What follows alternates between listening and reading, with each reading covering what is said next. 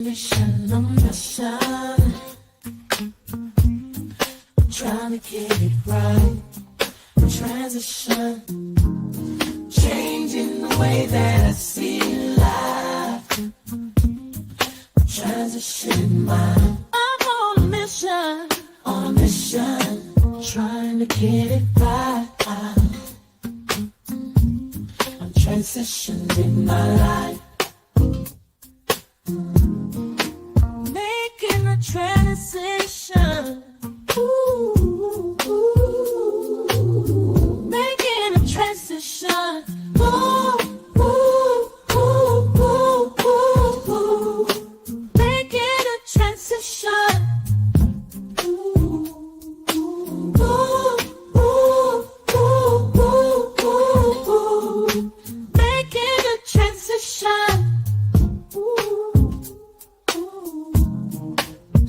Mission, a mission. I'm on a mission. On a mission, I'm trying to get it right. Changing the way that I see life. Transition in my life. On a mission. On a mission. On a mission. That was interesting. Now you know it's some hater when people will come on your channel and do that. You know, I think I made it. Did I make it? I made it. I've got the porn bombers coming to the channel and putting up nonsense. Right when we're like talking about some real stuff, right? We're talking about some real stuff. Here come the corn bombers. Y'all crazy with that. That is wild. Mm-mm-mm. That was something else. I mean, really, you're really gonna come here and do that? That is ridiculous. Anyways, now I'm gonna start it back over again because here's the thing. The point I was trying to make, right, is that I have been in the startup community for for years, all right? And I was actually showing, one of my videos of me in the startup community with What's Cooking. I won the female startup thing where I got like investment and this, that, the other. However, the only sad part about it when you are in the startup community is that you'll as a woman startup person, you'll like have a great idea, and then when you try to execute it, the people that you start with, if it ain't their idea, they're gonna eventually be like, you know what, it's all on you're gonna be the one at the end. So you could have me being a programmer, I was able to program the app, put it all together, but then there might be some missing parts when it comes to business, right? When it comes down to, setting up the business. And so it's not just about you know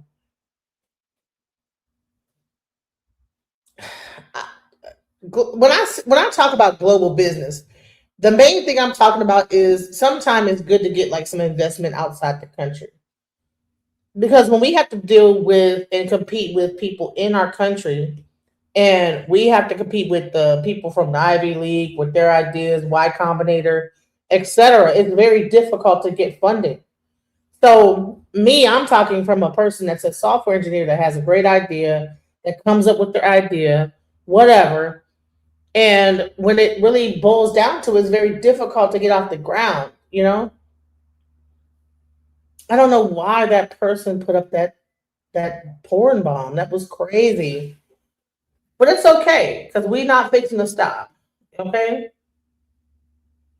We're not listen, that listen, I'm not fixing to let you try to ruin my channel with that, you know. So let me go back to when I was actually trying to do some things, like trying to start when I was actually trying to start. I'm sorry, I have to people are crazy. I don't know. I don't understand what's wrong with y'all. Deport slave. That's crazy. Anyways, um, when I was actually trying to start a corporation. That was it was a part of. I was like really trying to find funding. Can I go get my phone? Right, I see. Nice. I thought you were taking your hair down. Give me the phone. Take your hair. I'm just cutting the fake hair off. Okay, well, give me the phone so I can finish what I'm doing. Yeah, so let me play this video like I was doing before. It got rudely interrupted by nonsense. And I swear I tried to. I thought I was gonna. Lately, I have been. I don't know if it's like I'm on. It's like I don't know if I'm in Mercury retrograde, but everything I'm doing, like I'm fumbling and mumbling, hitting the wrong button. I was doing a live earlier, hit the wrong button on that, hit the wrong button on this. So, but listen, I'm not gonna let that stop me. So let me go ahead and continue what I was doing. Let me start from the beginning because we're not fixing to allow someone to stop us from educating the people. All right, because that's crazy, you know. Anyways, let's go. Monica Lockett with What's Cooking is up next.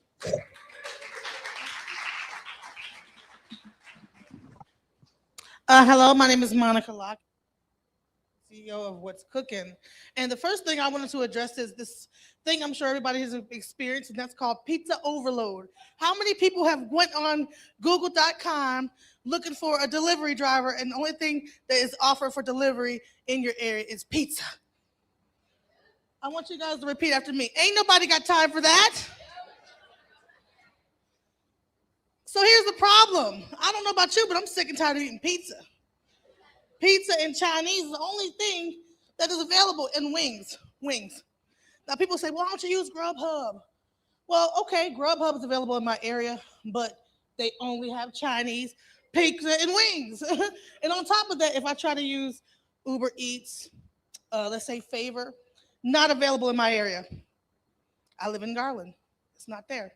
So this became a problem, and not only that, but these people are not really focused on residential areas. I'm only focused on like downtown, kind of like really populated areas, New York, high city volume, like small places like me. So I said as I was driving home, what would it be like to be able to get my favorite dish, which is called elote? They got the best elote at Fuel City in over here.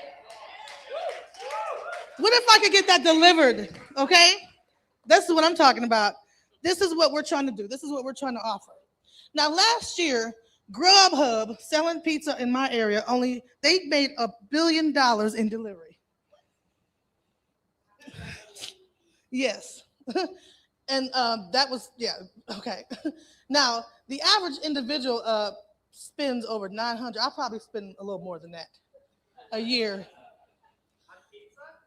Yes, on pizza. That's why I look like that lady on the script. So what's cooking? We're trying to solve the problem of having more different variety. Okay, so we wanted to offer different ways to get delivery of food. What about food trucks? Imagine we're solving the problem by being able to offer food trucks. Okay, food trucks, personal chefs, being able to offer delivery from these people. Okay, what about churches? I mean, things like that. People are making food all over the place and have all types of food, but we have no access to them. Also, Greasy Spoons restaurants. Think about your favorite restaurant and being able to get that delivered to you. That is the problem that we're solving. Right now, we have a desktop app that we're in the process of developing. What we're doing is the cook can add a dish to their profile, create a menu for people to like go and see. A user can search for what's cooking in their area. Then they could choose from a variety of options using the What's Cooking app. We have a mobile app that we're developing as well as a desktop app. Delivery is a hot commodity. Our target market is, I mean, who here does not get delivery? Does anybody not got anything delivered? Okay, well, you're the only one in the world. Our revenue and user growth, by the first month, we plan on starting off small, getting just a lot of food trucks and everything like that. By month 2, we want to like move to the chef arena, restaurants.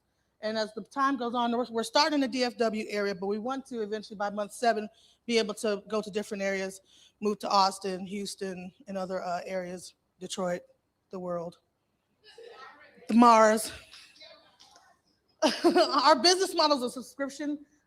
We have a subscription-based model as well as a commission-based. So as the cooks make money, we make money. Advertisements, we might have partners like Whole Foods, Kroger, so that our cooks can get coupons from them. Subscription. If you want to eat some chicken from a certain personal chef, we want to have that available every Friday, that you can actually go to our app and you can order that chicken every Friday and have it delivered like clockwork. Our average revenue per transaction is $30.42. We plan on a 10% growth per week in the beginning. This is give or take. We have wiggle room in that.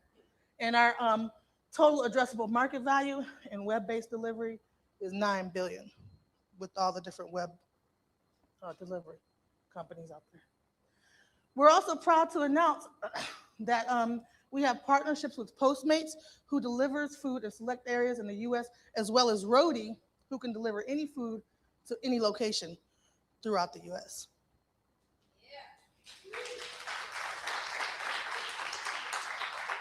Now, I was afraid of the gong, but I was done. So thank you very much.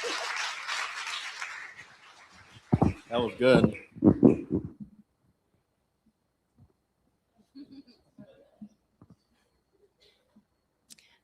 Okay, great presentation. And I'm over here. So you mentioned that one of the pain points for you is that like Grubhub and Uber Eats and things don't deliver where you are. Well, I live downtown, so they do. But my pain point is I'm a single parent and I have a 2-year-old. So what are your delivery times? So let's say 10:30, I need Fruit Loops and a gallon of milk and some other various things. Can you do that for me? Yes, we will be able to do that for you. Especially through our Roadie partner. They deliver anytime, anywhere throughout the U.S.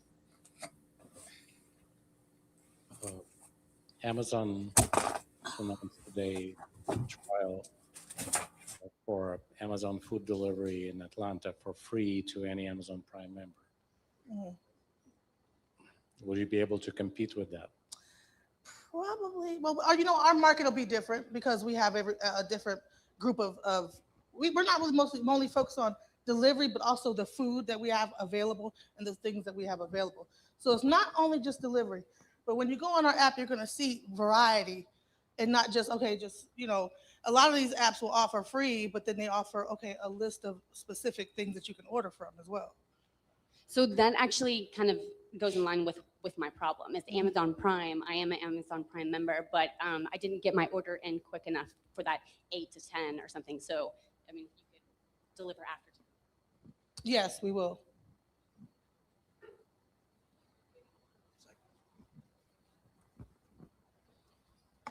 Hi, neat idea. I was just thinking when he mentioned Amazon, I saw an email. Google is starting something like Google Express, I think they called it. Yes. And they're doing a 6-month free trial. Yeah. And they're doing it in our area. They're partnering with Whole Foods, not a lot of restaurants, so only part of your business, but they're competition for you. Yes, we have a lot of competition as far as like Uber Eats, things like that. But the thing that we plan on doing is offering things like food trucks, personal chefs, subscription based, or you can actually order. So we're not just only focusing on just restaurants or delivering food. We're about the small business. We're about building business in a certain area. So if you have a restaurant, Slabs might not be able to be on the Google app because Google's too big to know what's the best small restaurant in your area. We want to find out who is that greasy spoon in your area that you eat from all the time. And tell us about that. We're going to get them on our app and you can deliver from us. That's going to be the difference between the big dogs and this app, because we're focused on the small guys. Yeah, so you kind of answered a little bit of my question over here. Okay. But I think, you're talking about grocery delivery, but I think what's more interesting about what you discussed is things like church cookouts or small restaurants, things that are more available in suburban areas. Things like Grubhub, Uber Eats, they're pretty expensive. And I think, can you talk more about the price point that you would be offering that could be potentially different from Well, what we don't Grubhub- charge our people to use our app. That's number one. The reason why Grubhub has a premium is because they charge the restaurants on top of it. So it makes the delivery higher. We don't charge that. So therefore it makes everything a lot cheaper in the long run. And we're really focused on building small businesses in the area. We're not trying to cut them out. A lot of the businesses that we're going to be targeting cannot be on Grubhub because Grubhub costs too much to them. I think you have a really great idea. And of course, there's legal aspects in almost every great idea. Unfortunately, we live in USA. And I know and I think the wonderful thing is about the specialty cooks, because I've always lived around people that love to cook. So it's a good match because I love to eat. And I also know I have friends that are like gluten, have to have Free, gluten, exactly. yeah, or, low fat or vegan or whatever. So there's all kinds of these people that can cook these specialty foods, and they don't necessarily want to be a restaurant because there's a lot of overhead in creating a restaurant. I mean, And my they could use husband the wanted to fat. have a restaurant, and I just said no, Initially, that was what this app was. It was for specifically cooks, but we realized the legal aspects of it. Right. So on your cooks, are you going to vet them to make sure that their kitchens are whatever certification it is? Yes, we are. We Okay, so actually- you will vet them. Yes. we Okay, will. that's awesome. That's all I need to know. 2 questions. Are you currently operational? We are actually we're in our last stages of development. We are trying to launch in July. We are looking for partners. We're looking for strategic partners. We're looking for developers. We're looking for people that will help us. Right now, we have a team in India that's helping us develop our app. We need some people in Dallas. We need people that will help us to make this the development happen faster, because a lot of the times things are being held up because of that development aspect. So if And then- anybody that has any help with that, we would The- definitely. The second question is, you talk a lot about the greasy spoons, the best thing in your local area. How do you scale that to 9 billion?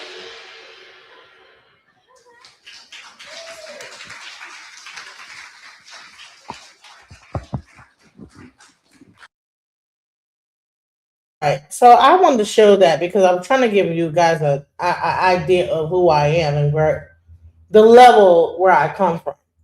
I'm not just a person that just is just an idea person. I try to put my ideas into action. I know how to go and present my ideas to investors, this, that, the other. This actual video was shot. When was it? In 2000 and what year was that? When did I have this idea? I think it was in 2000. It was 9 years ago. Let me see. 9 years ago. June 2016. Okay? June 2016 was when I came up with that idea and when I developed it and did this, right? So people say, sounds very lazy to me. Honey, trust me, since this time, people have been buying stuff on DoorDash, Amazon, Instacart. After that happened, it blew up. But I was ahead of the curve. And I was thinking about hey, what about regular people that are chefs and everything like this? Well, now on DoorDash, you could set up a DoorDash shop and you can actually do what I'm saying to do. But what? 2016. This is the how my mind was working. I just want to say, the one who says sounds lazy to me. No, you gotta remember, it's different customers. That doesn't mean one customer is buying something every single day. Some customers may buy something once a month. Some may buy something every other month, right? So it's not really lazy because you're thinking of one person or a couple of people. But if it's a bunch of people, now if they ordering this every day, that might be lazy, but that's still their business. It's still their business. They can do what they want to do with their money. But it's not lazy because you're not thinking about it as it being your app, right? You dealing with different people, so it's not lazy for anybody to order food. Sometimes we've been doing that forever. Like she said in the beginning of the video, I don't know if she showed it, but it showed we have always ordered pizza since forever. people have ordered pizza since you was able to order pizza, since they was able to deliver. All right. So just like Domino's, people order Domino's when they want to. People don't order Domino's every single day. But that's it. Now, I was trying to like look on DoorDash and show that now DoorDash is doing the very thing I was saying to do. Mhm. Because some of the you would never, you would be surprised when you're on DoorDash where that food is coming from. And I would say we need to like to get the churches, this and that. We need all these people that cook food and everything. Okay, well, when you rev up, okay, you should be able to get on the app and you know what I'm saying, and be able to sell your food. You know, back then it was like, oh, livery license and all this other stuff. But this is where I was thinking. What in 2016 I was thinking like this. So I want you guys to put in context. It's 2025. I was thinking like this in 2016. Before all this delivery existed, I was thinking on this level. So I just want you guys to know that when I'm talking about stuff, I'm not thinking right now. I'm thinking years ahead. My mindset is not on right at this moment. My mind is on like, hey, because I can see things down the line like, okay. And let me tell you something. I swear to goodness, you guys are going to, everybody that's against me, oh, we don't need to be doing nothing. We need to stay in America and do it here. I swear to goodness. I would bet money. In 5 years from now, you're going to wish that you took my advice and started to invest in doing business in other countries, in Africa, all these other like little small companies. I will bet. I wish there was a betting thing that I would put like $100 on that. Should we do only business in America or should we invest over in Africa? Yeah, that's it. We got another troll in the room named Frank. The troll, right? She ain't.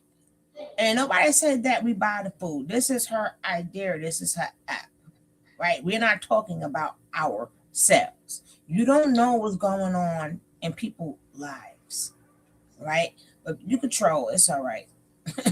It's all right because there's nothing wrong with being childish. It's just when you it's a problem.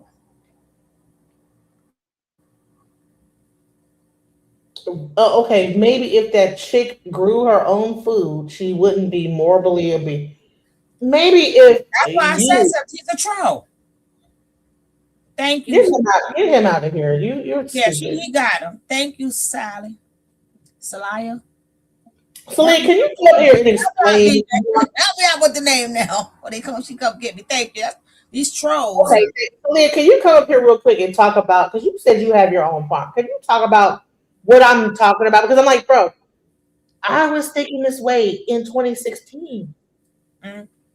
I think that's this way now. The things I'm saying right now, I'm thinking this way now, and I swear to God, I swear, give it 10 years, right? Sometimes I'm ahead of my time a lot.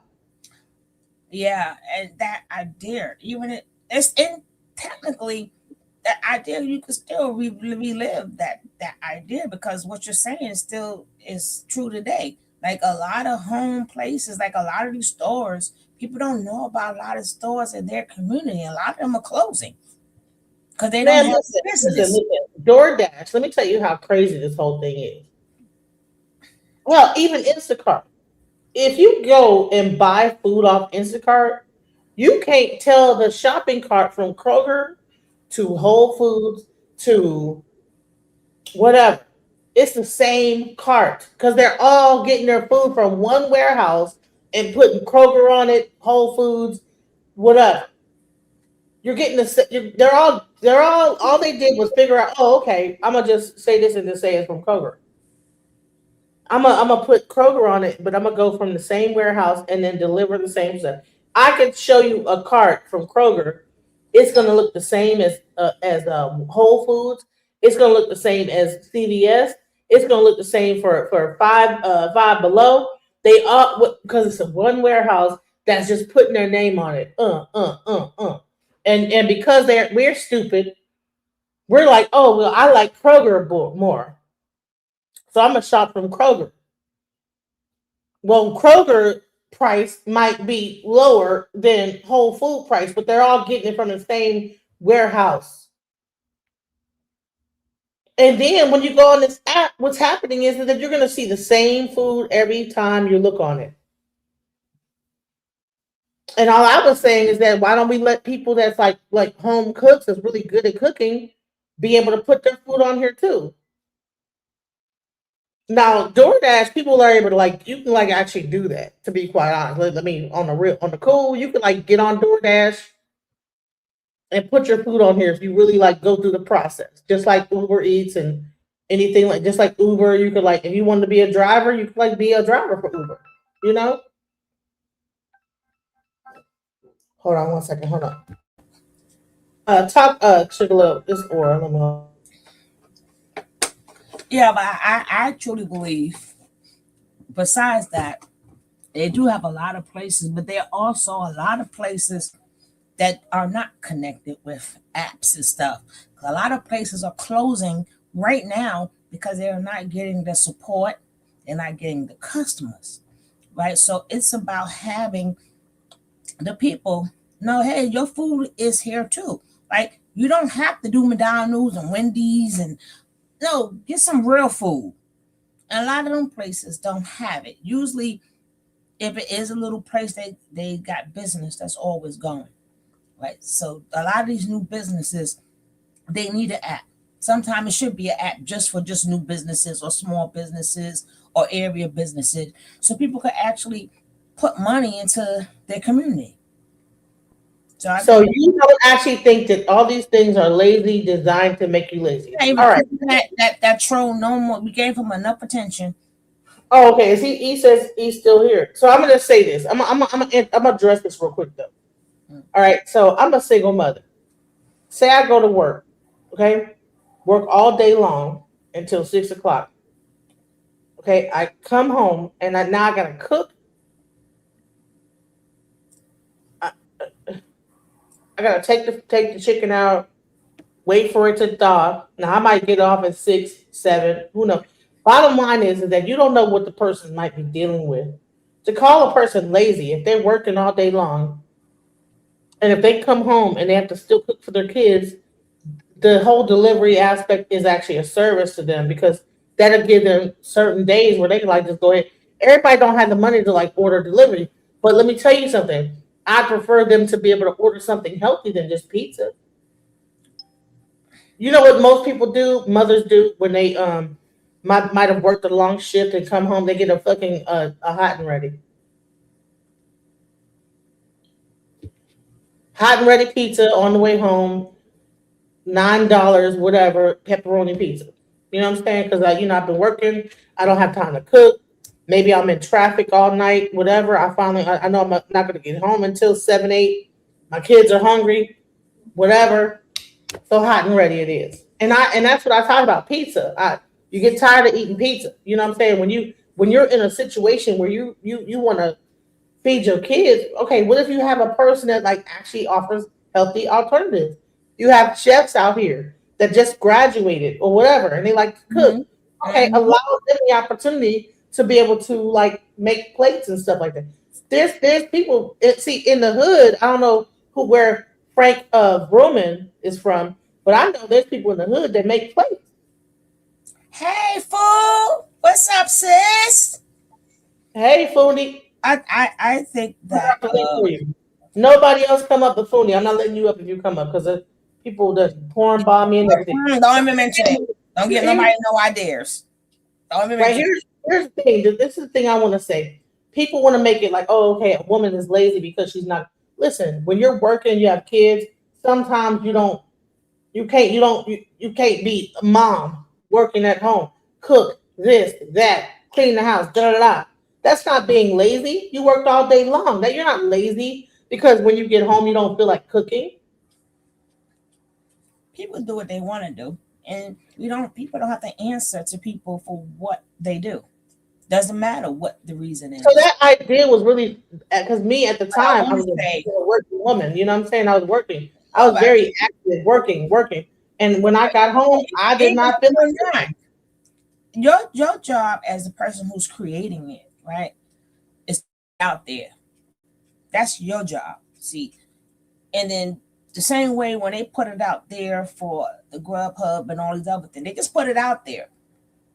That's your job to think of, find a need. The need is, hey, people are buying food for whatever reason that they choose to. They are buying food. They're buying meals, right? So for whatever reason they would like to use your app, they can use your app. It doesn't. So we're not gonna, cause see, even if you working, women was always working and they didn't have this out then. So what? No, we ain't got no time for none of that. We don't have time. You put out your business. You put out your business, and for whatever reason that you want to grab some food, you grab some food. What's cooking, right? What's cooking? My mom had up to 3 jobs. Yeah, right. Because imagine how convenient it would have been to have like the sister down the street that had her food on the app and say, hey, you know what? I just cooked a whole meal or whatever. You get on my app and say, oh, okay, she got like about 3 plates left out of her meal. Oh, okay. And you know that she can cook whatever. All right, I can like buy her plate. That was the idea. The idea was really a community base. It was actually done right before COVID. But why we gotta see, first of all, she never said man or woman, right? A lot of men go to college, right? A lot of men are bachelors. Are they lazy because they don't want to cook? Like, that's why I said we don't have to answer stupid people. Right, but he may say only women is calling. No, whomever wants to call. We got a lot of kids in college.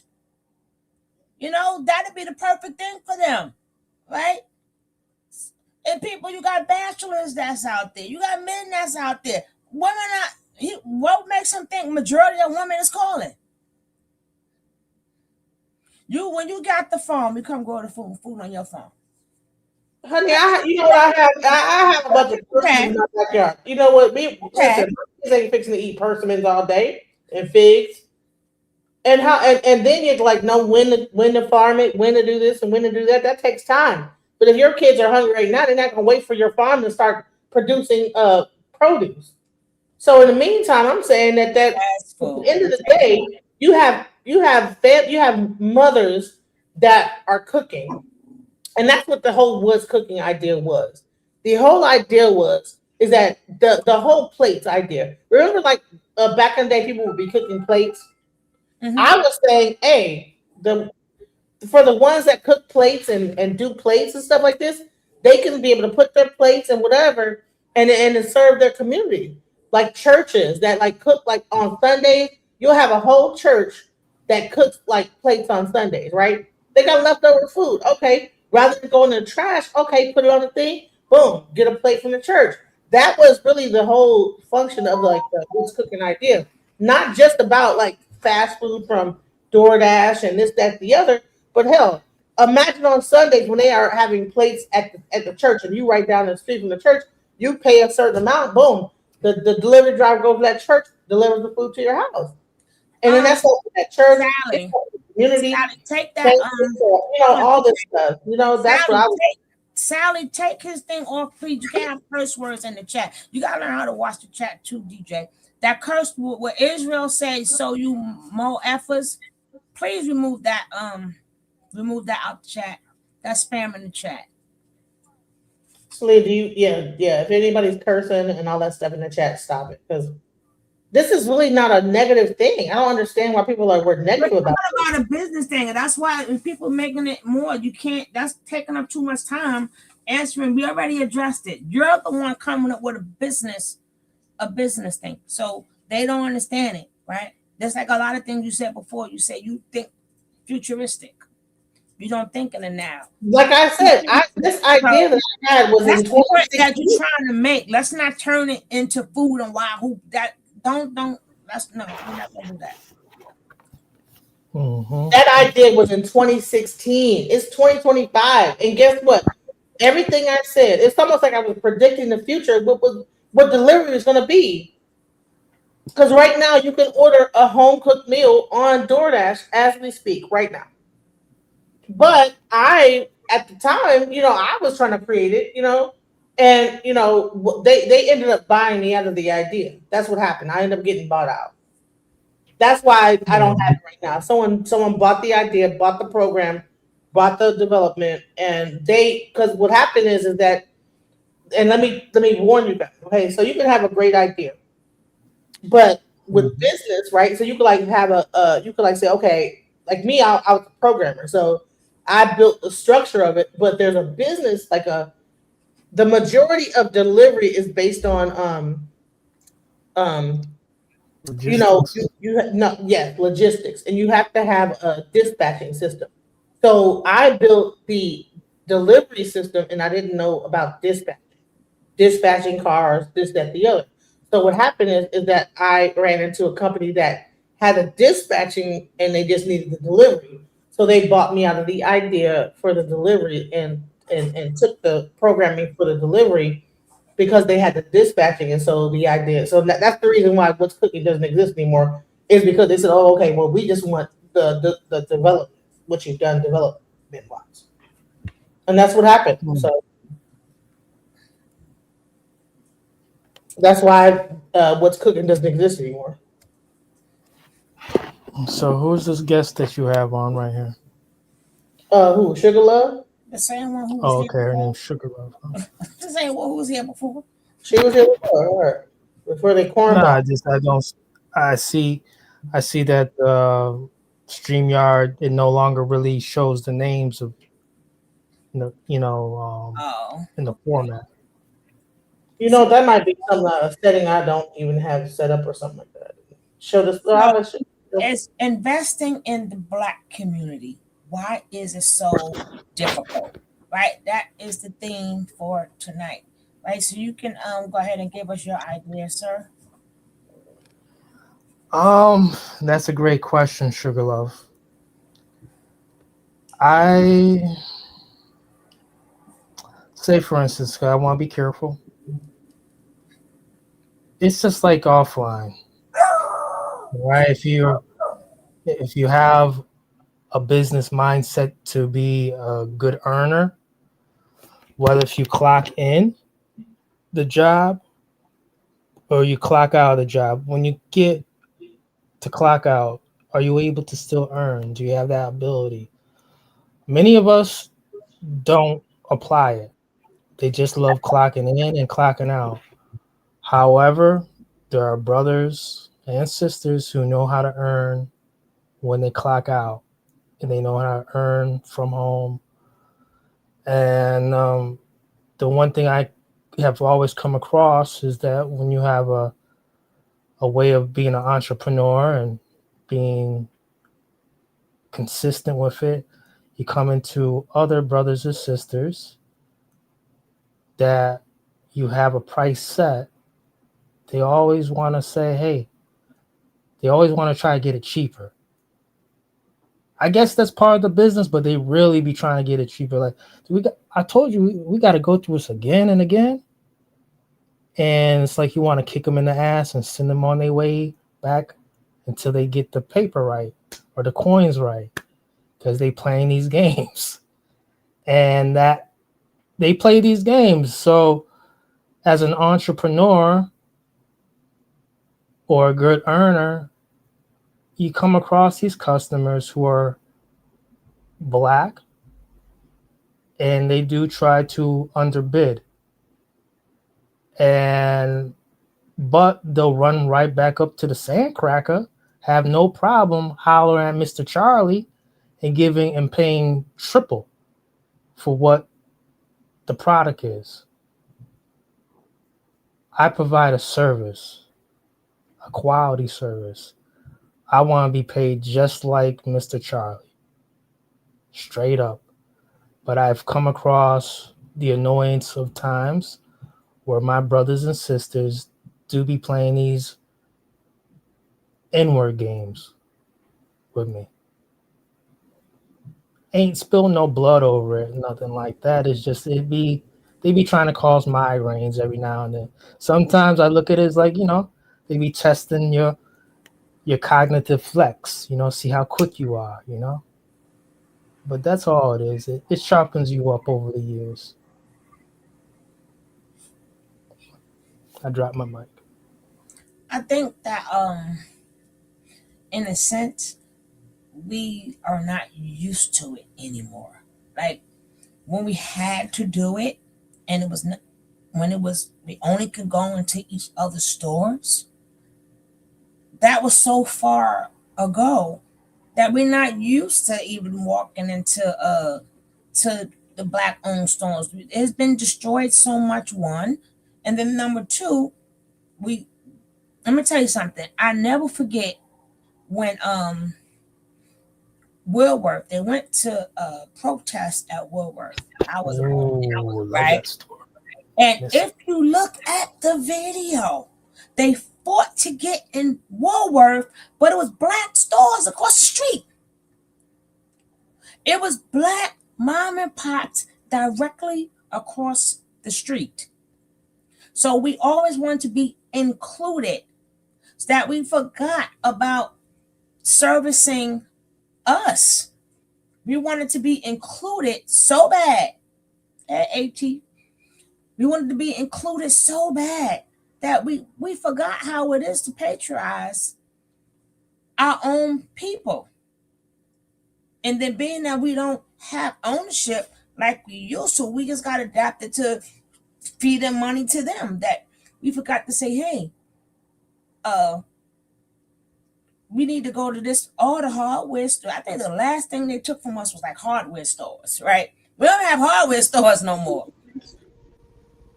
But I think, Walmart did that. See, Walmart did that. Mhm.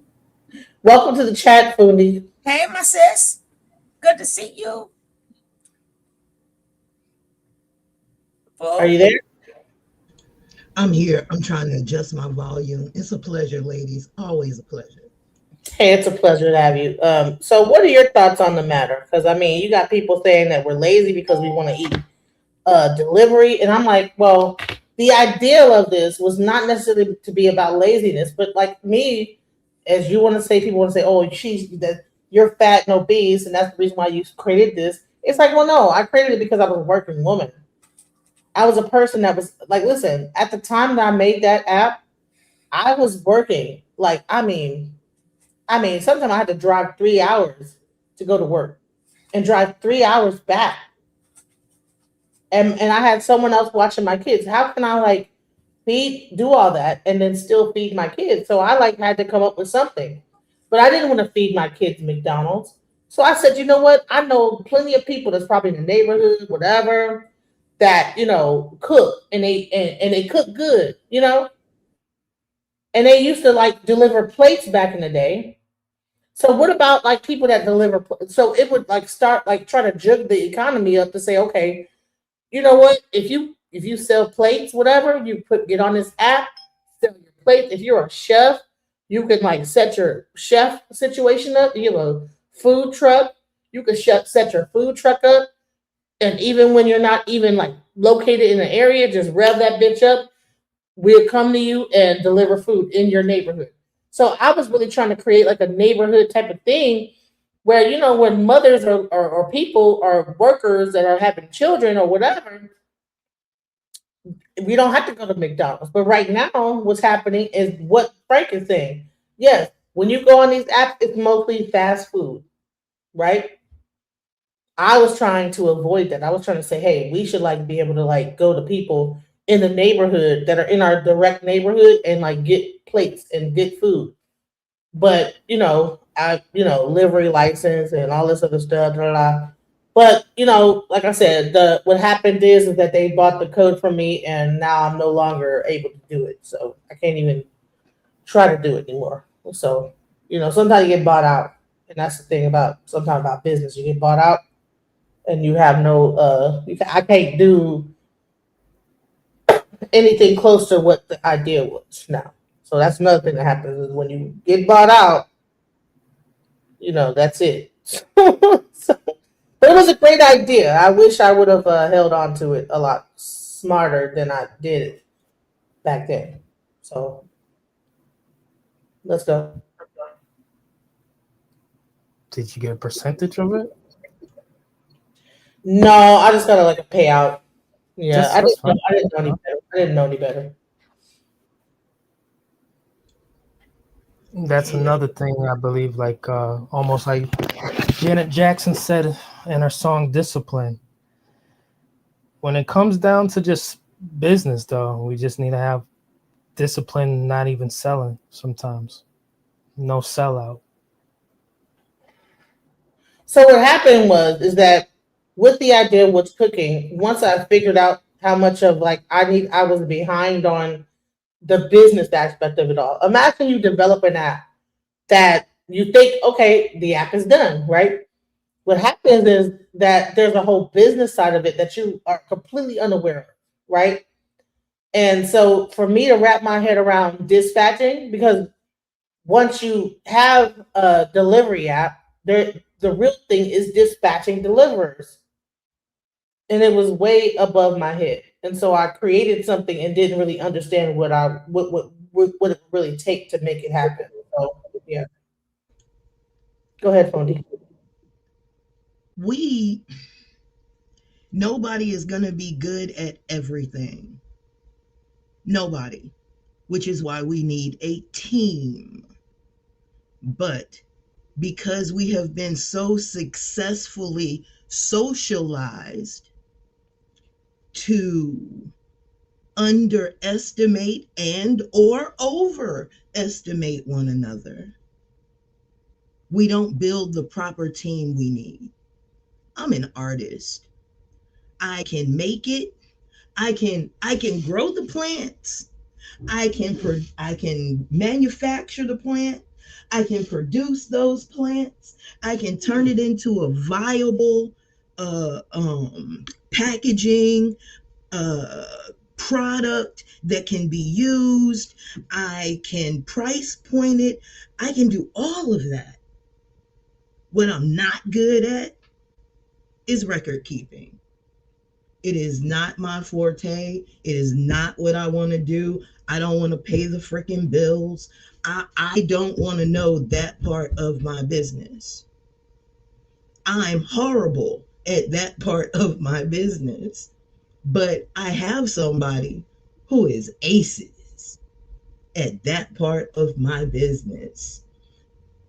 33 years working together in a business that has thrived 33 years. Has it changed products? Yes. Have we changed services? Sure have, according to time and circumstance. Definitely. But the reason that we as a whole don't get together is that psychologically, the Black business is held to a standard that sooner or later it will never be able to keep up with. The Black business is not allowed to make a mistake. We are not allowed in any way, shape, and or form to make a mistake. Because as soon as we make a mistake, and it goes not just it's that business, it's all Black businesses. All Black businesses are like this. Oh my God. Oh my God. And then comes the absolute unmitigated gall for outside people to also tell us that your product costs too much. The Black business is not allowed to get in on the bulk savings that your big box industries are able to get in on. So yeah, our product is gonna cost a little more, but usually the product is also a little better. But if I'm wrong, that's just my perception on so-called Black business. But I'll also tell y'all this. I went to a Jewish business analyst, and he told me specifically the one reason that Black businesses do not get the business that they're supposed to get is that we label ourselves Black businesses. And the people who would buy from you if you did not label yourself a Black business is a lot more than the people who would because you are. So if you want to be smart about your business, Use black only in certain circumstances, but do not let black be your forefront of the picture, if that makes Facts. physical sense. I land my Yeah. plane. Let me say something because they're asking He me wasn't questions, lying. and I'm gonna let you say something. But I'm gonna say this: they're asking me why can't I rev the business up for a different name? Sorry, I had to like just mute because there was like echo. But the reason why I can't rev it up by a different name is because I signed a non-compete, what you call, I can't, I'm not allowed to do anything in the space anymore. Period.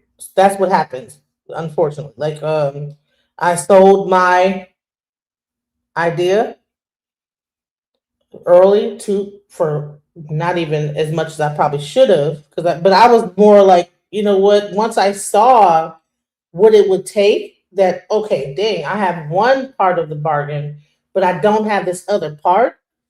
I was like overwhelmed with like, dang, I built this thing without this in mind, but they built their thing with it in mind, but they just needed the code. So I at the time had spent so much money trying to create it and was like underwater in the whole situation. I spent all my money, and I really was, I just, you know, I was struggling, and so, they was able to kind of get me at a low cost and pay me that, and that's all I needed and then that helped me to like even just get through life. Um, so I kind of like missed out on the opportunity and I can show you the email where like I had emailed Uber and different places, trying to like latch on to their system to back me up on the logistics side. But the one company that did, they didn't, they weren't as big as Uber. They were more local. And yeah, so that's pretty much what happened. Sometimes, when you have a good idea, some people will start knocking at your door, especially if you have the code and everything ready. And if you are in a hard space, you will end up selling out for less than what you're worth. And, that's a lesson I had to learn. So that's what happened with that. The NCA, non-compete agreement. Yeah, that's non-compete, non-disclosure. Something of that nature. Something I can't go nowhere. I can't make a. I know they exist though. I can't do nothing in the space. Period. The way that contract is, if I like, they can like come after me. If I like, say, if I like build an app up and that has something, even if it's like slightly close to what I was doing, no, they can come in like and like say no, you're whoop, and then now they can like either take over or whatever. I still gotta get the like contract, but yeah. And I was told not to do it. I'm not gonna lie. I don't listen. That's my problem too. I don't be listening. So happens. So yeah. So that's what happened. So there was me up there with the idea, everything ahead of time in 2016. That I probably would have been a multi-millionaire. But this is a lesson learned. This is actually, you should like listen, look at this and learn from me. Don't do it.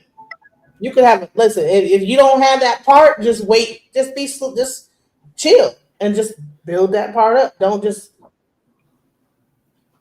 I want to throw out an idea for anyone who is in the frequency of hearing this. It's a way someone can earn money, especially people who are in the Pennsylvania area. I'm not going to do it myself, but I've shared this idea every now and then with people who I do know offline and who are close to me. And if I ever came into some FU money where it's like, you know what, it's not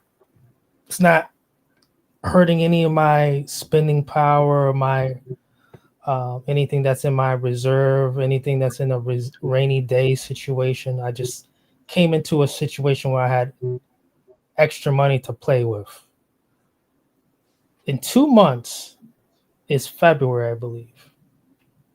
And around February in Pennsylvania, these people line up like 20,000, 30,000 deep in Pennsylvania on Groundhog's Day.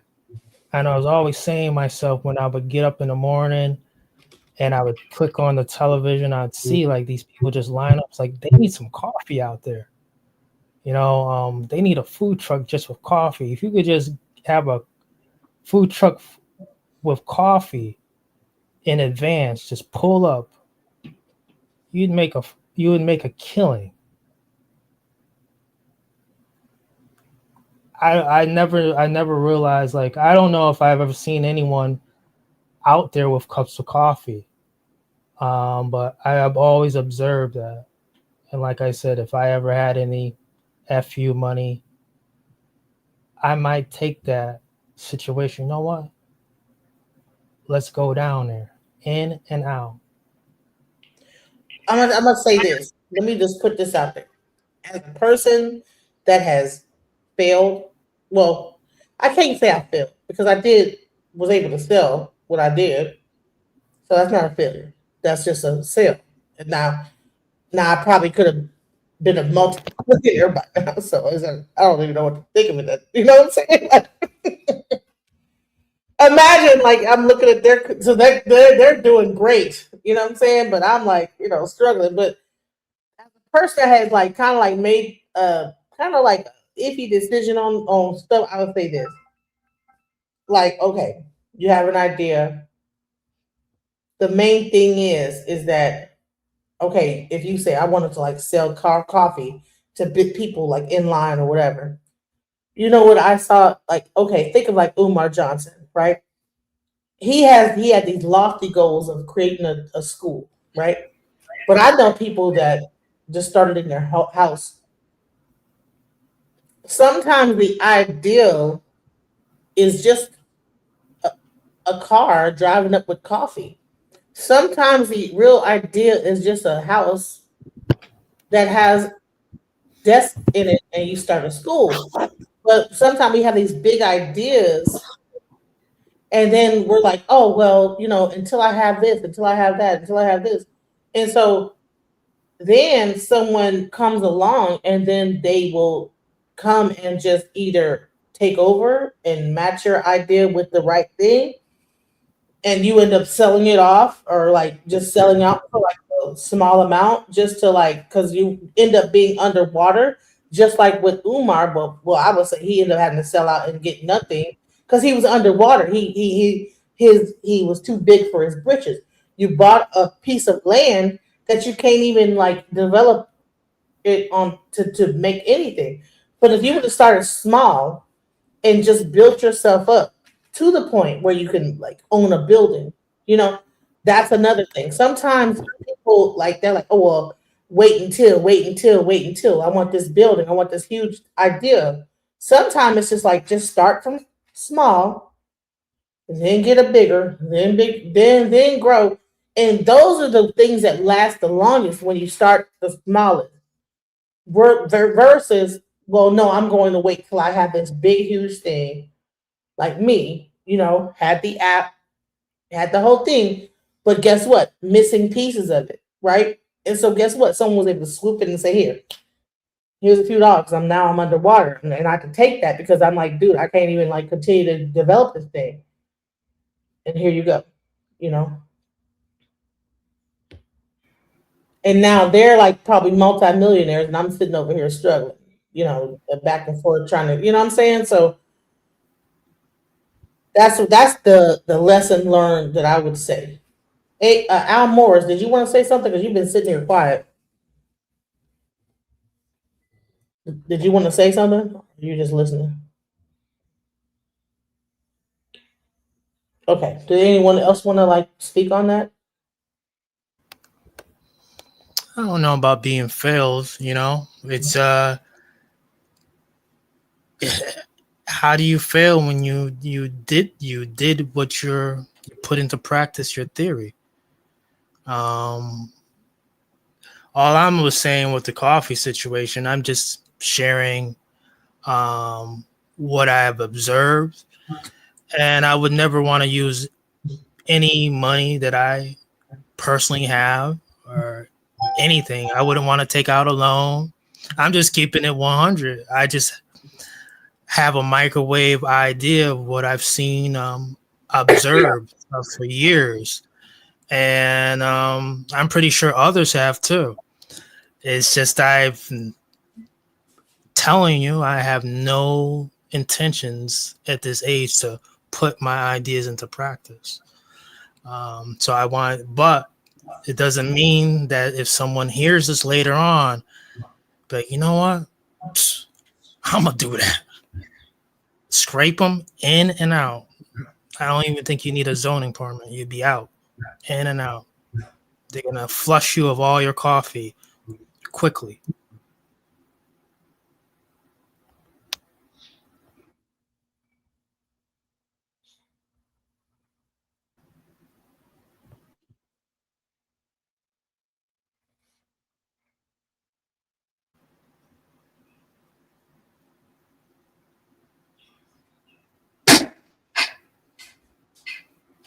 Everybody quiet. Why is everybody so quiet? I have to go to the bathroom and I'd be like, okay. So the And main also thing, too, I see what people are doing now. A lot of people aren't even going to. I'm not saying a lot of people. There still are, but even buying lottery tickets, they're buying them strict through their smartphones. More and more, the idea that it's been like that for a while. The apps where you can do that, but people have taken it personal. Like they're really buying lottery tickets through their cell phones. They're putting in purchases. more and more Different. people are staying home. And so as much as people want to say, well, it's lazy to like do a delivery app or order things on delivery, people are staying home more and more. Yeah, right. And here's the thing. This is the reason why, even with my whole thing of saying, hey, we need to become more global in business. It's not about like just Pan-Africanism. It's just about just in business in general. Like I said, other corporations are doing this. When Black people stop thinking of themselves as just individuals and more as a corporation, their mindset will change. These other people, when they operate as a corporate entity. They don't. Elon Musk is not operating as Elon Musk. He's operating. Elon Musk itself has become its own. I can almost guarantee you, he probably has a tax ID number and everything behind his name. Why don't we think like this? Why don't we think like, okay, Monica Lockett as instead of like my own social security number, no, Monica Lockett as a tax entity incorporated, right? And then everything I do is like a corporation because guess what? The company, the country we're in treats me as I'm a corporation, not just a human being. You are an entity. You are a subcontractor within the United States of America, the corporation. Once we get out of this people mindset that we think that we're just people in this corporation, now the whole floodgates opens up, and now we look at things in a different way. And that's all I've been saying this whole time. People like think about it as like, oh, well, Pan-Africanism. No, I'm like thinking businessism, capitalism, all that stuff. You know, we don't need to just only be beholden, just living in this society as humans when the actual structure of the society does not see us as human beings. You understand what I'm saying? When the actual society sees you as a number and a social security. Listen, what is social security? What is that? Anyways, That means that the get company what you're is saying. operating off of your labor and benefiting off of it. I mean, you're saying anyways, but I'm saying, do you see what I'm? Do you understand that? I did say what I said. I said like I see what you're saying. There are people though who have this Frank Lucas idea. All right, and Could you clarify There was Frank nothing. Lucas' idea? Frank Lucas, the godfather of Harlem, in the 70s. He was the driver of Bumpy Ellsworth Johnson. So what does that mean to have a Frank Lucas idea? What does that mean? There's nothing wrong with having a Frank Lucas idea. His idea was long range, he said to himself, you know what? I'm an entrepreneurial, dope dealing. However, I don't want to just. I want to go to the distribution, and he was able to come up with some strong contacts from the military, and he was able to go to the jungles of Cambodia to find that raw, untouched product, and Took their product, and, got and, it routed and- through and- the American Army, go ahead. brought it in, took it in as a profit because, again, he cut out the middleman. It was a Mhm. long-range idea, but you can't say it didn't work because it did. I was gonna. You got me to it, Mrs. Fooney, of Mrs. Fundy, because it did work and it was successful. And what I'm not trying to slight DJ Genesis of saying that some people have this Frank Lucas idea. It's just that no one else was seeing it like that. Like, he was different, and even with this going to Africa stuff and setting up a business and making that happen, it is almost in the same situation, no matter what type of the business ethic of it is. It's just like, man. No, take Africa out of it. What about South America? What about why are we so I think that people get hung up on Africa because Even South America. gay movement going on. What about other countries? What about China? What about Asia? Why do we only think in our backyard and that's it? Why don't we expand our own selves out beyond the neighborhood? Because everybody's stuck in the neighborhood. Everybody's stuck doing the same thing every single day. Go to the liquor store, come back, smoke some weed. I'm saying, don't just do that. And listen, I'm about to be in my 50s. And I'm saying there's a lot of young people out here that don't get stuck in America doing the same perpendicular circle around your neighborhood. I'm saying get on a bus, take a flight, go somewhere else, see what it is out there, because you'll find out that, dang, you know what? There's opportunity further than my neighborhood. Because a lot of people don't even go further than their neighborhood. Do you understand that I live in Texas, right? In Texas, Dallas, Texas. There's people that I live in Mesquite. There's people that will not come to Mesquite because they live in Cedar Hill. Oh, them police over there. I ain't trying to be in Mesquite.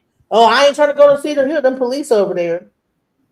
So I'm saying is that how can you have people, right? It's interesting because it's like, dude, you people don't even want to leave their neighborhood alone. And they talk about we need to be doing stuff here in America. Well, honey, leave your neighborhood first. Go, go to another city or state. So that's why I'm like, I don't really understand. Yeah, I get it. Most people are probably not gonna go outside the country. They won't even leave their neighborhood. But I put the idea out there, put the mindset out there. Travel, get on a plane. How about this? I want to add on to what you just said, but I want to ask you a question, Mrs. Genesis. Can you come up with an app again? And this is another idea that's going into the universe. Who like these passport bros? I don't, because I can get this right here. However, imagine having an app for passport bros. Book you into a hotel, a hostel, boom. Breakfast and dinner. Honey, I would not. I'm not trying to support that bullshit. There's money to that passport bro app. They'd be thirsty as hell. They see it on the Google Play Store. You know that. Let me show y'all. I'm gonna show y'all where my mind is at. I don't know where everybody else's mind is at, but I'm gonna share something with y'all. Go ahead. Because the few people that have sat here with me long enough and seen me come down and get up, get porn bombed and everything, I'm gonna share something with y'all. Okay. All right. So these are the apps that I've been working on. You see all these apps? This is called vibe coding. Okay. All right. Go on here, HealthStar. All right. All you got to do is prompt it. Say, hey, this is what I want it to do.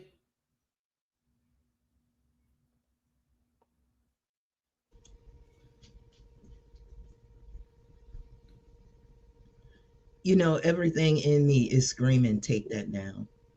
Take it down. Take it Well, I'm down. letting you know that.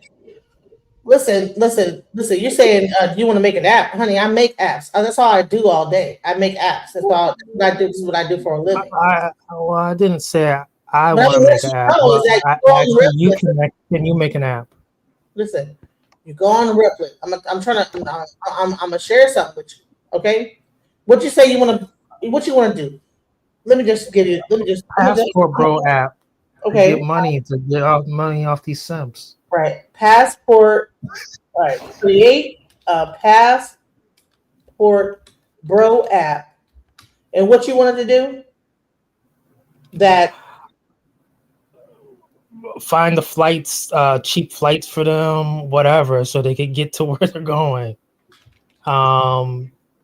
Breakfast and lunch at these hotels, just set it up, their itinerary. An itinerary app for Passport Bros. Simps gonna have to pay extra.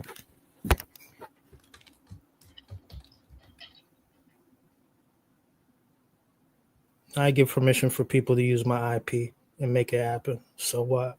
I think I have 1 million more.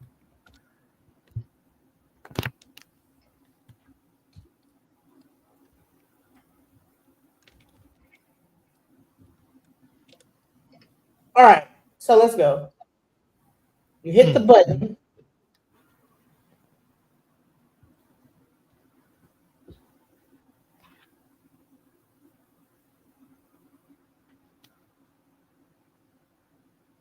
I'm just gonna. I mean, it's a preview. No, it's not. It ain't done. It's gonna work. Just wait. In other words, she can do it, bro, and you can too. I guess that's what she's saying. This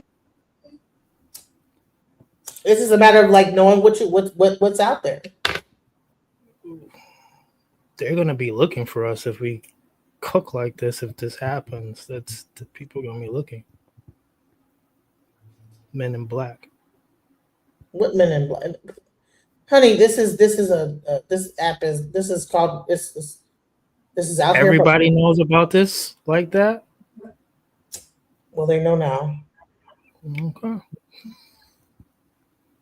Ooh, Cape Verde. It looks like that to me in my eyes. An app where you can measure the American dollar to the next country's currency, and like, oh, okay. So bottom line is that I hear Pony screaming at me in her own mind. Like, take that shit down. Somebody screaming at me, so like, take that bullshit down. Listen, it ain't. I got you. It ain't for everybody. Like, take that shit down. Fully. I hear you. Could you explain what's your discretion on that? Crazy. What you're seeing? What's the discretion that you want to be practiced? What? That was crazy. Like that, Yeah. My discretion is I understand what it takes to find your shortcut in your niche, and it's worth money. And here she is just fucking giving it away. Okay, bitch. Got you. The gods and the goddesses is hollering through Funi. Tell her to cut that shit out. Got you. Yeah, I believe in all that too. I believe that there's certain things that shouldn't be shown. But I know even there's in real nothing life. more to it, so that's the only reason I'm willing to show it, because I know there's more to it. Is, you know, I'm willing to show that because that's just the beginning, because it ain't gonna do everything. You have to come But to a I person see. to make it happen, because you know what I'm saying. It ain't This gonna, crunches, but it'll get you started. You know, so so this crunches people's thoughts and like articulates it into like it really makes it happen step by step like that. pretty much. I got you.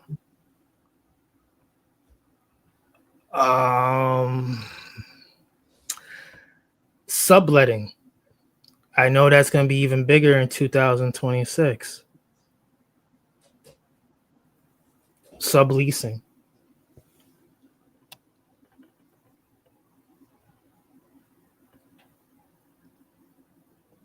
Wow, that actually turned out really nice. That turned out nice. You should follow through with what I said. You're still young. Nice. That turned out- Hey, and these people are getting thirstier and thirstier. All I'm saying is not commit some Madam Heidi So- Fleiss type of stuff. It's about like itinerary. So, by the way, like I said, quick, boom, done. Like whatever idea you can think of, done. Like, and yeah. So this is what I've been doing. You know, Your ideas off the internet, girl. I'm back. Keep your ideas off the internet.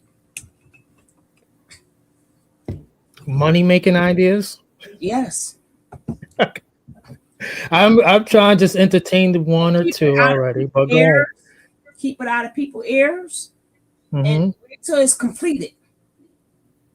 Then you tell it. Because people steal your stuff so fast. Where food go?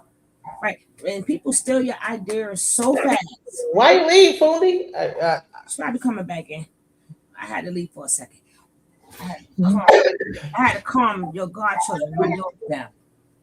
Get that down, Carter. All right, Sugar Love, keep the thing going. I gotta go to the door. I'll be right back. All right, yeah, but I really think that we have a lot of great ideas. Please keep it off the internet. Keep from telling people. Don't be so quick to, unless the idea is for them, right? Unless the idea is for you.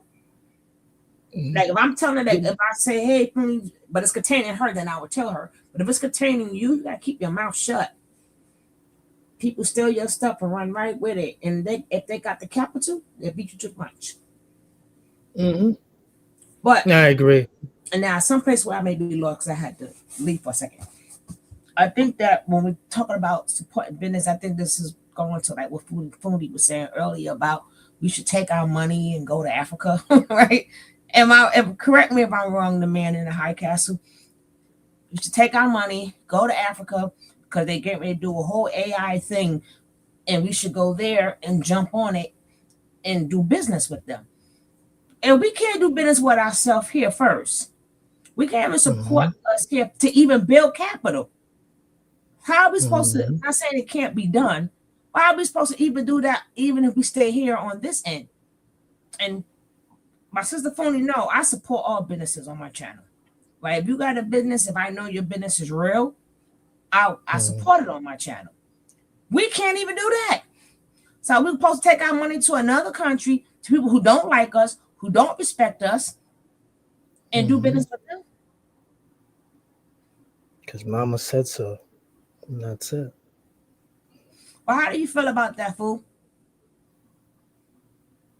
I would first like to say that Fee ain't never said take your money to Africa. No, DJ did. We had to cut that. We had to cut it off and start it over. For DJ did. And that's fine. That's fine. And I get it. Okay. And I get it. Because I have investments across. Okay. I have investments across the sea. I'm not going to say don't do that.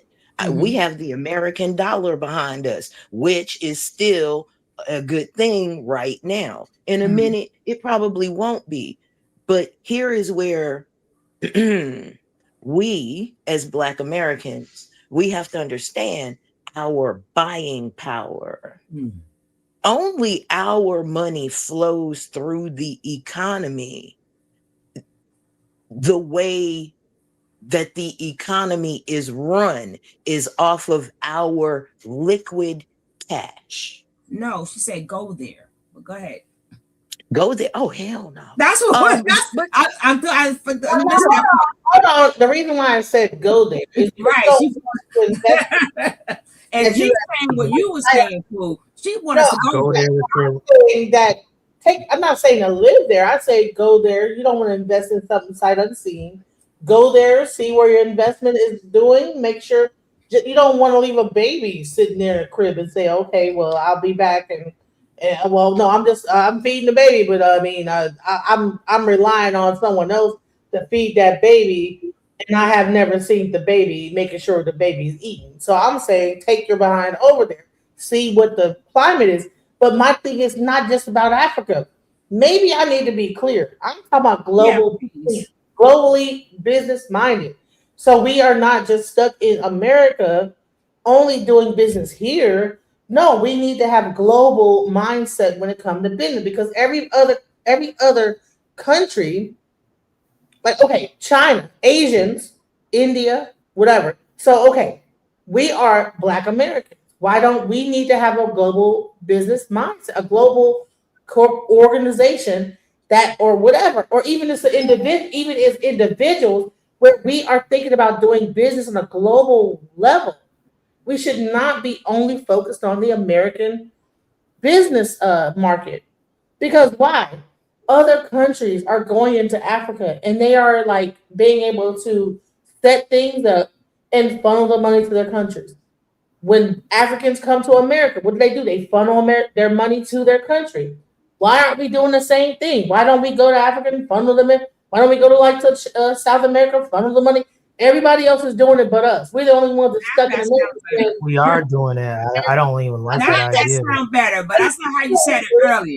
I don't like the way it sounds. I can stay here and just over here. We are doing it. I'm saying is that I'm not saying like just invest in the stock market, because other countries are not just investing in the stock market.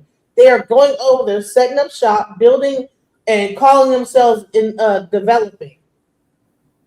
Well, we're China. We want to help you develop. Why can't we help them develop? How many tradesmen do we have that know how to fix irrigation systems? Whatever we can do. Okay, then do that and then funnel the money. Listen, Africa was the first place. Sis, I want to say this one thing about Africa. Hold on, stop. Right? Africa was one of the first places that offered two people $1 billion, but they both was unable to get the money. Why? Didn't Gaddafi offer what you call $1 billion, and then he couldn't get the money? Farrakhan, yes. Right. And Farrakhan asked the United States government if he could bring it in. That's why. That should have told you who the hell he was working for. But I digress. Right. However, I would say this: Gaddafi, wait. Gaddafi also did business with Jeff Fort from Chicago. I don't know who that is, but I'm gonna say this: is that you don't know who Jeff Fort is? No, I don't. I'm sorry. Triple OG. No, I don't. No, a triple OG. Okay. What? Gang? Yeah, gang creator. Black Peace Stones, I believe. Don't you think that if Farrakhan, instead of this, like these brothers were coming. These brothers were geniuses. Him and Larry Hoover. They were already doing what you're talking. This stuff has been kind of done. It's just that what we have to practice discretion, whether if it's unethical or ethical businesses. We have to practice being very discreet about it. Into Africa, had like some business there, and then said, okay, well, the $1 billion put it into this place, and then we're going to. Then it wouldn't have been a matter of no, you can't, of course, chunk $1 billion to Nation of Islam. But what can happen is that we have this place over here in Africa, and then we can slowly send money over to America. That's what I'm saying. Is that because of the fact that people don't have anything outside of America or any like land or things to like be able to work through. We're stuck on, oh, well, can you just send the whole thing? Of course not. Why would America allow that? Another thing is politics, right? Another thing is when it comes down to the irrigation thing, people have been doing this for over 50 something years there in Africa, and nothing has been built. But you saw that Mr. Beast just in 2023, he was able to do that stuff and like boom, there you go. Because people use Africa as a laundry mat to wash money. Why are we up here not doing the same thing? Why is Mr. Beast? I just said that we are already over there where we're more discreet. We practice discernment. We're not advertising. We've been doing these things. You want it to be mainstream. I don't want it to be mainstream. I'm saying is that I want people to like not listen. Most of the people, when I say the same thing, they're like, we don't need to be doing anything outside of America. We need to stay in America. We haven't even fixed over here yet. Whatever. It's the truth. They're not even thinking like slightly about like global business when I have those conversations. So go ahead. We also have to remember that we act like genetic memory and genetic haunting is not a thing. We've done this. And in the process of even being better at the system that was given to us that was supposed to wreck us, every last community that was successful at being able to independently take care of themselves within the system was systematically destroyed. And in the vein of them being systematically destroyed, please do not think that our DNA did not scream that success will destroy you. Success is a family annihilator. And we benefited none from that. If I'm not mistaken, the last of one of the Holocaust, she just died. She was over 100 and they still ain't paid her out. Because the system can wait. The system can outwait your lifespan. And please don't think we don't know that. We know it deep down inside of us, in a place that says, hey, too much success raises your head above the crowd. And when your head goes above the crowd, you can definitely become a target of decapitation. Mm-hmm. We've learned this. Yeah, we've learned this. So just we can't get there all together. If we get there all together, it's an annihilation. And do you not think they've put systems in place to cut this up? They take out black communities. And when I say black communities, I don't mean renting black communities, because that's not a community. You don't own that. And I'm tired of people saying the black community in places where the black community only rents. They don't own that. I'm talking about the owners of the homes. That's a black community. Those black communities are red lined, purple lined, freeway lined, circle lined. Everything goes through the black community for a reason. If we're gonna do this, it's gonna be small. It's gonna be off of this, because it should be forbidden to even talk about it. Because who can you trust? Sometimes you can't even trust your own. How do we know that? The Panthers. We've known that for over 70 years. Any organization you go into, you can believe one or two of the first members aren't there for the betterment of that community. They're there for surveillance. And until we understand we're at war, just because you can take a shower 3 times a goddamn day and pray to your God being pristine because your butthole is clean, does not mean you're not at war. And at war, you need logistics. And they have us out here living 1 to a 4-bedroom apartment, raising kids. The kids leave, and you're still there by yourself, isolated. Logistics is about communication. If we don't communicate, there's no logistics. No logistics, no war. No war, you've already lost. We've watched cults come in and take over towns in America. We're actively, as we speak, watching the Somali community in Minnesota, how they have taken $1 billion. $8 billion. And I think they're underscoring it too. That's why they're upset. Go on, sis. Go on, sis. Go on, sis. Oh, hey, you cooking, sis? But you want me to be good? Man, fuck y'all. You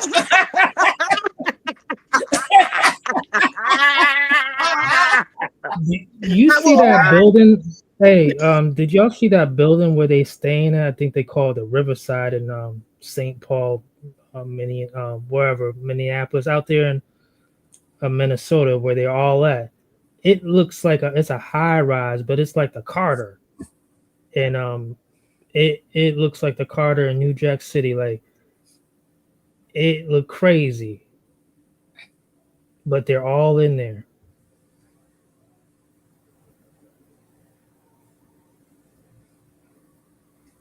I don't know them Somalis. Let me tell you, them people. See, they trapping like it look crazy. They doing everything, right? See, that's a multi-million-dollar operation going on in there. They do these things because they got a home to go back to. See, we do things in small increments, right? Because we still got to stay here. They got only thing they just get sent back home. Ilion home, she has to go back with. Right? She could do really good in Somalia, right?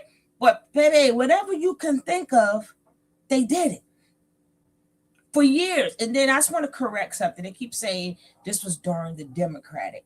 No, Bush brought them in. They came in during Bush administration, not under Biden. Let's just get that correct. When they remember, someone was 2nd generation, 3rd generation. This is like from 30 years ago. Right. Bush let them in when they was having war and stuff out there in Somalia. He's the one who initially let them come on up in here. Right. But baby, they done formed the money. They got guns, pop-house out there now. They done formed the whole war and stuff. And that lady's still not admitting nothing. I ain't knocking her though. She's not supposed to. But they did the same thing. That's what happened in New York with the not like that. Not like that. They are number one. The governor of New York now, Naraki or whatever. Like what? We ain't doing the $8 billion in New York, and send it back to whatever country. We ain't got no country to send it to, right? But no, not like that. They number one. And And I guess Ohio's their next hub. baby, they threatening that lady in Ohio for speaking out about them Somalis. They got that lady scared after she spoke up and told, you know, how all of them on PA, public assistance, in the houses they live in and the pocketbooks they got and the money they have, all this on public assistance. Whereas we people here, it's hard for the people to get the people who needs it to get Medicare. They can't even afford their medicine. But here they go. You know what I found strange is nobody's talking about the Section 8 that the Jews from World War II were put on in New York, where they have been passing that down 5 generations And now don't in forget, some of the best apartments in New that York. is true. And it's what's crazy about that, they'll have a house, one house, in each room, it's sad to say, is considered an apartment, even though we all live together. But they like each room would be like A, B, C. So when they go down to pick these things up, they go. Everybody who lives in a house makes it so, no, I don't live with her. I'm renting a room, right? We rent a room, which they say okay. So if Section 8 comes in, they get full money for each bedroom. They get public assistance for each bedroom, even though it's the same house is going in the same refrigerator. And they got beautiful houses too, up and down. Yes, honey, man, listen, things that we would never do, but oof. So their vouchership, from what I'm hearing, their golden tickets, they've been transferring this for 5 generations, basically. No, way longer. For the fake Jews, right? They've been doing this way. I can't even tell you when they started. I wouldn't even know if I was born. They been was doing that. They been was doing that. And then, you know, the head person, like whoever the head man is, he will claim he's a landlord and these are his tenants, but they all in the family. So they don't have to go work and pay what you pay that during the month. Oh guys, can't think of the word. We call it rent. Y'all call it what? If you own a house. Section 8 or no. Or mortgage. HOA? Mortgage. Thank you, sis. Yeah, they don't have to go bust their butts and pay mortgage or none of that, because Section 8 will pay it. And they got money. So if they do work, if some of them do work, that money stays in their pocket. That's how they was able to get these businesses and all these other things.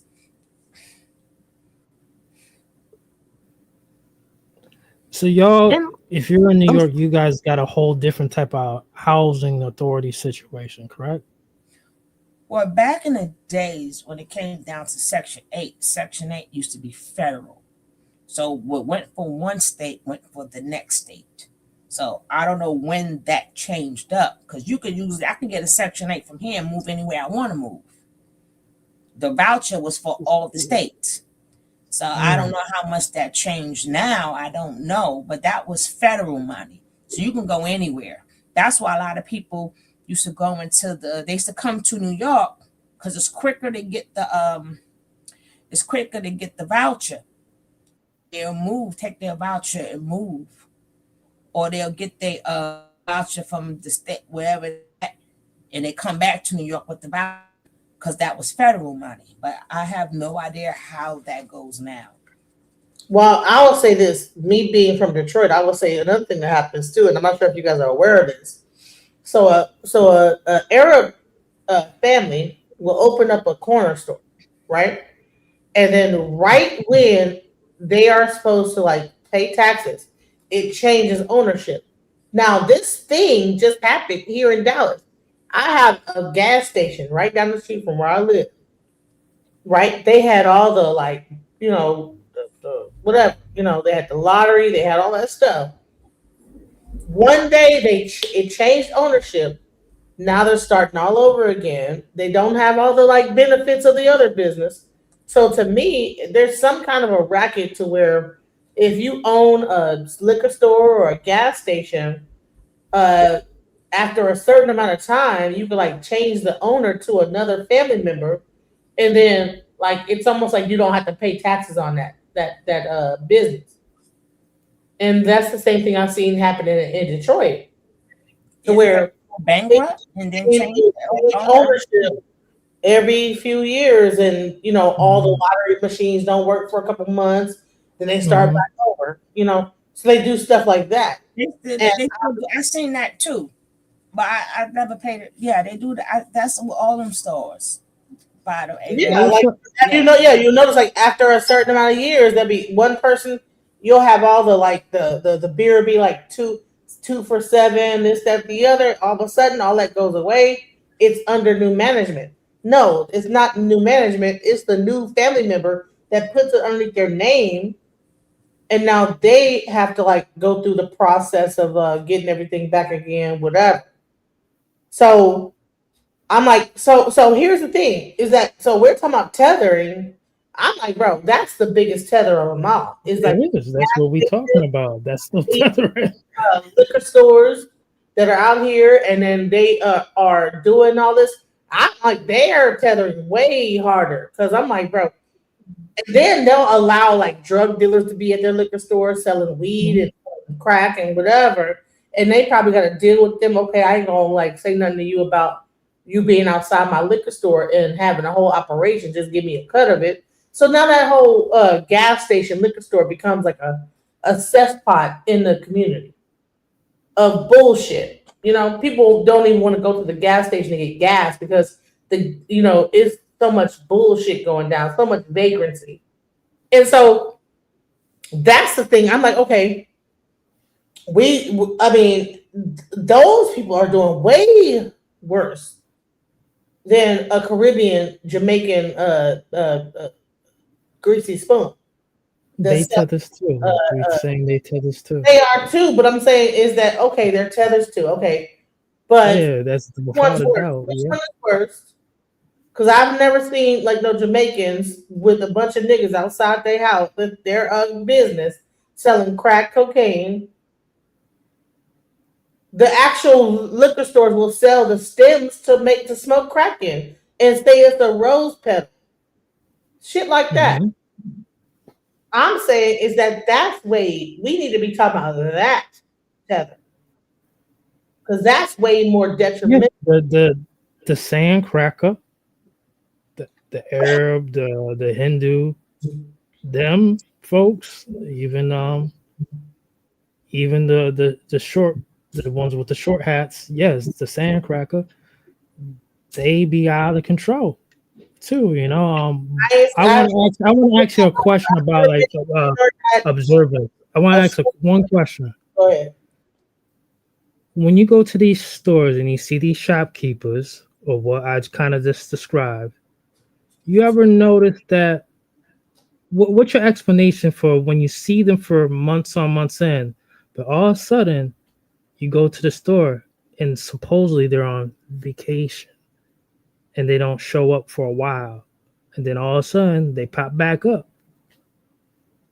What's that all about? I'm talking about like clerk wise. When do they own? They're rotated. They're rotated. I was told what takes place. They're rotated. I got you. I just always peculiar to my. And where do they really shop at? Within their own community, within their own. Because their people don't shop there, right? Their own people don't shop there. They actually cook in the back. They don't even. They don't shop there. As a matter of fact, what they do is they get the discount on produce, and they take the produce and they actually divvy it up amongst the stores. They take it to each store, and the boys cook in the back for themselves. If there are women there, the women will cook in the back, and everybody will just circulate. And there's always at least two people in the back, so-called with an extended stay, let's say. There's always at least two. And then they doing this thing with the arcade casino things in the back And too. one crackhead that worked there too. You know what I'm saying? That like get to like sweep the front yard out, whatever, the parking lot out, and then they pay him like pennies on the dollar. And kick them in the ass for stealing a little bit, supposedly. But he gets all the malt liquor he can handle. Yay.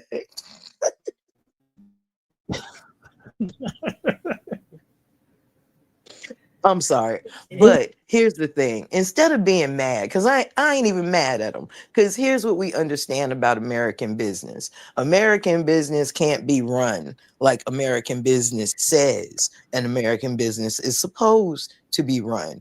If you ever ran a business, you know this. You know that crap don't work. Mm. And in that, we have to look at what does work. But here's the thing. It's all gambling. You got to know when to hold it. You got to know when to fold it. You got to know when to walk away, know when to run. Never count your money sitting at the table, because there'll be time enough for counting when the dealing's done. Look, we can't be mad at them, but what we can do is look at what's being done and go, that's interesting. Because let's think about it. 1 in 4 Somali children in Minnesota right now are autistic. What does that mean? What does that mean? Because if they're autistic, what type of benefit are they supposed to be for the rest of their life to the American system except a burden? And what level of autism are there? 1 in 4?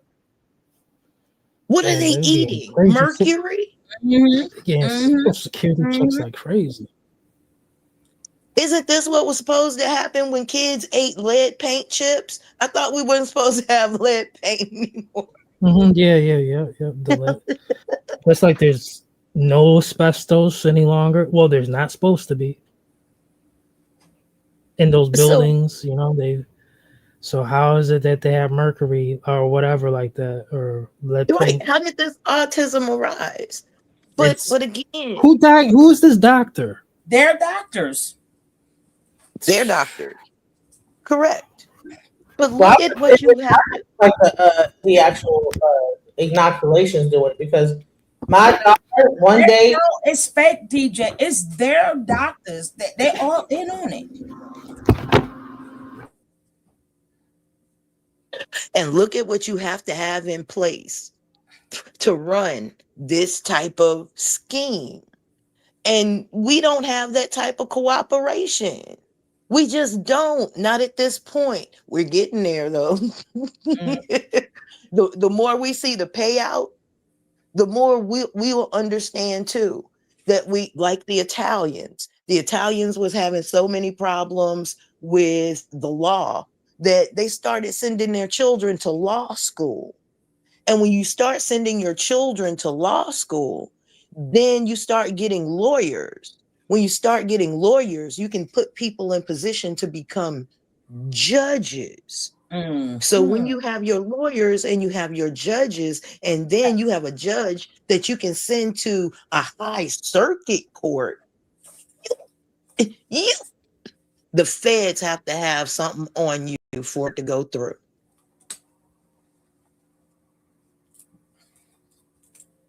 But we ain't telling our children, hey man, I need a doctor, I need a lawyer, I need a dentist, and I need a mechanic.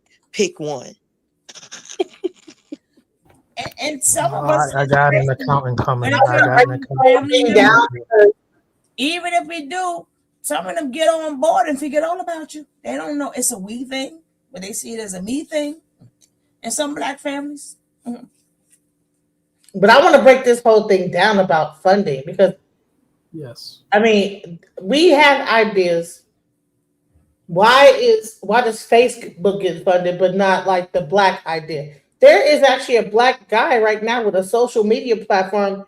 I think, well, man, is he like Quincy Jones' son? I forget what his name is, and he has an actual social media platform called what's it called? Dang, was it Quincy Jones? Never mind. I'm gonna find out what it is, but like we don't get funded with our ideas in tech. So let's go. Tatiana LaJoy. Black-owned businesses are unprofessional. Many people in the Black community have either said or thought this at one point or another. This statement stems from various experiences that ultimately lead to them spitefully banning Black-owned businesses from their shopping, date night outings, or self-care expenditures. In 2021, the growth in Black spending power reached $1.6 trillion, which doubled since the year before, yet our wealth has fallen by 14%. This means that 99% of our buying power is spent outside of our community. These statistics imply that Black people know how to make money, but we do not know how to keep it. The Black dollar stays in our community for 6 hours, while it stays in the Asian community for 28 days. Well, it's actually a couple of things. For one, we could seem that we're rude and it's not all about good customer service. That's a problem. Why am I spending my money with you and you're too sensitive to even take the criticism necessary needed? Areas that is so expensive, which I can understand. Certain people or certain places, they kind of hit you over at a price. Hating. That's all I can think of is hating, just because of the fact that they see one person doing their thing. It's hard for them to congratulate them. There has to be a reason why Black-owned are the only businesses that are blackballed by their own community. You don't see this sort of attitude in other ethnic communities. Could it be because of systemic oppression, personal irresponsibility, deep-rooted psychology, or is it all of the above? Here's why Black people don't support Black-owned businesses. A common frustration among many African Americans is our constant appropriation of our culture. We are so proud of our culture because of everything it represents: strength, vitality, perseverance, and flavor. There is no denying that Black is beautiful. But if we truly believe this, why do we not profit on our culture as much as other races do? One reason for this is because we lack trust within our community. According to supportblackowned.com, there are even Black business owners that choose to not support Black businesses. When asked why, they answer that Black-owned businesses are unprofessional and no others besides theirs should be supported. But where does this unprofessional stereotype come from? Let's start from the bottom and determine what it takes to start a business. It takes a lot of effort to start a business, and it begins with market research. Market research involves gathering data to learn about target audiences so that a business owner can determine factors such as the demand, market size, and market saturation. Knowing these things can help a business develop a strong foundation so they can have growth and longevity. After that work is done, a business plan needs to be made, which is based on all of the market research that has been done. This plan can either be traditional, which is usually dozens of pages long, or a lean startup, which is typically about a page long. Next is figuring out the best way to fund your business by first determining how much you will need and figuring out which is the best method to get that money, whether that be through bank loan, crowdfunding, or investors. Depending on what kind of business you have, the next steps vary and include choosing a business name, structure, and location, and registering your business. This is the bare minimum to start a successful business, yet many Black businesses do not invest the time to establish a strong foundation for their company. One of the biggest complaints is that Black businesses are hard to find. This is a clear indicator that most of these businesses do not take enough time to do market research or organize their finances to allow for advertising budget. Advertising is important for businesses because it drives growth by targeting the right audiences and attracting paying customers. Getting customers is important, but keeping them is crucial. We live in a time where there is an abundance of small businesses and it's very competitive. Creating customer loyalty is the key to continued profitability for any successful business, and the best way to create customer loyalty is to have great customer service. This might be the biggest culprit of unsuccessful Black-owned businesses.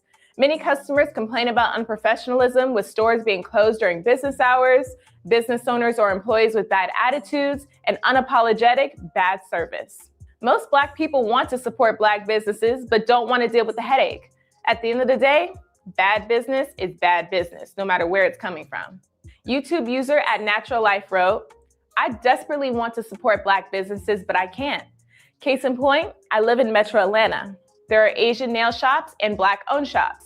I've gone to Asians mostly, but now I refuse to give them a dime of my money. I tried going to Black-owned, but they have no clue how to run a business.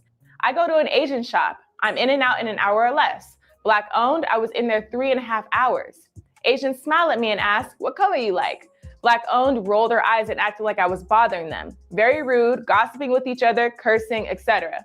I just do my own nails now. I miss the Asian shop, but refuse. We do not understand how to run a business, many of us. Always running out of supplies, etc. My money is valuable to me. Treat me with the respect and do a timely good service, and I will support your Black-owned business. This is not to bash our people, but more so to take ownership of what is lacking and how it can be improved. Black company owners have a tendency to put minimal effort into their company and expect to be treated like businesses that do put the effort in. In this era where being woke is very prominent, many Black-owned businesses will rely on being Black-owned as the main reason why they should be supported. When they aren't supported, defense is the first reaction when it should be an opportunity for introspection and growth. But let's also talk about the Black-owned businesses that have done the work. They know their target audience, they spend money on advertisement, and they have a solid business plan. But some of these businesses suffer based on the bad stereotypes created by the less successful Black-owned businesses. There are two theories that may explain this. One is the crabs in a barrel mentality that our community unfortunately adheres to. The Black community simply has more haters than other communities, and that's why there are no Black communities like Chinatown, Little Italy, or Little Russia. The reason being is most Black people come from poverty-stricken backgrounds and tend to glorify hood attributes, being gangsta, hard, etc. If you are an individual that wants to rise above the stereotype, most Black people will tear you down or ridicule you. There's many cases of Black parents being jealous of their own children. It hurts people to see others succeed because it shines a light on their own insecurities. They'll say things like, you think you're better than me if you happen to be doing better than them because you worked for it. It's a slave mentality passed down through generations, epigenetics. Another theory is generational trauma. In his 1952 semi-autobiographical novel, Go Tell It on the Mountain, famous African-American author James Baldwin asked, could a curse come down so many ages? Did it live in time or in the moment? The trauma of slavery has been carried on throughout generations of African Americans and is manifested through poor health and poverty. We are aware of the residual effects of slavery that we see in our community. A more recent example of generational trauma would be the riot of Tulsa's Greenwood district.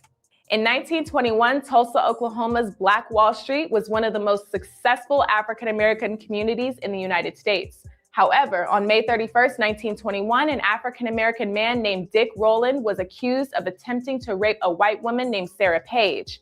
The white community did not want to wait for the investigation to happen and instead took matters into their own hands by lighting 35 blocks on fire, injuring 800 people and killing 300.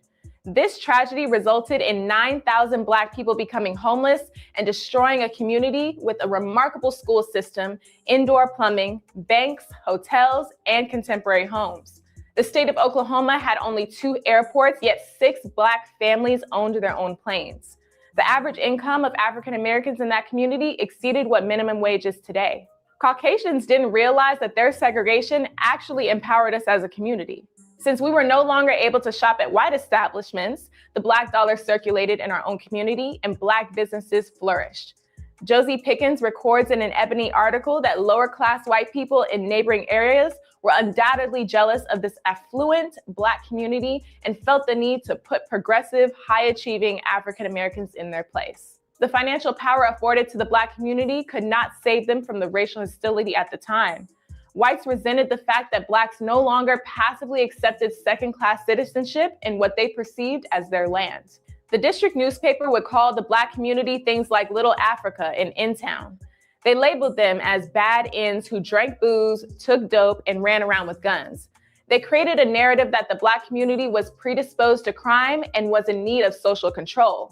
This narrative helped them justify their actions of deadly violence towards the Black community under a shield of reprimand. The newspaper even suggested that the KKK could help restore order in the community, which in fact, the agency behind their order was to suppress the power that they felt the Black community did not deserve. Portraying Blacks as criminals helped enforce a violent racist ideology. Following the riot, the mayor planned to redesign the community for industrial purposes. Essentially, it was a geographical problem because the government viewed that area as an ideal location for business expansion, so they brought down land prices and established white dominance in the area. Hannibal Johnson, author of The Black Wall Street, From Riot to Renaissance in Tulsa's historic Greenwood District, explains that neither the survivors nor their families ever received the reparations suggested by the Tulsa Race Riot Commission. In an interview on The Breakfast Club, founder and CEO of the Wealth Factory, Angel Smith, expresses how we have been robbed of our reparations. Blacks were defeated during this time to know that their beloved community was so fragile and their perceived power seemed fickle compared to that of the elite and lower class whites. Essentially, the Black community was deboned by the white community, and that trauma still lives today. Is this why Black businesses don't have a strong infrastructure today? Is there an inherent fear that any success we have can and will be taken away by envious people with more power? It wasn't just Tulsa. Race massacres also devastated communities in Georgia, Arkansas, Michigan, Mississippi, and Florida, just to name a few. As Martin Luther King put it, when Negroes assertively moved on to ascend the second rung of the ladder, a firm resistance from the white community developed. The Black dollar circulating within our own community was a threat back then, and systems were put in place and narratives were spread to prevent it from happening again. That oppression is still relevant today and lives in our subconscious as a community. It's shocking how many people are unaware of the traumatic past of African Americans. This trauma is intergenerational and once realized can help combat the toxic patterns that we see in our community today, such as the crabs in a barrel mentality. As Jay-Z once said, crabs in a barrel, but crabs don't belong in the barrel. And they ain't never tell us that. So in the barrel, we're gonna act like we act. We can easily get out of the barrel if we stand on each other's back. Whoever gets on top, as long as they stay attached, they're gonna pull everybody out. I was doing just that. According to Angel Rich's research, it's going to take at least 250 years for us to catch up with our counterparts if we do not practice group economics. This is why it's so important to educate our people, especially our youth, on the importance of group economics to help close the wealth gap. Angel owns an app called Credit Rich to help people round up their spare change and intelligently optimize their credit score as fast as possible. There's also a directory called blackbusinessgreenbook.com where consumers can find Black-owned brands from home goods to clothing and art, photography, and food. Black Nation is another app that can be used as a resource to find Black-owned businesses wherever you are. These are just a few resources that can help keep our money within our community and make us stronger for generations to come. If we really want change, let's start by taking some of the actions mentioned throughout this video. Let us know in the comments below what you think the reason is that Black people don't support Black businesses. And also shout out some amazing Black-owned businesses in your area that you would like to support. Thoughts, guys?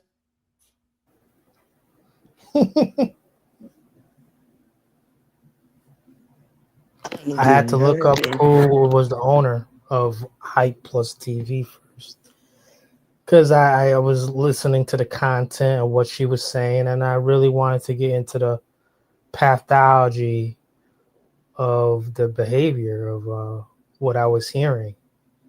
It almost seemed dismissive, but then as I heard more and more of it, I heard black, black, black, black. This is the reason why Blacks don't get along. 3 times more likely, black. And so I'm like, who owns this channel? And I had to confirm it's one of the founders of the Rough Riders, but I still kind of don't believe it. You know, but at the same time, I can't. It's just not for me. I heard this before. Sorry. I don't believe them. And it feels like self-defeat. Sorry. We gotta keep getting to the dough. I can't listen to that nonsense. Yeah, I didn't do nothing that she said to start my business that way. I ain't do none of that. I still don't do any of that. No, I'm not gonna do all of that. At all. Look, y'all. Find somebody that's running a business and has been running a business and ask them how they ran it. You know, get an apprenticeship. We have to build communication and relationships. I'm I'm on YouTube. I make a product. While I'm on YouTube, I tell people I have this product. Then I send them somewhere where if they're interested, they can get said product. Done. Market what? I don't have time for all that. So yes, no, hell no. Do not do that. Don't do that. Don't. No. You gonna get that black app? No, I don't know. There was so much to hit me with at one time. I felt like I was tied up, Fundi, just right now to a chair. See, yo, you gotta listen to this. You That's right. how I And I'm felt. like a 3-year-old. I was squirming not to get tired of no.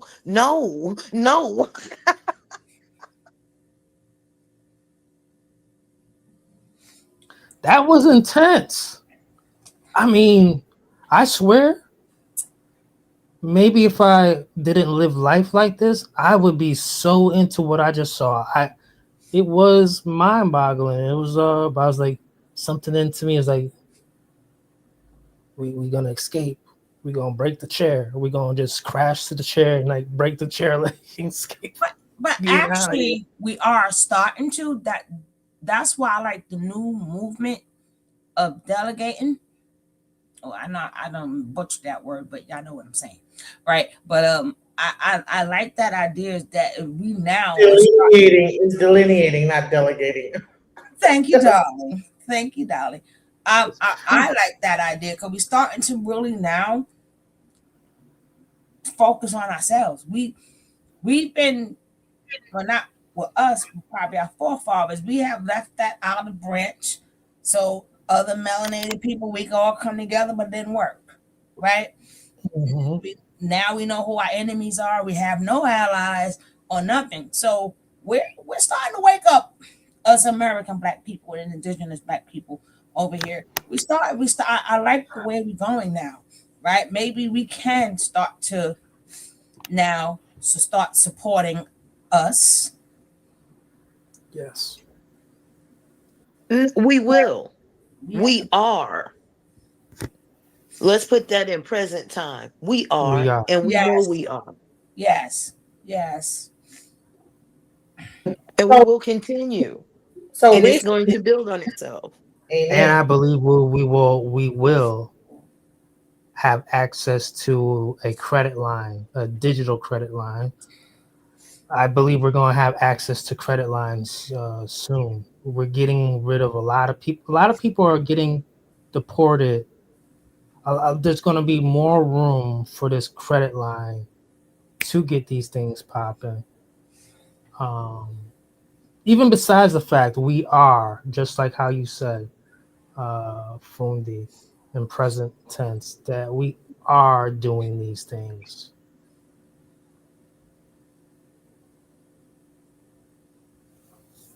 I know at least 2 people on this panel that have supported my business one way or another. So that's 75% of the panel. I ain't tripping. Those are great odds for my for any business.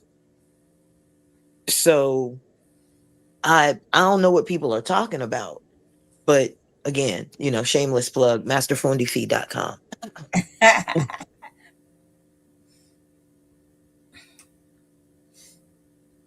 This is not fun. I want to show you guys something really quick, because if you any Black owned business that really thinks that they're failing, I really want to show you guys the bullshit game that's really going on.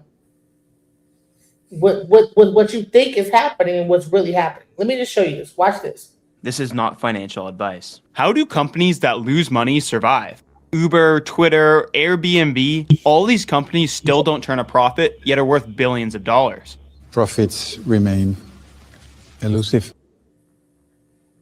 In this video about unprofitable companies, we explore how this is even possible, the secrets of these companies' success, how you and I might be getting ripped off, and why losing money is actually sometimes a good thing.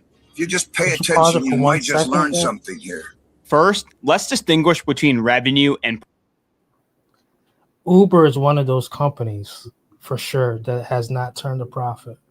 I want to tell y'all, listen, all these AI companies are at a deficit of billions. Do you know that AI itself Yeah. has not generated a dime financially? Right. So if you think that your business not making no money, whatever, no, the whole system it's a game that's going on of bullshit that we have no idea of. That's why I'm like, bro. So my mind, I know this. I know that it's a zero-sum game. Imagine like you have a person that comes up with an app. They get an investor. Now this it is based on some kind of a valuation, right? This investor invested in it and whatever. And then the people that created the app, they're able to live off of that investment. And then they go through series A, B, C, D, E, F, G, H, I, J, K, L, M, N, O, P. Like whatever. The whole thing is that with the tech world, right? They're not operating off actual real money. They're operating off of like some imaginary number that someone said that your company's valued at. And I'm gonna show this. I'm gonna break it down to y'all because we don't even understand the real game that's being played here. Exactly. We're not even nowhere close DJ, to.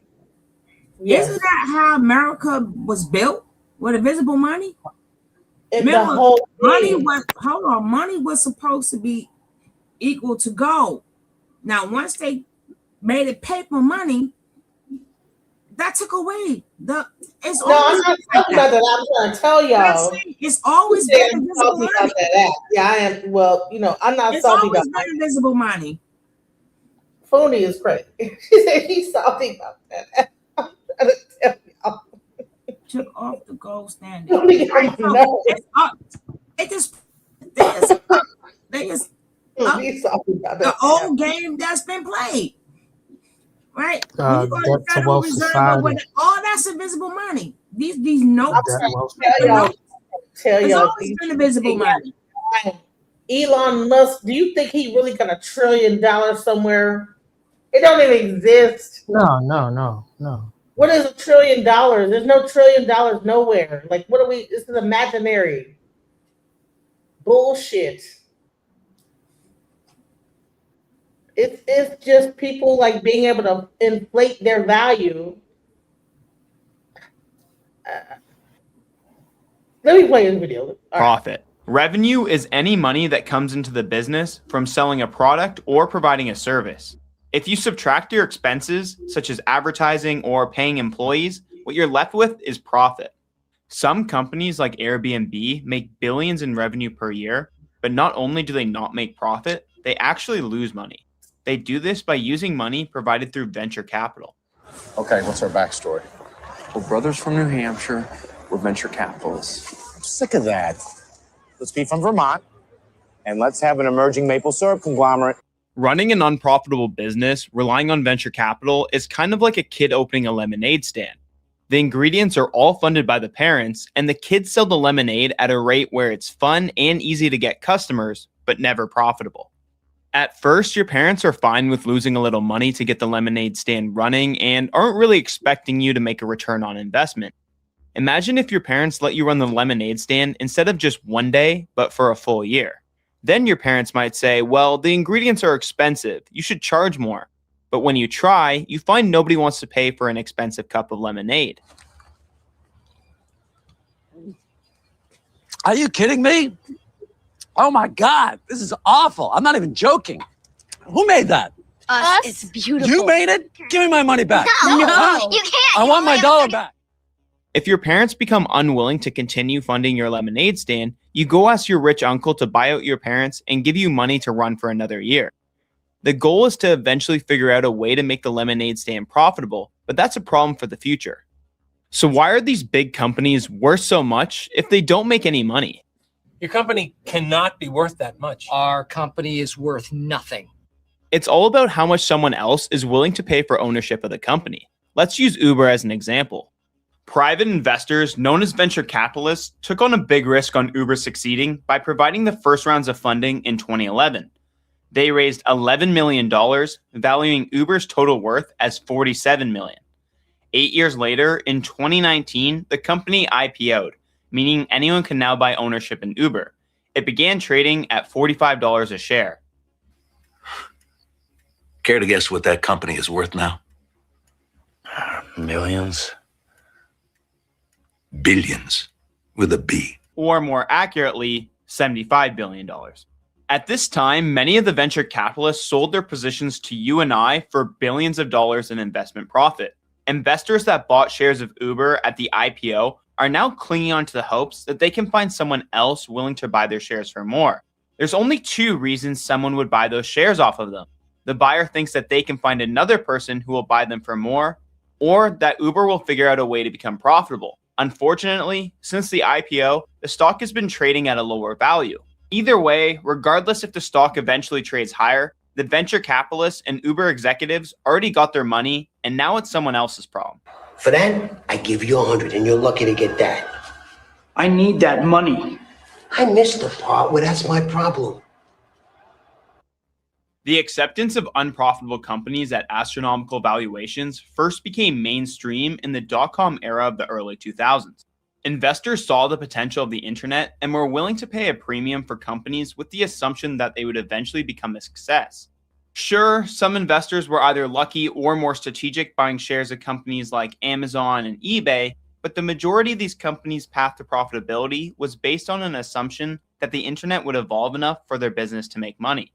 Some of these companies like Pets.com had business plans that with today's e-commerce economy works really well, proven now successful by companies such as Chewy.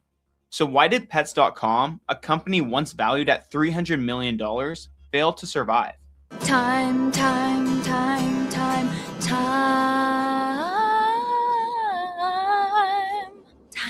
Most fail to survive due to a lack of time.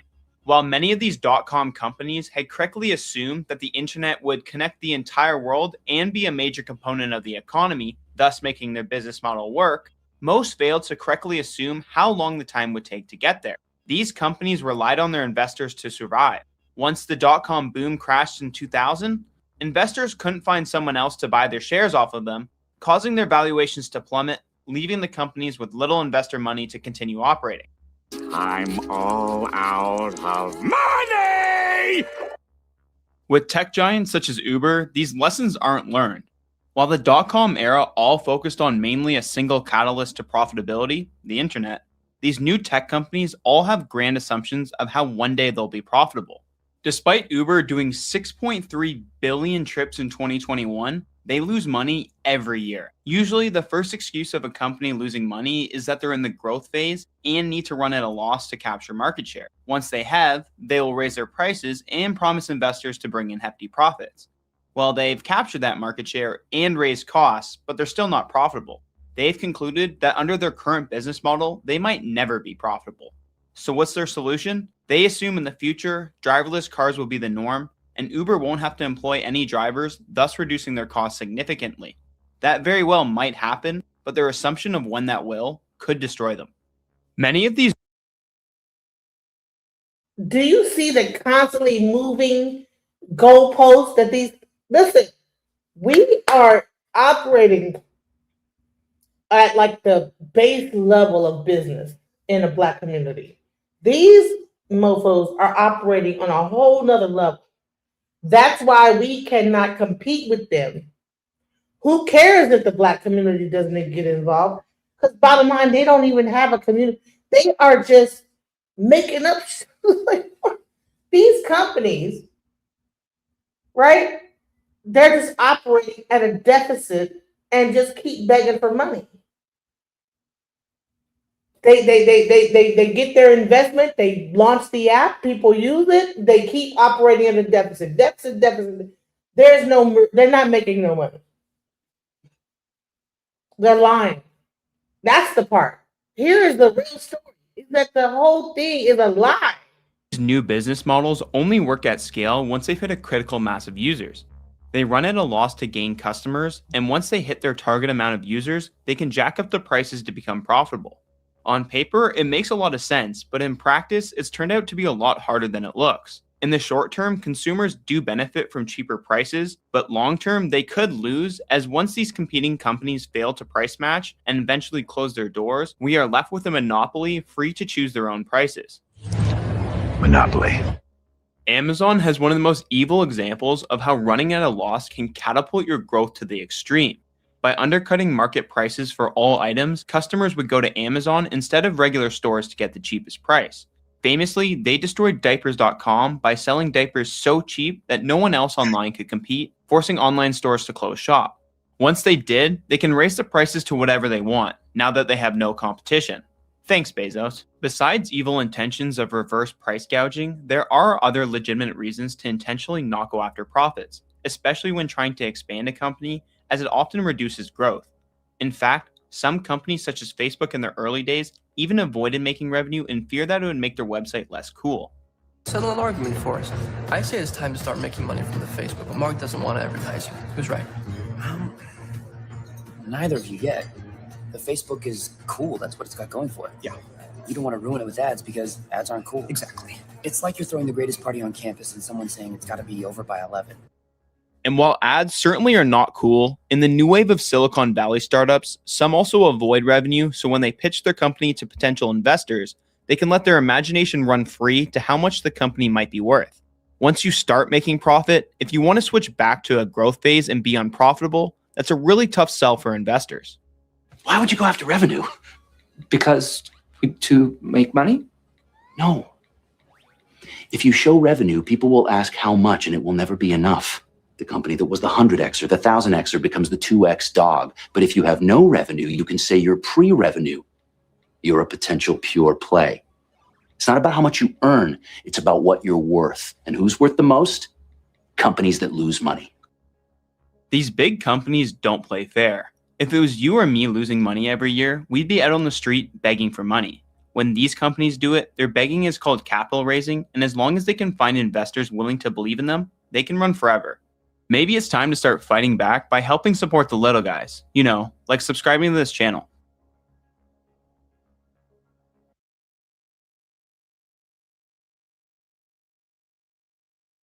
Thoughts?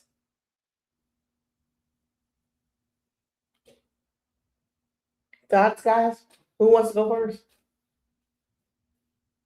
I mean, or that you guys didn't know this was happening, that all these companies that you believe in, Uber, DoorDash, Lyft, you thought they were billion-dollar companies. No, they're all like operating at a deficit.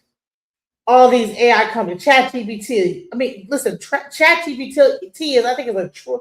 Hold on, let me see how much Chat is in debt. How much in debt are all of the AI companies? God dang it, I don't know how ChatGPT got control of my damn search.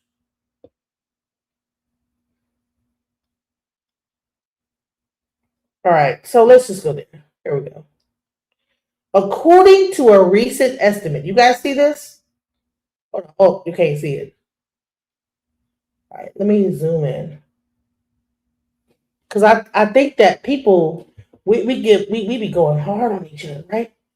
According to a recent estimate, debt tied to artificial intelligence, meaning the debt of companies backing AI infrastructure, data centers, cloud, has reached 1.2 trillion in debt. 1.2 trillion. They're not making no money, y'all. They're operating at a deficit. Most of these companies are at a deficit. For 2025 alone, the biggest hyperscaler tech firms heavily invested in AI data center infrastructure. Look, $108 billion in new debt.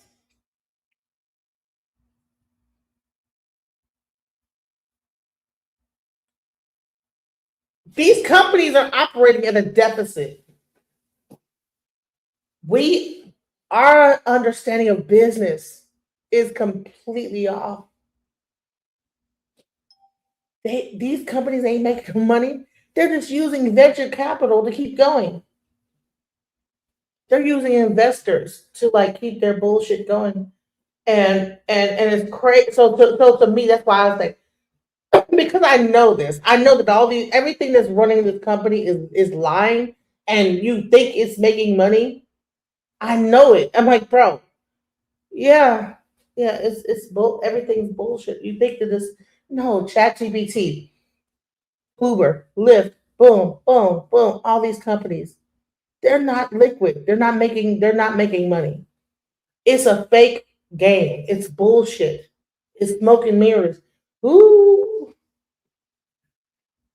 That's what I'm saying. Is that like when we begin to operate on this level, I'm like, first of all, is to let you guys know, welcome to reality. Everything you ever known about the internet, Amazon, Walmart, well, not Walmart, because Walmart, I think they are profitable. But I'm saying like all this like tech stuff they're not making no money. They're not making no money, bro. You're on StreamYard, they probably owe milk. They are not making no money. YouTube, Google. They have yet to turn over a profit. They're not making no money. Yeah. That means they're not making any money. Let's talk about it. I've heard some things though about how they do it, especially Uber. And this is newspaper reports and speculation because I'm just relaying it. Uber supposedly eavesdrops. Well, they do eavesdrop on riders and politicians as well. Certain high level. These companies are even about making money. I think it's about like what you say. I think that they're creating all these companies, getting funded by the government just to like gather information, collect our data about mining. That's what I was. Drive, what we do, what we eat, what we like, what we fuck, whatever, and then that's what I think it's really about. It's not even about like being profitable. Right. The whole and thing it's is just like you collect, and that data equals a dollar amount to the government. Because there's no way that you could like, how can a company exist? Because it has to be like corporate welfare, right? They were talking about exactly. Right? He was on the Chaotic Truth thing. They were mad at him because he was taking advantage of the welfare system for his kids, right?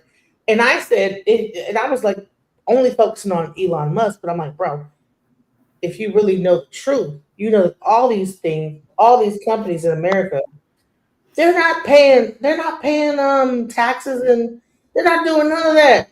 They're not paying taxes. They're not putting nothing into the system that they're taking from every year. Listen, how can you like pull taxes from a company that is at a loss? So let me name one other one too. I'll be quiet. It's a very controversial AI company, Palantir. This company was filled with government contracts, especially in during the Biden administration. They were not turning any profit at all. I would say Palantir survived because Trump came around this time, and all the tech bros are so gung-ho with this administration because no tax breaks or no tax on these companies. That's why they all showed up to kiss the ring. That's where you saw Zuckerberg was all anti-Trump for the longest, and then all of a sudden he's at the dinner table. So I do think there is something to the valuation. These companies are capping.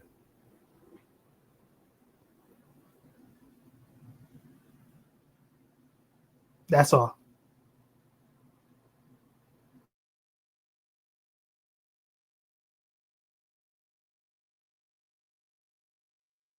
I'm just trying to nail down what happens to the stock market every time he says, I'm going to raise a tariff and where. Because there's a system to that. And as soon as I nail it, I'm telling y'all, we gonna be all right. I'm trying to tell y'all. Why is it so difficult to invest in the Black community? Because we don't even understand what investing really is. That's the answer. We don't understand that these companies are getting investments and they're operating at a deficit constantly. There's never a time where they make any money. Now and we that know. DocuSign, I don't know who uses that. Do you? Hell no. Every once in a while. Like, yeah. DocuSign. Come on now. And that is, the Lord knows how long, right? Mm-hmm. Yeah. Come on, even freaking Adobe alone. Just Adobe. Yeah. Honey, I have like people like everybody know how to like get the fake Adobe account. Come on, bro. Mm-hmm. Mm-hmm. These companies, they I bypassed the whole trial free stuff. Yep. Yep. I don't know how to do it. Now you know why Black business has to be kept in the dark or behind a curtain. Look at farming right now. The average Midwestern, I've had my farm for 5 generations out there crying because they're about to lose their generational farm. They are lying. Those are millionaires out there. They have cattle, they have land. What they don't want to do is sell off any of that cattle or any of that land. So they're going to tell you they're losing money. Do we hear this from any of the Black farmers or cattle ranchers? They're not crying like that this year. Exactly, because they've had to hold their own just like any Black business. We have to hold our own, which is why our businesses must be destroyed, because we are holding our own. And when it's all washed, you find out that the Black businesses are worth more than the other so-called businesses, because we actually do turn a profit and have to pay tax on that, where they're acting in a deficit, but they get the corporate welfare to make up for the deficit that's not really there. They don't own anything. They lease and they rent. We own because we have to, because leasing and renting costs too much. But we teach ourselves, we teach our children, don't own everything. If you want to get a car, buy it outright. Don't get credit. All they do is get credit, just go bankrupt, whatever. Let's watch this, y'all. I want to really I'll go just be honest, into my fathers don't work for the white man. That was it, right? You get education, anything you could take, put it towards your own business, put your own 2 feet on the ground, save your money, get a hustle. He's showing me all these things to do. So it was always in my mind that I had to work for myself. The only way I'm going to come up is to work for myself. So I was never trained to, you're going to get a great education, then you're going to go get a great job, and then you're going to be successful, then you're going to raise a family. No, it was out, go get your own brand, raise your family, give your brand to your family, let them continue that generational wealth. So that's the way I was taught. And that's the way I got to keep it moving. Okay, so give me rephrase the I question want- you had listen. specifically. Basically, I want you guys to keep in mind, listen to this, and then I want you to keep in mind what I just showed you about how these companies are working at a deficit and how Black entrepreneurs are talking, because this is what the problem is. What I was saying is Booker T. Washington said that to offset any type of segregation or discrimination or from playing the victim, we need to educate and be entrepreneurs. Has that experience kind of helped you push through, and have you been able to bring others up because of your entrepreneurship? Okay, so thank you for that question. I definitely believe that entrepreneurship is freedom. Yeah. It's ultimate freedom. I was writing down a thought just yesterday as I was flying through Chicago, that one sign of enslavement is a name change. That when people say that you're something that you're not. So if I was to like go and address the same idea with biblical characters, we could look at Shadrach, Meshach, and Abednego. That was not their name. Yes. It was their. What the fuck are they talking about? What are you talking about? Let me just keep playing because it's like, bro. Hey, I'm gonna tell you what they're talking about. This is that AKA Boule, Divine Nine stuff. Yeah, but what the fuck is that? I showed you earlier that what these other companies are doing. What the fuck are they? Listen, this is the reason why we're broke because of this mentality. It's like you guys are talking and they're like really into it, like and like what the. Okay, let me be quiet. I'm gonna just let it play. Their name that they were given in enslavement. And I can just imagine how they were in a room together and, one of them yelled, "Hey, Shadrach, dude, that is not my name. I'm Toby." You know what I'm saying? And I just feel like we have a responsibility to know who we are. Yeah. We have a responsibility to do our due diligence to make our name great. That somebody can walk around and call you a liar. Is that who you are? Yeah. That's not who you are. Somebody can walk around and call you a thief. Is that who you are? That's the name that the enslavement has given you, right? And so I think that the only way that we can exercise true freedom is in ownership of our stuff, of ourselves, of our actions, of the things that we create, that we can be makers. I think that this is the time for all hustlers to unite, that we all can make whatever we want to be a part of. We no longer have to sit back and say, "Oh, it's because of what you did to me." Listen, I was molested as a child. So if we want to go back and talk about victimization of the things that people have done to us, we can do that. Or we can rise above it and we can say, well, this is who I am now. This is what I'm going to do. When I started my business, I could not bake, not even out of a box. I didn't have any money. I didn't have any credit. I didn't have any experience in the business. Nobody was going to give me a loan for anything. I was losing the house that the very bakery exists in right now, 11 years later. Because when you Which put one your gives her a hug? this is what I was saying earlier. We can be focused. Okay, so that is the black people talking. Which one gives her a hug though? Because she gonna break down. One of them gonna give her a hug though. I swear. He gonna take that blue handkerchief and give it to her. What the fuck are we talking? What are we talking about? Like, this has nothing to do with money, business. Okay. Entrepreneurs in the black. Wait. I'm gonna just play a little more. It's all about this is crazy. But I'm gonna show you the difference.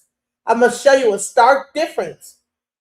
Okay, between how we talk and how other people. I'm gonna show you. Okay, let's go. On what happened for us. Yeah. Instead of what has happened to us. I believe that it is that blood running through my veins that had things taken from her. It is that blood running through my veins that said, no, you can't come in here. It's that blood that is running through my veins that made my great-grandfather one of the first to be able to sing where he sang. And those are the things that I'm using today to get me from where I am to where it is that I want to be. Okay. All right. Violence.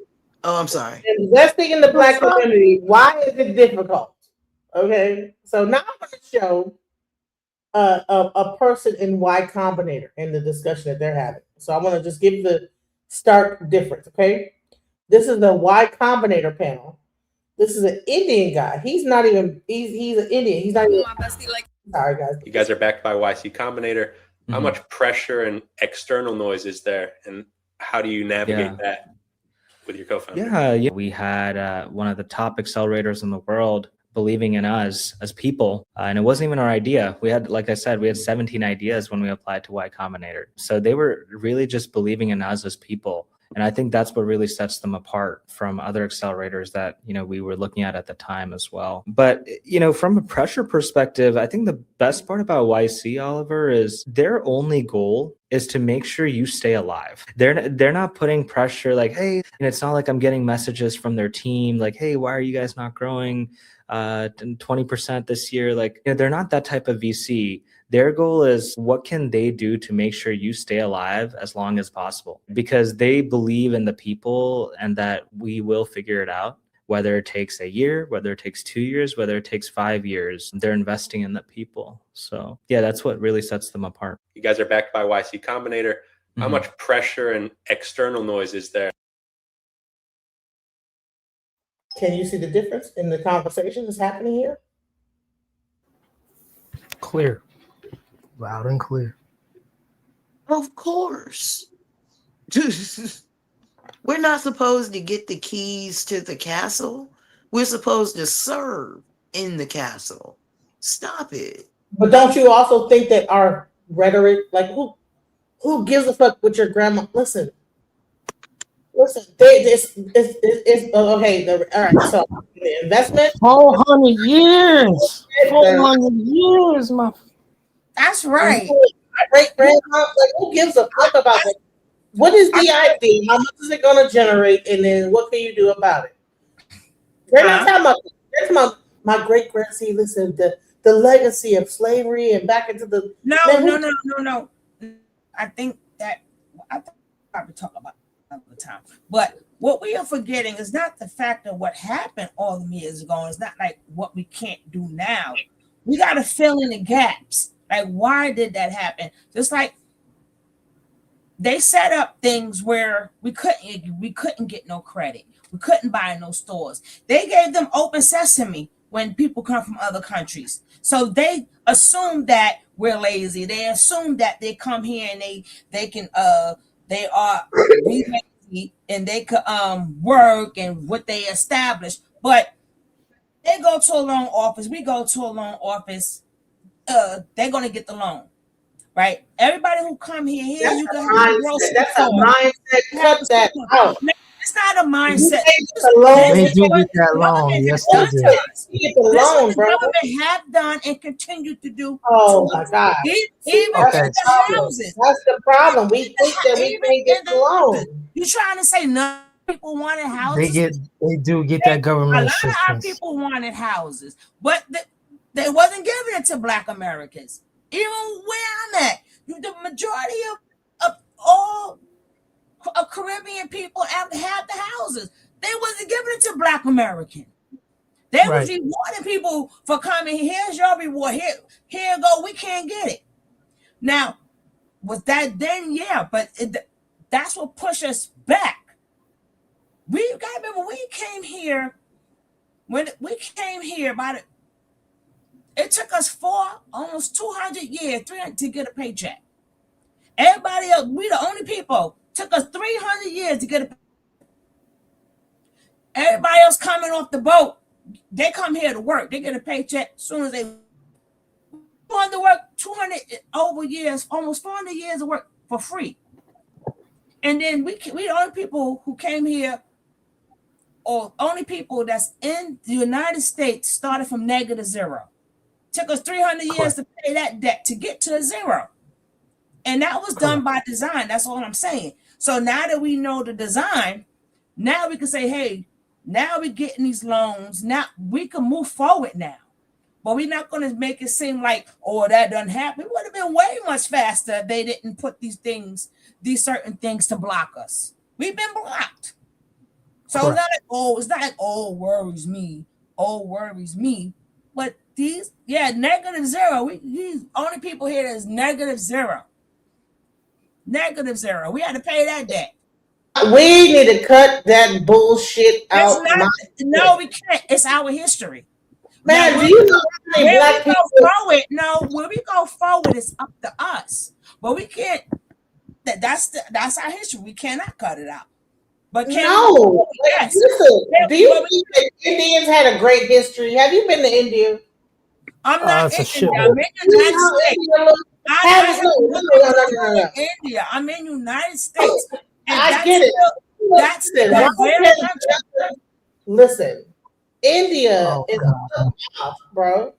Have you seen it? India is a shithole. In the streets, there's no. They when they go to boo boo, sometimes certain parts they boo boo. They be walking. Hey, I got a shit. Boom, stop, slouch down, fire. Yeah, but that's still their country, their people, right? That's They eat their cow country. dung. They eat cow dung. We need to cut that bullshit out. We need to move Again, I'm going to say what's the difference of the conversation right now is because some people are not seeing the one ultimate thing. And the one ultimate thing is these people are fleeing to get their dollar. The rupee, the Indian rupee, the Indian dollar is a catastrophe. And look how many people there. You know, the Indian folks don't even want to hold their dollar. They're trying to. Is that you talking about the rupee? They're fleeing, right? But they're coming They're over fleeing. They're fleeing anywhere and everywhere. When you hear the Black Entrepreneurial Panel, we're talking about slavery and all this other bullshit. Where are we talking about, like, where to get the money? No, but that is the No. Can I go after y'all get we're done? behind. Now we can move forward. No, but that's the problem is that we are we're behind. If they could bring one set of people and not another set of people. This is why we need to delineate. Right? Hey, well, can I go after y'all get done talking? Subways in New York City, do you know only allow the Indian people to have the little newsstands out there? They allow no other group of people. Child. Exactly. Who gives a We fuck? on the East Coast. We know. I'm right here in the 203. I know. So Go ahead, Al. Go ahead. What you gonna say? I see. Well, I mean, to the question, like, why is it so hard to fix the Black community? And again, I was a person who didn't really like that talk when you talk about, like, well, why y'all bringing up the past? But I think what people don't understand, or what people don't really understand about the Black culture, is that the Black culture at its beginnings was not meant to stand independently. Like, it wasn't built like that. Like a lot of the things that Black people did develop, they were really developed based upon us not being able to integrate or assimilate into the American mainstream. Like, like there is no Black church or Black business development without white society forcing us to be separate socially. And if you look at when the Black people first got their physical slavery, you had one group of leadership who wanted just to assimilate. They didn't want a separate Black culture. They didn't want a separate Black anything.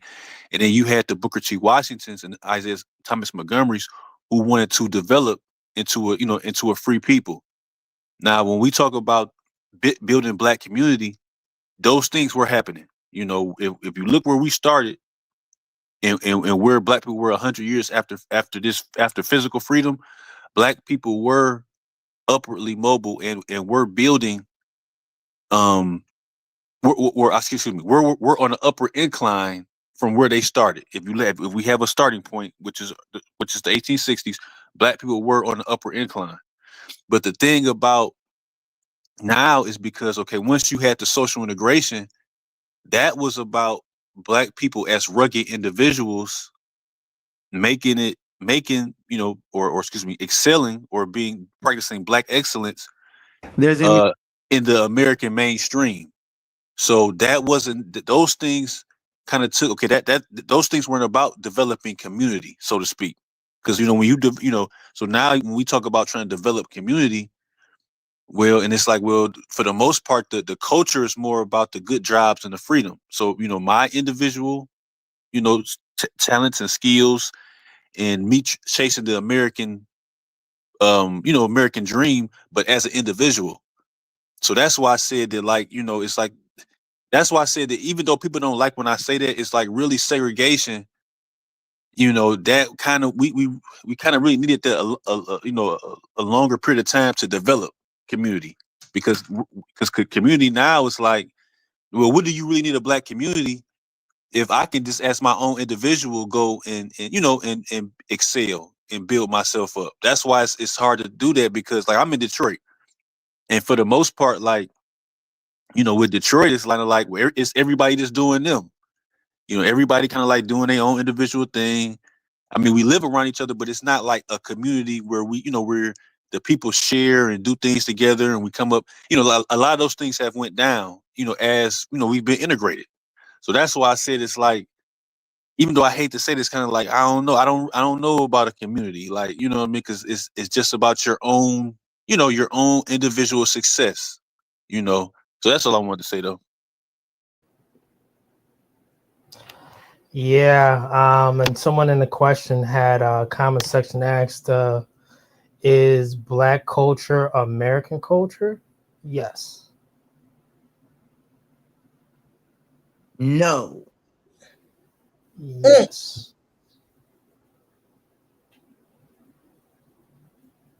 Go ahead, Pony. You said no. No, it is not. It stands by itself. And the reason I say that is because where America does say that it is equal for every man, we have to remember, according to those founding fathers, we weren't even human. So it wouldn't be American culture, because in American culture, we're still not human.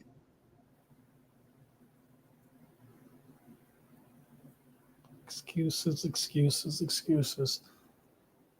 Who's America? Are you not America? When you go outside of America, are you not America?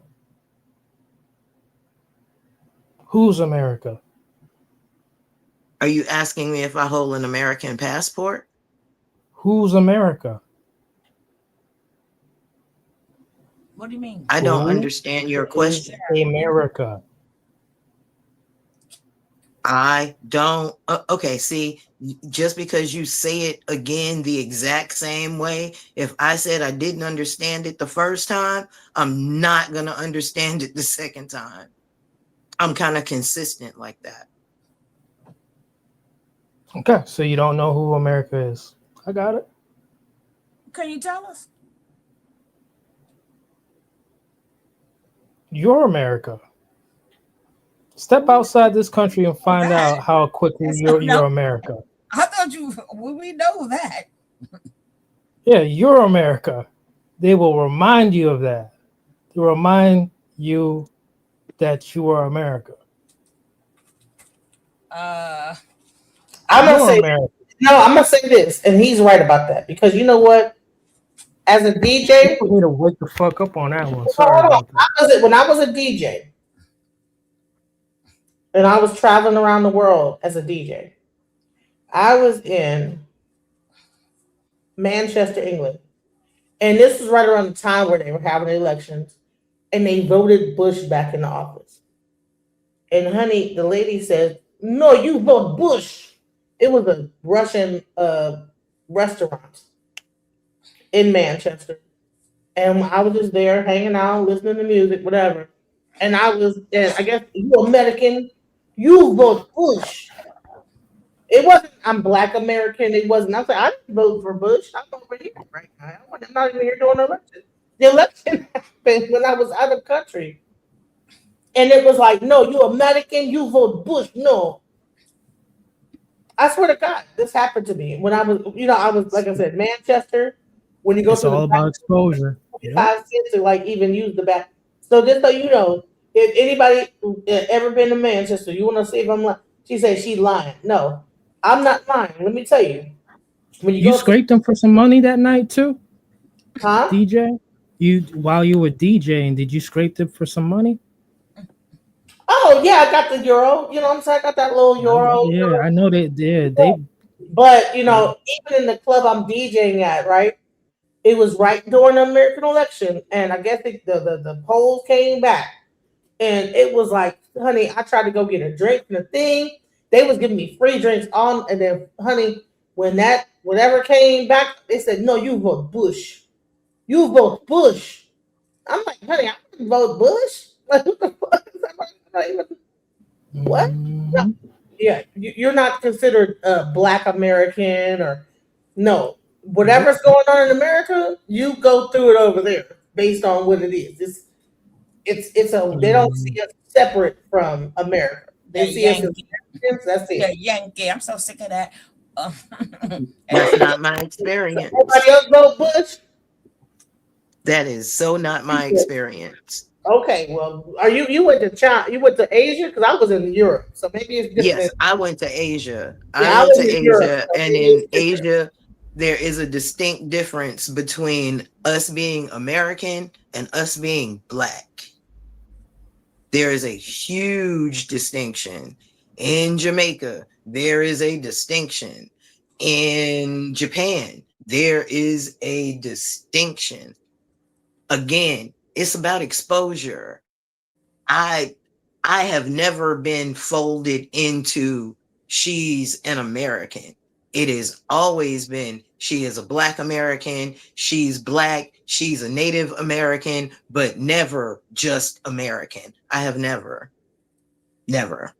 And I have been in some I mean, interesting. I don't know. Maybe she was Russian and she just see. I don't know, but she said, "You vote I've Bush." experienced what you're talking about, DJ I said, Dash. "I didn't vote Bush. You vote Bush. You Americans, you vote Bush, honey. I'm Black. They don't shit. Nope, they don't care. You could convince them. You could tell them your whole story. What's going on over? You American. They're not. But that's in wasting Europe. our It's time. different in Japan and China and Asia, honey. In Europe, you American. There's no. The moment they see you, they know that you're American. They know you're not a Black from Africa that's in Europe as part of that. They immediately know that you're American, and what applies, let it fly. But the American did this. No, you don't. I don't give you a free drink no more. You vote Bush. That type of shit. Like I was like, damn, I'm DJing and shit. Like, god damn. Mm-hmm. Yeah. Y'all see how like damn.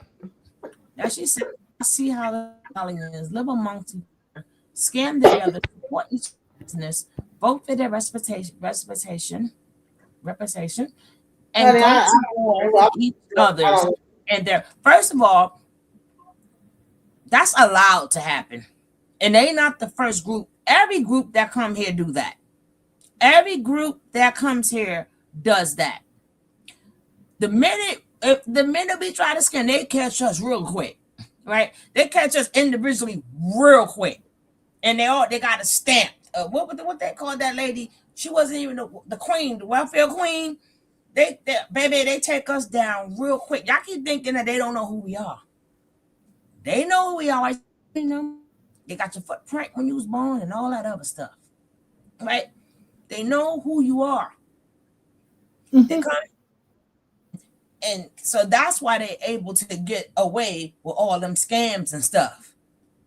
The Puerto Ricans have done it, Dominicans do it, and every place you go to Chinatown, we got a town and a section for everywhere. And I seen them, especially the Asian people. I have never, maybe if y'all have, please let me know. I have never seen them in, I don't care who you are. If you ain't Chinese, I've never seen them in a regular supermarket. Maybe things is true. They go to their town, make sure their dollars go to their people. They don't care how long the ride is. I've never seen them in the corner store, never in the supermarket. I've seen them give their money to nobody else but them. But the point of them even having a space that they can call their Somalians ain't doing nothing new. Nothing new. Nope. Nothing. And no, they'll speak down on their people. But just come here and do the same thing everybody else will come here and do. Claim it's so bad at home and fly over here. They got a book. They get a book. They already know who's over here. We just don't know. They already have a book. What you do, this what you don't do. You go here, you go there, you say this how you get out. And people can't come here with nothing. So how you get on the plane? You swim? How do you swim? Yeah. That's the go-to lie. Right. I came here with nothing. With just $2 what that lady said, with 50 cents in his pocket. Scamming. Yep. Only I came here for 50 cents, right? Okay. What you just said, as someone who's lifelong East Coast, all right, I can tell you, from the Albanians to everybody, the Greeks, we got little Italy, right? We got little Italy, the Polish. I could tell Spanish exactly who is who. Harlem, We could right? tell who's who, right? Please stop We could tell who's who too, right? You could tell who's who, right? Essentially. Government, yeah, but no, when they come up as immigrants, you could tell who's who, right? By now. If a Somalian and a guy and a person from Ghana walk past you, you could tell who's who, right? Yeah, I get what you're saying. Go ahead. Yeah, but I'm still can't tell. So what I'm saying, but they all have the same story. They all have the same story. I came over here with nothing, and they're lying. A lot of them were born rich in their country. Their country standards, not our package. They were living good compared into their country. A lot of them. A lot of them are just straight out lying that they're refugees and stuff like that. They come over here on that status. Don't get me wrong. But they're capping about their war-torn story stuff. They had houseboys in their house. They had house girls, maids in their stuff. But that's what majority of the Africans say when they come here. We had like what's king? But then again, there's a big segment of scammers. They all scammers. And they just like we had some type of green book going down south at one time to stay at what type of hotels not to stay at, which where to eat at. These folks here, they have some type of system as well. All right, because somebody's like on the thing, like, oh, well, show me where. Okay, so I'm trying to let you know, just so you see, this is me like putting music out overseas. So I don't have the actual flyer for the event in Manchester right now, but I'm showing you right here, Paranoid London. My music was all around the world. This is me signing a contract with a London-based company with my music. So my stuff was as a DJ, I was traveling around with the Belgium, all these different places, and was doing deals in Manchester, England, London, Belgium, this, that, the other, including even Asia. So no, like, listen, I'm trying to let you know, I'm not lying about that. Yeah, I was getting booked and busy at that time. And let me tell you, when you go over there, no, you are American. There's no such thing as I'm African American, I'm separate. No, you are American. So who the people? Well, show me the flyer. Guess what? It's old as like I deleted stuff.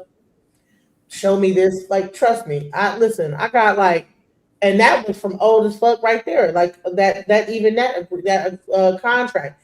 But my music has been all over the world. Okay, my They music, appreciate EDM, all that house techno. They techno, house music. you could easily at that time for 3 days you could make 100 grand, right? I mean, well, I was only like about 10,000, you know, the most, you know, but out 10,000. I wasn't like at the level of 100,000 yet. You know what I'm saying? But I got pregnant, had a baby, and I like gave up the whole thing to be a mother. But I'm gonna let you know that yes, yeah, I was the owner of my own label. I was working with Submerge Records in Detroit, Michigan, Underground Resistance. Shouts out to Mike Banks. Like, no, you're talking to a person that really did it, was really like traveling, really had records out overseas, really went to other countries. Yes, no, you're not like, they don't see you separate. And yes, they were like, yeah, you wrote Bush, whatever like club that was, honey, no, they was not feeling me.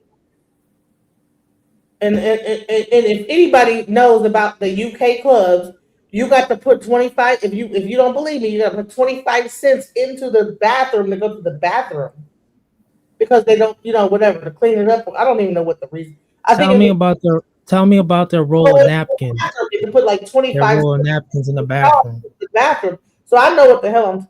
Listen, anybody know about that? All right, boom.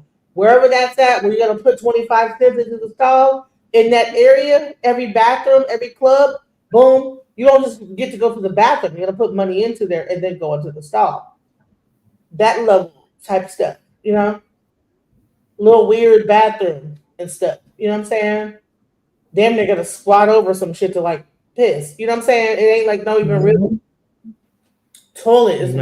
You're not in America no more. Go to Belgium. They like and flush the toilet with the water from the bucket type of stuff. So Right. yes, I've been around the world. You know what I'm saying? So please do not like play with me on when I say they said no, you voted Bush and was really mad. No, people was really pissed off at me, like that I did something. Like, bro, it was almost like the soccer game. It was happening. They're watching the election on the TV, like it's a soccer game. Like, no, you know what I'm saying? It's a whole.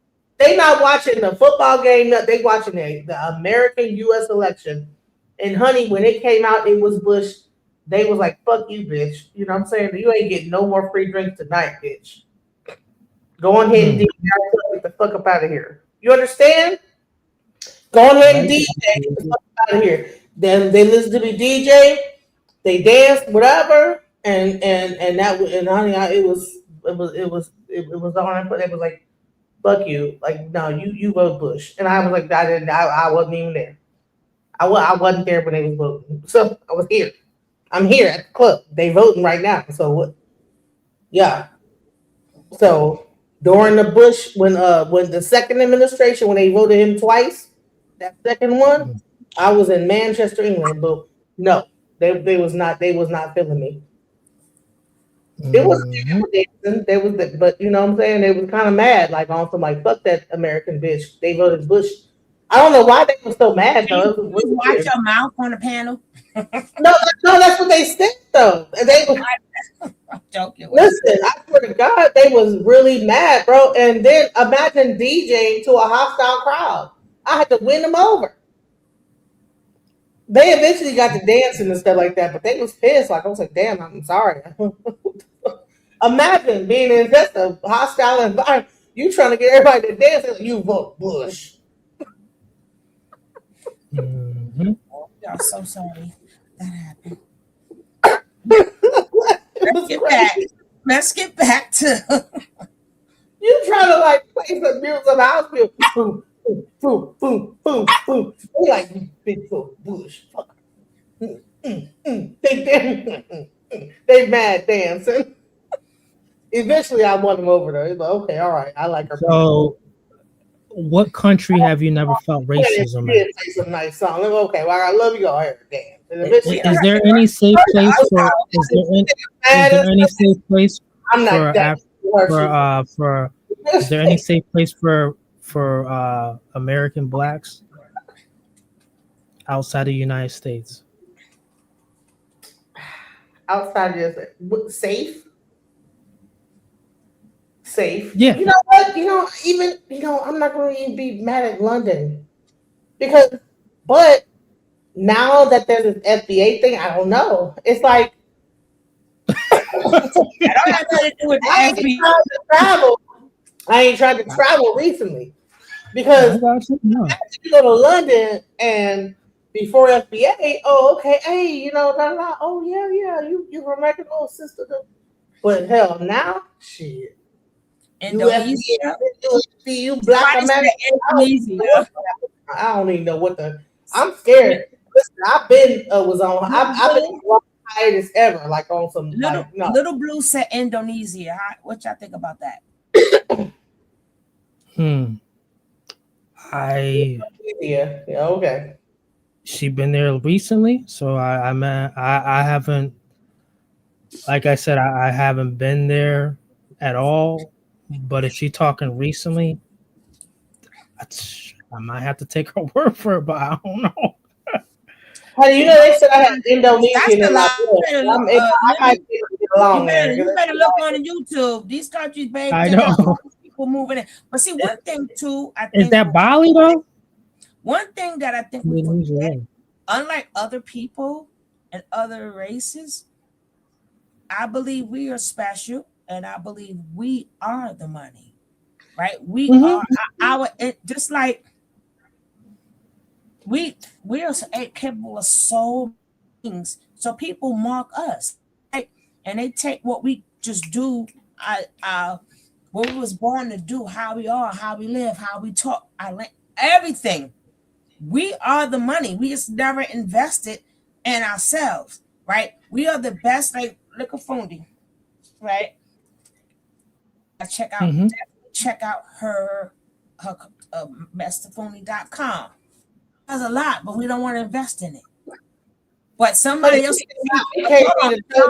would see what she would do. Hold on, DJ. Someone else would see what she may do, and they steal everything from us. Nobody said, well, hey, let me invest in our own, right? We are the money. Even with the athleticism, we are the money. They can't do nothing without us. But they rather look at K-pop. You got K-pop. Look how much money the Asians is making, but that's us. Right? Yes, it is true. We don't want to be independent. We want to join the crowd. We want to join them and work for others and give away our intellectual property. And then the next thing, what happens? We marry out of our wealth. There's a theory. There's a theory that our money, when we get it, maybe up to 3 generations, and then finito, it moves out of our community, outside of our race. We did the farm. I think a lot of stuff regarding. I want to show you guys. We the ones taught them how to store the food. We sat up there and figured out how to store the food, how to can the food. That's There's all a mistake. I think a lot. He looking crazy. He eats you. I want to show you guys, because Africans get like funded too by Y Combinator. And here's the thing. Here we go. Let's go. A lot of startup founders make regarding applying for Y Combinator. Most of them apply but never take the time to know what Y Combinator is looking for. So I did that research on your behalf. And basically, they're looking for just 2 things. You can establish these 2 things to accept you easy. I'll start with the idea. Apply with them. To them rather. Look at your idea. Is your idea the right time? Does your idea work? Can you prove your idea? How far have you gone with this idea? Can this idea be the next big thing? Can this idea create a new market? Can this idea next big thing? Can it create monopoly? So with that being said, scrutinize your idea very well. Then I'll give you the best thing, the most important thing they're looking for in your startup in the next video. There's a mistake I see. So you have that already, though. Listen, I don't even know what the hell he just said, but he's giving ideas. I don't know what the fuck he just said. Right? But yeah, he said something. I don't know. My boy oil farming right there. But I'm saying like why is it why are we Y Combinator? So okay, if you don't know what Y Combinator is, I mean, yeah. Combinator is the venture fund that funds the majority of your platforms. Twitter, this, that, the other was started funded by Y Combinator. All right, let's go. I'm giving y'all the game. I'm telling y'all what I need to do. All this like talking about like will slavery and but why can another country come into this and be able to like, okay, how do you get like your Y Combinator? How can you Y Combinator reminds me of PragerU.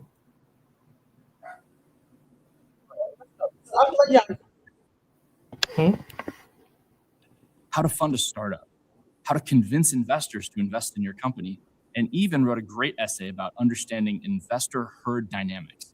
All of this stuff's online. You can see the links below. You should check it out. Years later, just a little bit ago, YC President Jeff Ralston posted a terrific guide to raising a seed round, where he covers everything from start to finish that you need. See, all this is about investing. So you have an idea, whether it be with a, see, the thing is, what we do is we just start trying to make it happen.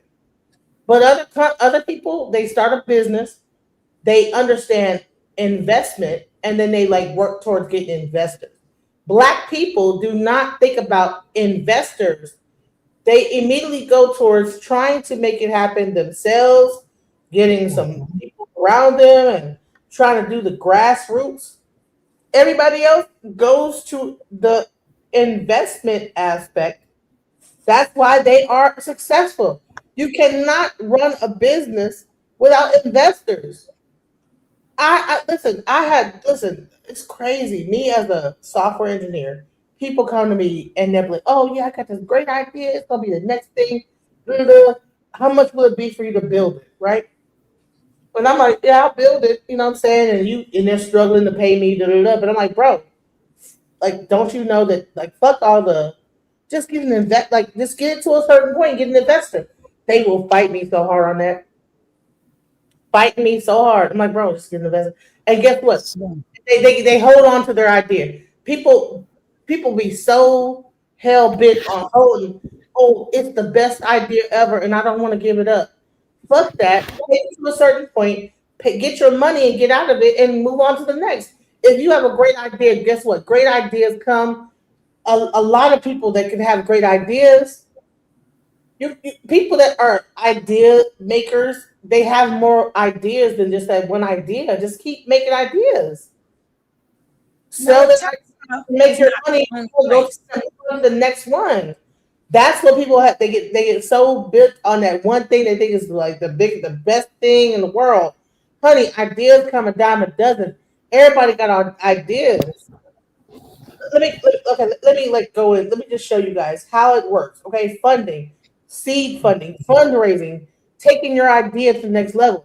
Listen, it's not about just holding on to whatever your idea is, getting scared and not wanting to like let people invest in it and have a part of it and like get like some. Let's go. Let me just play this real quick. And one of the topics that people ask about all the time at YC is fundraising. In fact, it's probably the thing that we get asked about more often than anything else.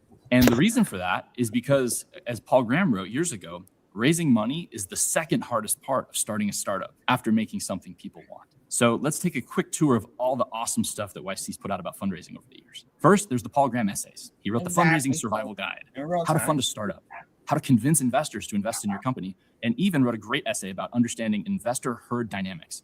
All of this stuff's online. You can see the links below. You should check it out. Years later, just a little bit ago, YC President Jeff Ralston posted a terrific guide to raising a seed round, where he covers everything from start to finish that you need to know, the nitty-gritty on how to raise a seed round. And he gave a great video presentation at Startup School a few years ago where he presented that material. It's on YouTube. You should check it out. It'll tell you how to raise a seed round. Finally, we've posted a lot of tactical guides about specific aspects of fundraising, how to build a seed deck, how to pitch your startup, how to get meetings with investors, and how to raise money online for startups using platforms like AngelList. We've even got something about the different types of investors and their incentives. So if you really want to get specific and drill into stuff, there's content for you that you can find. What I didn't want to do today is just rehash all of that stuff because it's already out there. What I wanted to do instead is talk about some of the misconceptions and myths that we see as YC partners when we work with founders. Founders out there are consuming all sorts of information in the media, and a lot of it is about startup fundraising. And there's some things in there that just are not true that we're going to talk about. The goal of this talk is to catch you up on how fundraising actually works today, and we're going to do that by exploring 7 fundraising myths. And for each one of them, we're going to talk about the myth, the reality behind the myth, and then look at some great YC companies that bust that myth. Before we get started, just a little bit more about me. I'm a YC partner, but I've also been on both sides of the table as a founder and an investor. From 2008 to 2014, I was building startups. And the company that I got the most success was Perfect Audience, which was an ad retargeting startup for small businesses. I took Perfect Audience through the YC Summer 11 batch 11 years ago, and we raised $1 million seed round after demo day. I hired a bunch of great people. We grew to $3 million in revenue, and we were acquired in 2014. After that acquisition, I got really into investing in startups. It started with angel investing, where I was writing just a few checks, $5,000, $10,000 into YC companies that I thought sounded really cool at demo day. But I got hooked. The thrill of going and meeting founders, finding out what their deal is, trying to figure out, are they making something people want? Should I invest? Was too much for me. And suddenly I was raising a fund with some friends to scale up and invest in even more YC companies. And so through that fund, I invested in 150 YC companies. And the good news for my backers is that we got into some great companies. You may have heard of a few of them: Deal, OpenSea, Retool, Razorpay. It was really awesome to help those companies raise their first round funding. And it's been a lot of fun being involved since. Eventually, though, I joined YC as a group partner, and I get to do both sides. I act as a founder, as a fellow peer to the YC founders, and help them figure out how to make something people want, and then use my investor experience to help them figure out how to raise money. So I've got a good view of this. I've been involved in a lot of seed fundraising. So let's get started with these myths. And for the first one I want to talk about is this idea that raising money is glamorous. What's the image in your head that you think of when you think of startup fundraising? For a lot of you, it might be something like this. This is an image of Shark Tank, and it's a television show where entrepreneurs, they dress up, they make a sign, they get a bunch of materials, and they pitch a bunch of investors at once called sharks. And these are a bunch of people of varying levels of investor expertise who hear the pitch, ask a bunch of nosy, kind of pushy questions, and then fire offers at the founder rapid fire. And so if you watch this, you may be thinking, gosh, I've got to put a whole presentation together like this, and I'm going to pitch a bunch of people, and they're going to ask me all these tough questions, and it's going to be this high pressure situation that I've got to figure out. The reality is that fundraising actually looks like this. This is a picture taken in the Creamery, which is a now departed cafe in San Francisco. Notice what's happening here? It's just a bunch of people sitting in chairs, talking quietly amongst themselves, right? It's just a bunch of coffee chats. That's how fundraising actually looks. That's what it actually feels like, is just sitting in a cafe talking to someone. Shark Tank, the pitch competitions, the business plan competitions, they're just for show. They're marketing events for the organizations that put them on. And in fact, a lot of the investors at these things, they don't invest. They're just there to meet other investors and hang out. And even on Shark Tank, I think Mark Cuban recently said that even though he's put $20 million into these companies, he hasn't made a dime yet. He's still in the red. Actual fundraising is just a bunch of meetings on Zoom. He hasn't made a dime yet. He's still in the red. How long has Shark Tank existed? How many companies do you see get on Shark Tank? He has still not made no money on Shark Tank. Y'all are missing it. Y'all are missing the point. Do you hear me? We're not missing the point. No, you're missing the point. It's not about two things to be true at one time. That's sometimes that Jewish people, they circulate their dollar. This is what we have to learn, how to circulate our dollars within ourselves. If one person do this, we only buy from that person. We don't give it to other people. Circulate your dollars, then you start growing as a community, right? We only go, just like you mentioned Chinatown, they put their dollars there. That's how you grow as a community. Then once that money get up, then you investing in bigger things. But we gotta first get some legs first, right? We gotta learn how to, before we get out, get these investors. If you get these investors and stuff, that is no longer just your company. And it can also get where if you start doing stocks and stuff, they can vote you out and now take your company. So people don't want to go. That's the part that you guys get like, yeah, listen, you cannot listen. That's the part, all right, that you guys are missing. Get one good idea, get another good idea. Like, I'm a person that has good ideas all the time. But here's the thing, is that people get so hell-bent on trying to hold on to that one great idea. It could be many ideas. Listen, investing in the Black community, why is it so difficult? Because people don't understand what investing really is. I just showed you that he just said that Shark Tank, okay, all those different businesses that Mark Cuban has invested in, he have not made a dime off of. This is not about making money. They probably just invest in it and then write it off at the end of their tax season. This shit is just a bunch of like paper shuffling. But because we don't understand the game, we don't understand how to operate in the game. We're thinking we need to pull our money together to do this, do that, do blah, blah, blah. Man, listen, what Black person do you know is going to invest in something knowing they're not going to make no money? How? That's I can tell you. Unless they're a millionaire, they know the game. Unless they know the game. Unless they like who's the guy at Fubu? The Fubu guy knows the game. He's in there. He's on Shark Tank. But I'm talking about that these investors know they're not gonna. They know that they're not probably gonna make no money off of it. The whole thing is exposure, promoting their whole own stuff as a whatever. Other opportunities come to them, and it makes them more richer. Because even if they don't make no, listen, you get a bunch of like failing companies all together, and you somehow like invest in that, it'll somehow equal out to something. Because the whole thing is, DJ, no, you're missing it. You're missing, and you're missing what I'm saying. I understand what you're saying, but I'm saying this is how people build up their community. Right, there's a lot of companies that's already here and now. Do we support them? Do we support the people that's here and now? Man, listen. Do we support our peoples? Do we put if I know Pony doing something, I'm gonna send everybody to her, right? Let's work on what we have. Even you can put in new businesses, work on that too, right? But if you start, that's why people have their own stores. They do a block by block till they get their own communities. Right? We got to start small, and then we branch. I'm gonna ask y'all a question. Do you think the Black man and woman in America, who's from America, breathing in this American air, drinking this American water, generation after generation, do you think we are near bankrupt? No, I don't. No. Okay, I was going to be looking. I was about to spaz on somebody. It's going to say yes. All right. Let me. We let me say overspend, something right? You think we overspend? We overspend on things, correct? No, I'm not going to say we overspend either. I'm going to say we pacify ourselves. And the only way that we have been safely able to pacify ourselves is through consumerism. But let me say this.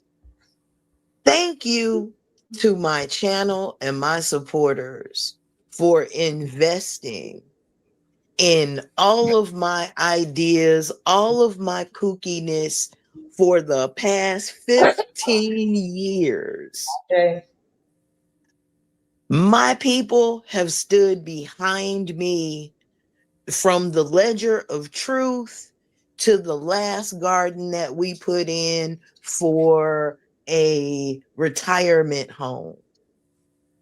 We will. How much money have we given Umar Johnson and have seen no results? The difference between me and Umar is that I actually produce my results. I let people can see my results.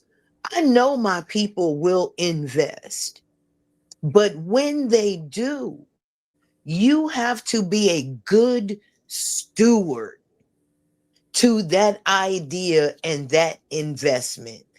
See it through, get it done, produce the results. And the next time you have another project, people will be more than willing to help you do so. But are you going to produce the results? If not, well, and most people don't, because they don't even know how to finish the idea. You have good people who are good starters and people who are good finishers. And not everybody is both. But if you're going to be May a I good ask- steward, you have to be both. May I ask you a question, ma'am? Sure. Would you be able to share for the young girl who may look like you here in the Mhm. United States, Mhm. how she and her companion at an early age can build credit,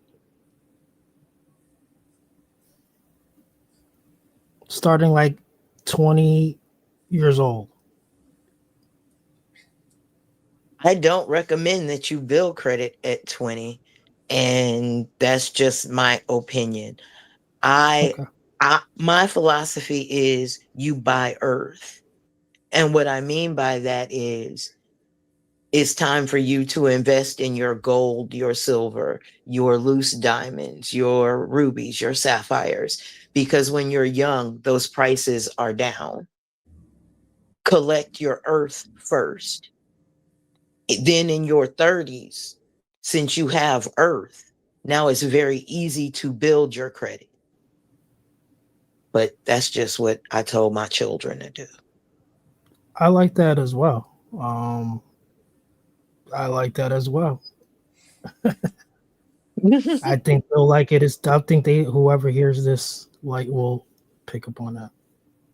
So I want to like play the rest of this. So I want to really give people an idea of how like funding and getting investment works, because I think that what happens is that us as Black people, we have no idea of what other people are doing and how they are going into these situations, taking their ideas, showing it to investors.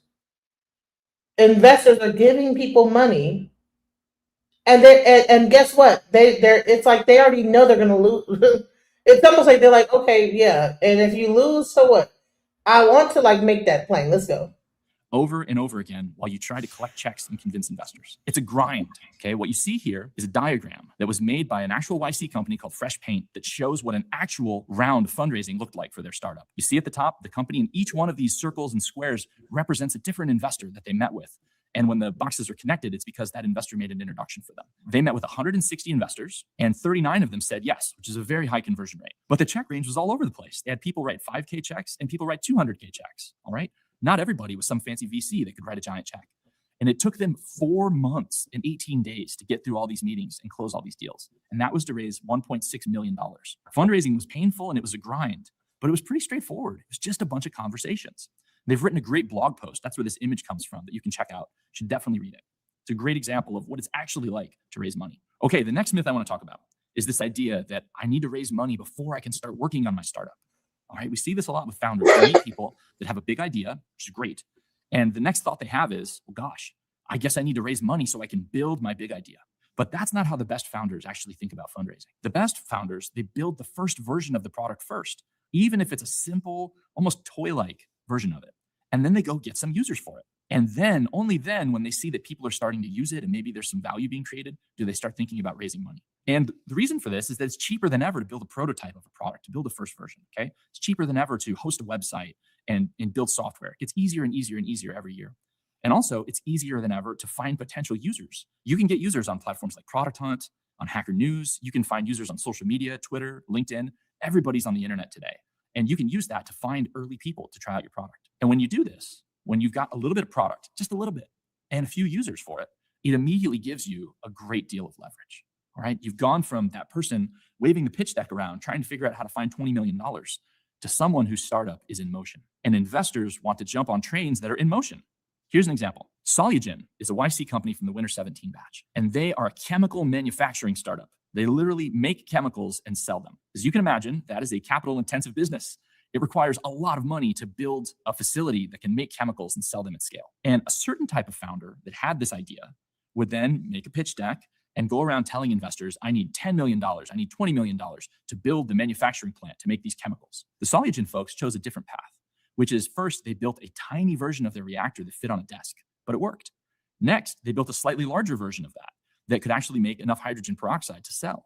And they took that to YC when they applied for the Winter 17 batch. And during the batch, they started making enough hydrogen peroxide using this slightly larger version of the machine that they could go and sell it to first customers. Turned out that hot tub supply stores needed hydrogen peroxide to sell to people that had hot tubs.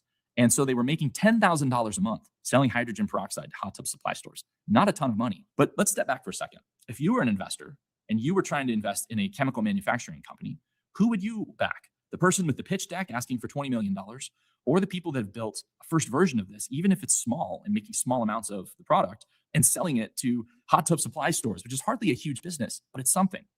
Well, investors clearly want the second. Solugen was able to raise $4 million to get started on their company because they'd already made some progress. And today they've since raised $400 million and they've scaled this up to having a full manufacturing plant. Let's talk about our next myth. It's this idea that my startup needs to be impressive to raise money. I've got to impress people with my startup, but my startup's not very impressive. So how can I ever do this? Well, the reality is you don't need to impress investors. You need to convince them. And that's a slightly different thing. See, most startups seem terrible at first. And in fact, the best startups seem the most terrible at first. So let's take Airbnb. What was it? It was a marketplace for renting an air mattress on someone's floor. Terrible idea. DoorDash, food delivery for the suburbs, where it takes longer to get everywhere and no one's ever started a delivery company before. Terrible idea. OpenSea, a marketplace for selling collectibles that only exist on your computer and can only be paid for with magical internet money. What? But investors get this. They know that your startup is going to sound unimpressive early on. Investors are pretty smart. They get it. And in fact, they get bored when founders try to impress them. Okay, really try to win them over and sell to them. It bores them. About 11 years ago when I did YC, I had a chance to have a 5-minute meeting with Michael Moritz, who at the time was a partner at Sequoia Capital, is a legendary VC. And I was so excited for this meeting. I made a fancy deck. I practiced all these lines I was going to use on him to impress him and get him to invest in my startup.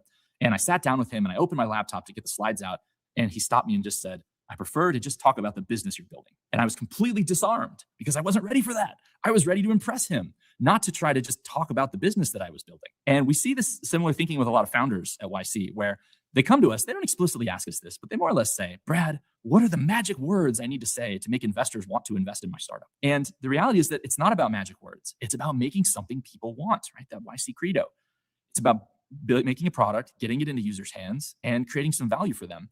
And then just explaining how there's a 1% chance, even just a 1% chance, that it can get huge, and using plain, simple language to do it. That's how you convince investors, okay? If investors aren't investing, it's not because you didn't say the magic words, it's because your startup isn't good enough and you need to make your startup better. And so have these conversations, you make your startup better and you just explain it to people and talk about it like a human and do it over and over and over again. Because again, startup fundraising is a grind. Here's an example of a company that did a great job convincing investors when they met with them. This is Retool. And Retool makes software for building internal tools. It's a great company. They raised their seed round. You see the founder, David, one of the CEO and co-founder, by just meeting a bunch of investors in coffee shops in San Francisco. I was lucky enough to meet with David and he had no deck. Instead, he just opened his laptop and showed me the software on his computer. And he used that early kind of crude version of Retool to make a crude but simple internal tool, a little web app in minutes. And then he talked about why his early customers really liked it and were getting some value from it. And just seeing this, seeing him show me the product and talk about what his customers were making of it, put in my head this idea that a lot of companies probably are going to need this. I was convinced. He didn't impress me. He didn't try to wow me.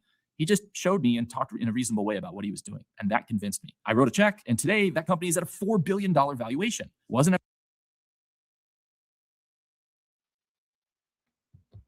I'm trying to show y'all. Y'all don't want to listen to me. Y'all want to hear me out. You're not trying to listen to me. You're not trying to hear me. But it's okay. So what do y'all think? What are we missing? Okay, what is it Oh, that because we are missing? You said, okay, oh my God, I'm losing brain cells. I'm losing fucking brains. I'm like, bro, I'm trying to show people that if you have an idea, you can go to an investor and have people invest with little to no, like just anything, just enough to own those businesses afterwards. Money, and the next thing you know, your valuation is even higher than what you ever could think of. People be having great ideas, bro.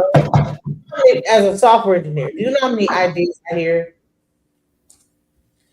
Do you know how many people come to me wonderful ideas? And I'm like, oh, okay. Just build the basics of it and then show it to an investor, and then they will help you to it becomes so like the part of it is that people get like so hell bent on owning it and whatever.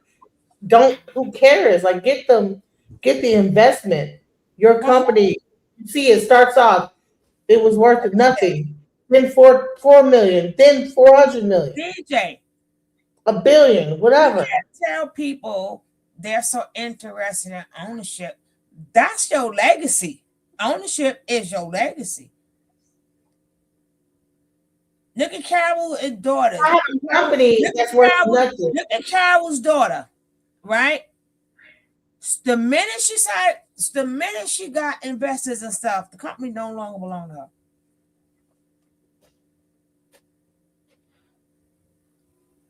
How much did she sell it? Huh? Let me see. Even who? We the only people that don't have something that ours. It's like even though you could get investors and everything else, what you can do. This is one route to go, right? You could go any route you want to go. This is one route to go. So nothing is wrong here. But you can't say this is what we should do. That's what some people should do. But some people, especially for their legacy, sometimes you want to pass that down to your children, your children's children, right? We don't have nothing. We sold off everything that has our name on it. Everything, we don't have nothing. Of course, so what? You may not be the billionaire, but at least it's yours. Even when we have record companies, we don't have that no more. We have nothing that's going to acquire like fine wine. Let it grow where you can have 1, 2, 3, 4, 5. But the minute that's how some people feel. Remember, that's another way to go. You could go any way you choose. There is no right or wrong way how you want to do your business, right? So if somebody wants to get investors, that's okay. If somebody want to take the slow route where they can keep their ownership, that's good too. So Carol's daughter had a $24 million net sales. They sold for $70 million. What are you talking about? Like, but it doesn't belong to her. Okay, you got the money, but it doesn't belong to her anymore. No, some people want it to be theirs. So maybe they don't want the $70 million. They still eating. They eating lovely. They're eating lovely. I completely understand. Hey, Moose's Beach. What happened?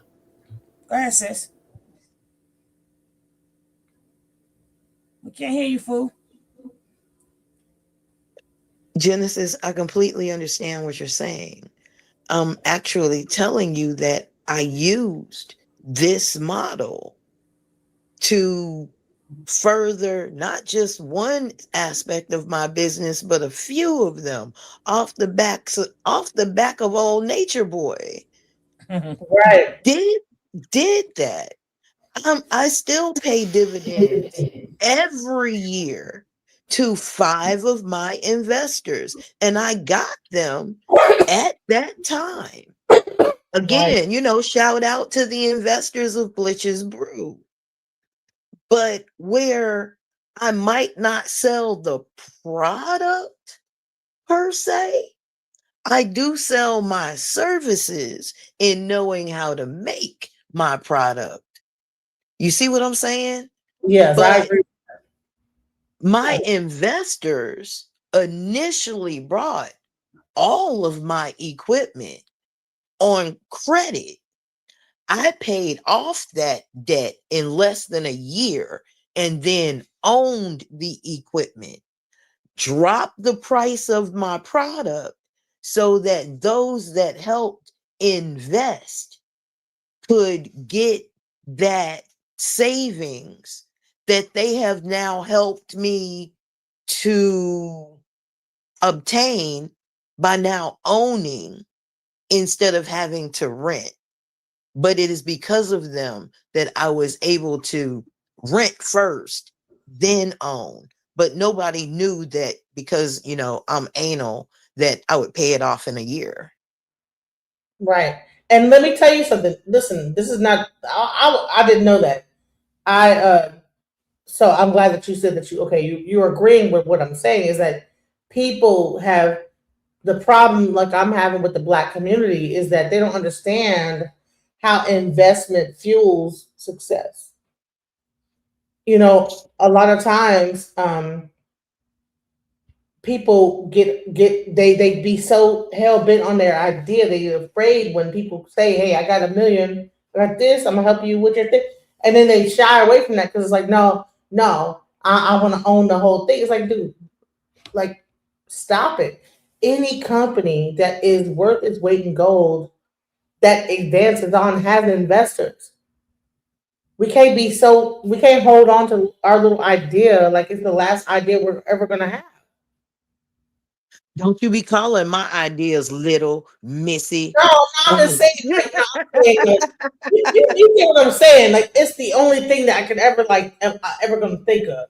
You're gonna think of other ideas, so you cannot be afraid of getting investors that's going to say, "Okay, well, give me this amount. I'm gonna give you this money. Go on ahead, get investors, get people to invest in your idea." Investing in the Black community. Why is it difficult? Why? Because when a person have an idea, they get so scared. No, I don't want to and then meanwhile, if someone else thinks of it. That's what really happens is that, Blitch's Brew, thank God you were able to actually take advantage of investors. But a lot of time, Black people, when they have an idea, they think someone's going to steal my idea.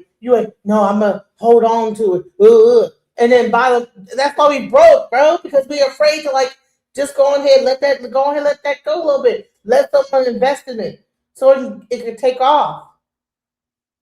So it can get wings. And do you understand, as a web developer, you know how frustrating it could get to know that all you gotta do is to tell the person, listen, you need an investor. You need investors. You have a great idea. Just get to the certain point and now go to an investor and then take it to the next level, because that's a great idea. But to go to the next level, you're going to have investors to make it really sound. I deal with this with the Black community all the time. It's so frustrating because I'm like, bro, you're not going to be able to pay for this off of your little salary, whatever you're doing, trying to make this happen. Go ahead. Well, I don't want no one to take it. Well, I had an offer. I didn't take it. Why? Someone said they were willing to help you to make it happen. Why? Why are we so it's the last idea we're ever gonna have in life? I'm telling you is that what? Even with my situation, right? With my situation, I didn't have investors. I had someone buy me all the way out, right? Took the software, whatever. I can't do the I can't do the whole what's cooking again, But I will say this is that I'm not mad at it. I learned something from that. I learned how that works. I probably would have just got an investor and just worked with that before I would have did what I did and just sell it outright. That's one lesson I learned in business, that you don't want to sell it outright and just give it all up and just totally just abandon the idea, because when they become billionaires, God damn it, that was my idea. But I would say this is that if you do it the investment route and slowly grow, it's better. You can see your whole thing get to a certain point. You'll be still there, a part of the whole process, and you don't have to just give up on your investment because you ran out of money. I see so many businesses, Black businesses, run out of money. They have a great idea, but they don't. They run out of money. They run out of steam. But if they just had that little push, it could have just went so much further. And I see it every day. So I'm really over here in my capacity as a web developer and a software engineer. I come across so many people come to me hey, build this out. All right, build it. And then I don't know what happens after that. It's like almost like they become like they just hoard the whole thing. It never grows wings.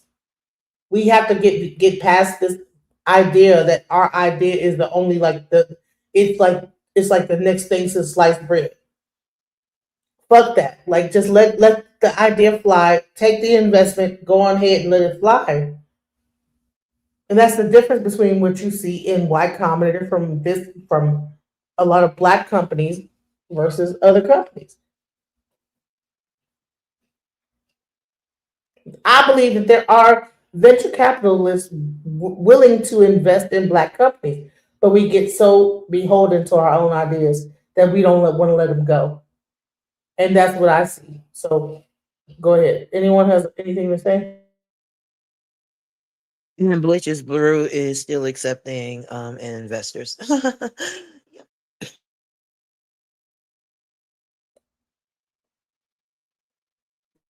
What's your thoughts? Go ahead, Sugar Love.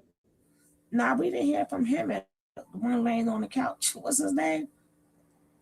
Morris, AI Morris, Al Morris. Is it AI Morris? Look, listen, I got my you know what? My glasses are fucked up, bro. I gotta figure out my. Is he still here? I don't know. Like I said, you could go either way you want, right? Because it's your intellectual property, right? Look how people invested in an intellectual property. Now they gotta wait they have to wait 30 years get their money back, right? To finally earn money off their intellectual property, right? They wouldn't have been known if somebody didn't invest in them, but they got jerked in the long run. And then if you could find ways, said with the grassroots and the fundraising, you could try it that way too. That I'm all for that because you have to do that, do like little fundraisings, find ways to fundraise. But again, I would, how I seen things done over, and I would like to, knowing that we don't have nothing, I would like to keep. I don't care how small it is. I don't have to be big. I'm gonna eat and let the business grow organically, right? I'm gonna say this real quick. There was a time where startups was almost like the hip hop. Remember, like hip hop was really like live, and you had people like signing artists and putting out music and this, that, the other, and you had these major record labels. That is what the VC funds were at one point. So now I don't know what's happening. I don't think it's like as heavy now. What's happening now is AI, and I'm gonna give you guys a clue. A lot of people now listen. Hold on, I'm gonna give you a clue. Where you want to be, right? It depends on where you want to be. Some people, companies, it's a word of mouth, right? Some companies are word of mouth. Right. DJ Genesis, And you have as you go. You have a specific technique on how you want to do your business. No, not my business. I'm trying to tell you is that my business. No, I'm not finished. No, my business is building things for other people. My business is to take your idea and make it happen. That's what my business is. My business Great. So I'm trying to tell people my business great. is that if you have an idea, I make it happen. But hold on, let me make this plain. So this venture capital thing at one point was like the hip hop community. You had venture capitalists coming in. Oh, you have a good idea or whatever. They was doing all type of 360 deals, startup things, and it was going on like that, like startup accelerators and this, that, the other. So now we're in a new time. So now there's AI. You have all these things like vibe coding, where you could take your idea and immediately make it happen. So things are about to change, but I'm trying to put you guys on game that you can make your idea happen way quicker than it used to be. The only thing with vibe coding is that you're only going to get like 90% of the way because AI lies. AI is a liar. It will make you feel like you have something you don't have. You're going to make your app is like really good. It's not. You're going to eventually have to like put your money into a real developer. Once you get your idea out of your mind to the vibe code, you're going to have to eventually like hire a developer. That's where investment capital comes in. All right, so listen to me. I'm giving you. No, I wasn't finished yet though. All right, I'm be quiet. Go ahead. It's just this. You found your way, and I agree. That is a direction. That is a pathway. However, there are multiple streams of revenue. Once ecosystem can develop a slow drip, you're into creating something and selling it. You're into hearing someone's ideas and you can develop it and sell it to them. I got you, but there are multiple streams of revenue for business. Multiple. We're covering a few of them. Me, when I spoke about Punxsutawney Phil, Groundhog's Day, and the coffee, hey, I spoke about what my inhibitions would be. I want cash revenue or a credit line where I'm not paying back it's not costing me a dime to do any of this. Especially with the coffee, the equipment, the trucks. I want free credit line. I make back the money. Hey, something of that nature, but I'm not trying to give anybody money back that I borrow. I said an idea that I had not put into action. Someone can easily figure out, hey, well, I'm just gonna go about getting a loan or something or whatever. I'm just gonna do what this person just said and put it into practice. There's ways of developing cash. That's all I have to say. Right. So what I'm saying is the next generation, the next wave, okay, is AI. Okay, just period. So if you can use vibe coding to create your initial idea, get it to MVP, that works. Take that to an investor and say, okay, this is my initial idea. This is the beginning. And then say, okay, now I need to get in, because what's going to happen is, because I'm telling y'all the game, this is it. I'm telling, listen, anyone that is serious about, if they have an app idea or any idea that they could think of, I'm telling you how the game works. What happens is you do vibe coding. You bring your idea to a certain point.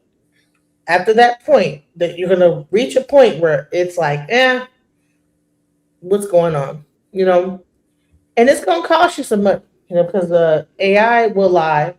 It'll like make the thing mess up and all type of stuff. But you do it just enough to get to the point to make your idea at least something you can show to someone that has money that will say, oh, I see what you're trying to do. So once you get to that point, that's called an MVP, a most viable product. Just get the basics of what your ideal is. Get an MVP. Show that to an investor. And that's all that this video is saying, right? Exactly. Well, people you don't need to flesh the whole thing out, make everything perfect. You don't need to do this is what these people, the white people, have been doing for years. Before AI existed. Before AI existed, this is what Facebook, before it became Facebook as it was just some bullshit. It was like a message board, whatever, for college students. They got like $1 million off a message board that was they had enough college students that made them people say like, oh, well, you know, that makes good sense. Whatever, ooh, I'm gonna give you some extra money to like invest in that. And that's what he's trying to say on this video is that if you have users and that people using it and then they're like using it on a regular basis, someone's gonna find value in that. Even if they find We have value in been it, offered, we haven't been doing this. that is true, but we Financial also altruism. before you even get to that step, right? You have to start off small so your work can speak. You can't go on none of these places unless you are ready. You can't say this is my idea unless you got to show, hey, this is how much I sold. This is how much some. But besides that, you have to know how to sell. You got to have the gift of gab. A lot of people come in there. Some people may come in there with something just as good as yours. Yours might be the best. If you don't sell it, you're not gonna even get the investors. I mean, the more people that have the same idea as you, the better. Let me tell you why. No, you have to. It's not even the idea. How do No, you sell it? love, you don't How do understand. you go to these people, right? How do you There are present? multiple ways. I don't care which Multiple way you do it. Now listen, sugar love. You still have to know how to sell it. You gotta have the gift of gab. Sugar love, listen to me, sugar love. McDonald's, Burger King, and fucking Whataburger. You gotta be able to sell. White Castle, Whataburger, McDonald's, Burger King, what do they sell? Checkers, In-N-Out. What do they sell? Hamburgers. You don't have to reinvent the wheel. All you gotta do is make a different way of the wheel, and then you're right. I just all you think it is. All it takes is to like actually create something that people are buying, and then give it to an investor. And that's what I'm trying to show you right here when he's not listening to what he's saying. Listen to But you don't have to always take your ideas to people. You just can't give them your ideas. Right. You That's have your to way show to them do it. something, and then you have to know how to sell it to them. So you still have to learn how to sell it to regular people first, right? Your work have to speak for itself where they can't even deny it. So even if you make AI is not taking over you need plumbing. people It's to have not, already not taking bought over the a lot of burgers stuff. that you have. Word of mouth does play a big part. If you can't sell if you can't sell it in the small realm, how you gonna sell it in the big realm? So you gotta come there with, I sold these many I sold this much a week. I sold this much in a month. How long you been there? How long you been selling? What makes your burger different? Even though it could be the same burger, what makes yours different? Right? What makes mine different is that you add wow. It's so good that these many people come and buy it, because you gotta let them, they have to think in their mind, oh wow, this thing is selling. Even if you're making beauty products, ain't every daggone body's coming out with a hairline, face line. It's the same old products, just with different names, right? But how do you get it to sell? That'll be part of how you're going to sell to investors. How do you sell to the little people, right? Just like Mary Kay back in the days, right? They used to go door to door, right? They give you the free facial and all that other good stuff. That's how Avon was the same thing. Here's the free little stuff, you know. Here, take this little thing, smell that. They just give you like the little packages or whatever. So then when they wanted to go to the investors or something, they have something to talk about. That's all I'm saying. If you want to, they'll have to. It's a law. Listen, the one thing is the law of repetition. You don't have to reinvent the wheel. You just have to make the wheel just slightly different. You don't have to reinvent the whole thing. Just like, my wheel has chairs on it. Bottom line is that how many times can you make the same hamburger over and over again? All right, okay. Sesame Street bun is the Whopper. All right. 2 all beef patties, special soft lettuce, cheese, pickles on the onions on the Sesame Street bun. That is a Whopper. McDonald's has the Big Mac. I'm gonna where stop. they have the same thing and they like put the McDonald's sauce on it. Then you have like the, so bottom line, it's just different ways to make the same damn thing. No one, it's a fucking hamburger, bro. You're saying we're both saying the same thing, right? Right, we are saying the same thing. So you gotta tell your investors, but where's the proof to what you're saying? That's what I'm saying. You gotta have some proof. The proof is that you know what, a McDonald's can open up right in front of a fucking Burger King and still make money. What I'm trying to explain to you is that it doesn't even matter because, like, these companies. It does matter. Can I come to you and say, "Hey, I don't know." We just. What are you arguing? What are we arguing about? We ain't arguing nothing. I just thought it was just. We about to delineate. We're gonna come into some money with this delineation. No, that's another whole show, right? I'm just saying more to do. I'm just how you said we building. I'm just building. I'm not just. Oh, okay. So you're adding on to what I'm saying. That's what I said. I said, and addition. Right, my bad. Maybe I thought that you were arguing what I'm saying. No, I'm not gonna argue with nobody. We're building, right? Yes. Okay. So what I'm never saying, know who's listening. They may could grab from anywhere. That's what I'm doing. We're building. I'm just saying. I need you to develop a code. I need you to develop a code, DJ Genesis, to get rid of cystic fibrosis in women.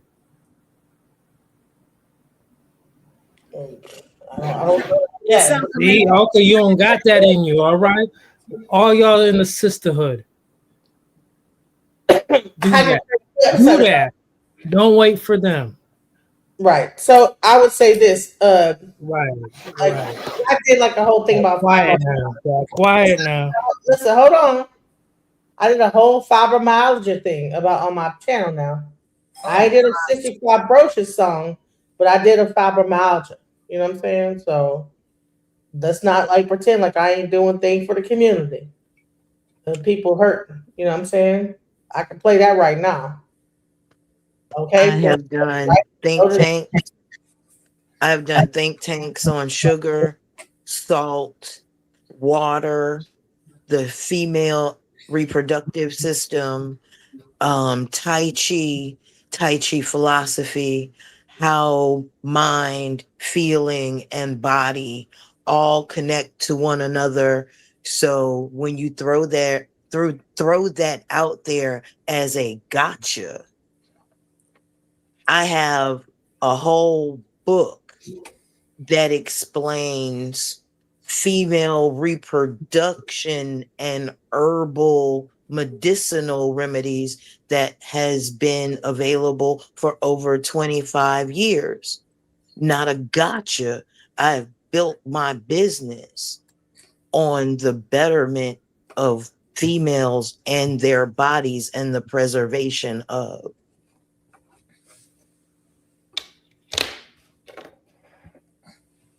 I shade. I wouldn't be the one to build the book. I'll be the one to build the website for the book. You know, I know my place. I'm not going to try to make that book. Healthcare is lucrative. Right. I believe in you. I believe what you said. And all this, I know that, this is not, I want to be sure and be clear. I'm not trying to, I want to help. Everything I'm doing here is only to help. I'm not trying to be like, minimizing anything. I'm like, bro, well, guess what? If you have this thing, check this out. This is how they're getting their money. The spook who sat by the door, I'm bringing the information back to the community of the spook who sat by the door. Like, okay, this is how they're doing it, y'all. This is what they're doing. Y'all missing it. Here's another thing. We're as a society in America, we are not geared to cure. We are geared to symptom. What I mean by that is people don't want a cure. They want to mask the symptom.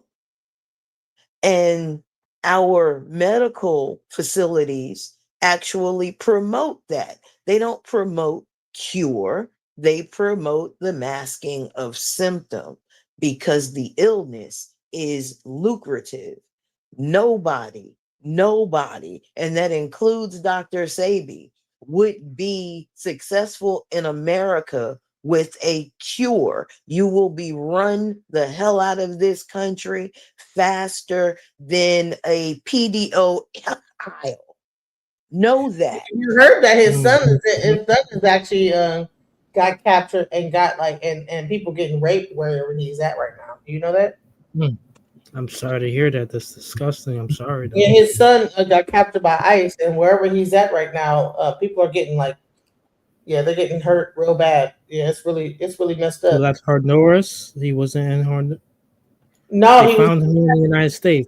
Yeah, and he just got he got captured by ICE, and so right now he is in an ICE facility, and people are getting really hurt really bad. So yeah.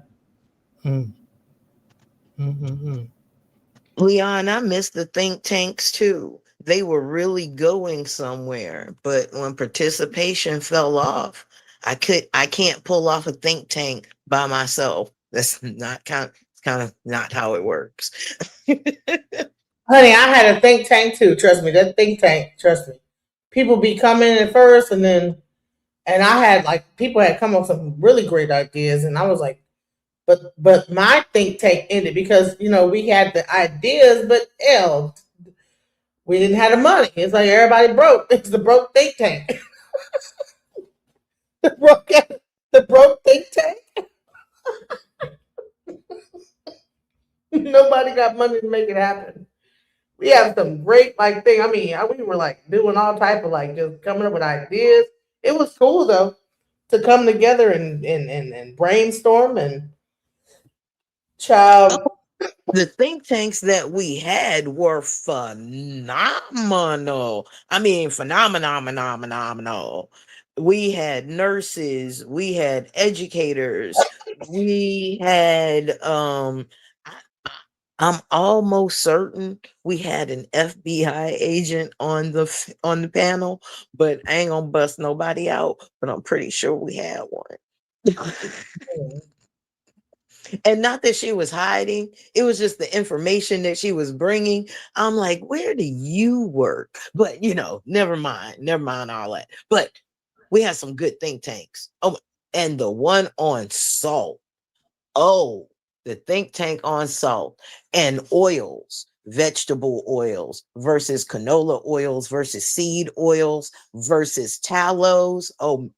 Oh my God. So yeah, we've addressed it. I miss Dr. Lali Africa. He was he was impressive. So, all right, I'm gonna show y'all this real quick because I don't know. People saying they didn't know about this, so let me just go ahead and play it. All right, let's go. We got some unfortunate, devastating news occurring right now in real time. No sooner did we celebrate Dr. Sebi's solar return did I get word by way of Mr. G that Victor Bowman, his son, is being detained by ICE in McAllen, Texas, as we speak. The specifics are posted on my page as well as in my story. You can also find it on Mr. G's page as well. In regards to what you can do, I would say just spread the word. This is what social media is for, so that anybody and everybody who might have connections or the knowledge of whatever can be done to help him can mobilize and do such. I'm just here to spread the word because last time with Dr. Sebi, most of us did not know before it was too late. We do not want history to repeat itself. Peace. Peace to the family. We got some unfortunate. Yeah, so apparently they're saying that there's something. Hold on, let me go to the page right here. That something really weird is going on to where they're attacking. Let me find. They're let me see. All right, here we go. Right. So let me see. Mr. G family just got off a 3-way call with Dr. Sabi's son, Victor Bowman, and this is serious. Victor is currently being held at McAllen Immigration Detention Center in Texas and has been there for 10 days. On this call, Victor told me that he's been beaten and that one of his African brothers in there was actually assaulted. He asked me personally to record this call and bring the situation to the public. So that's what I'm doing. I know Victor gets into arguments. He gets back and forth online. He's beef with people. He's young. He still is learning. But whatever disagreements people have with him, this is not the time for to hold that against him. Right now, a young Black man is in danger and he needs help. He couldn't save his father, the great Dr. Sebi, because he died inside a jail. We cannot allow his son to face the same fate. I'm asking anyone with connections, legal help, media contacts, immigrant, whatever, to act immediately. McAllen, Texas, McAllen Immigration Detention Center. If you can help or know someone who can, please reach out ASAP. So this is the type of stuff, right? So let's go into this, right? So we will have some people to say, you know what, he's an immigrant. So, he's not an FBA. So is this a time where we say for this person that, you know what, that's not a part of our lineage, and let's just let him go through it, or where does FBA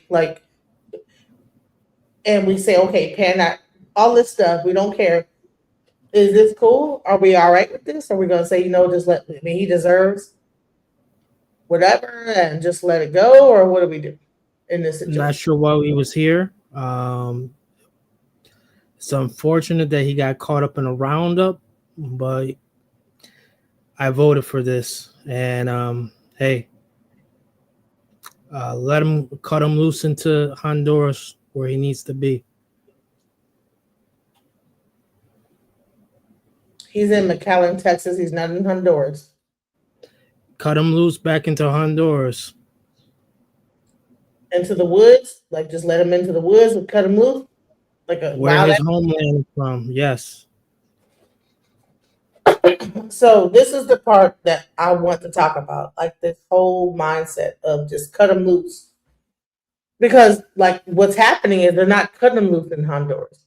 They are deporting them also to African countries all over the world. They're not just saying, oh, you're from here, let me take you here. They are taking you somewhere else that you have no idea where you're at, and very atrocious things are happening. So so is it like that? So is it the ideology in FBA that is what it is? I'm trying to understand where this is war out here. And I want to give a friendly reminder for people who are Pan-African up, and this is no disrespect. This is a friendly reminder. Under President Trump's first administration, he had mentioned he wanted to extradite Assata Shakur. He failed. Under the second administration, this one, he mentioned her multiple times that he wanted her back here extradited. She returned to the essence of life. Rest in peace. Since he failed on those attempts, I am telling you, as someone who studies behavior, Pan-Africans, because she transitioned into a Pan-African, you are next. Without a doubt, drop your flags immediately.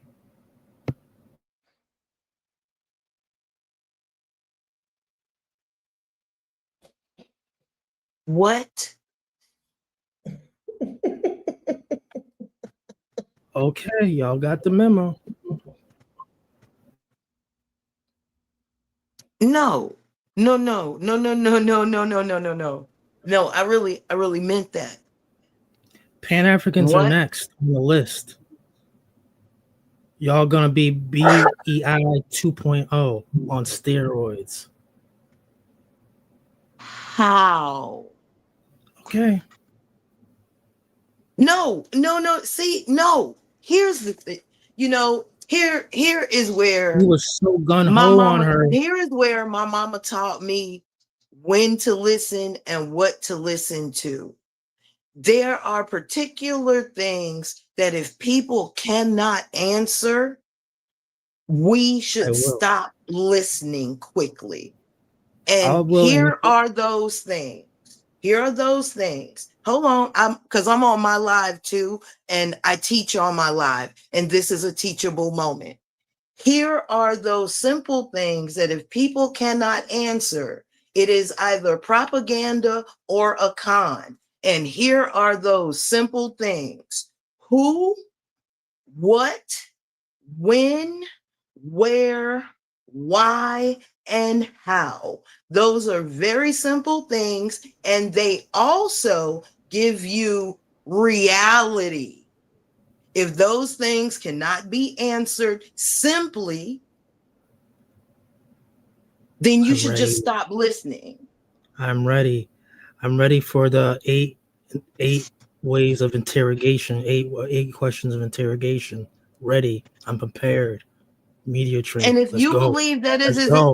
an interrogation, then again, Let's no go. need for me to listen at Let's all. go. Because as an How? Ask me adult, how? Why? Anyone? as an Let's go. adult who can discern her reality, these are the things that realistic stuff is based on. Who, what, when, where, how, and why. 8 forms of interrogation questions. I'm ready. Let's go. Are we going to talk about black business? Because that's what we were here for. You asked me a question, so what you want to ask about the Sada thing and the Pan-African connection? I mean, what you want to ask me? Could, should, I don't drift. how, what you want to do? She already said don't drift. when we're in line, answer the question. Who, what, when we're in line. I'm ready to answer the question. What is your question? Who, what, About when what we're, that's the question. Who is going to, what is going to happen? When is it going to happen? Where is it going to happen? And why? The Trump administration is going to pursue Pan-Africanists. How? How? Your social media, your cookies. Why? Because y'all are anti-American, quote unquote. Oh God, when? Dual allegiance. Dual allegiance. Next one. When? 2026. How? You already asked how. I will answer No, it because again. you still didn't answer. I did answer it. How? Social media, they're going to be, they already tracked y'all with the cookies. Cookies is a term, cyber cookies. They're tracking you. What you follow, what you subscribe to, anti-American stuff.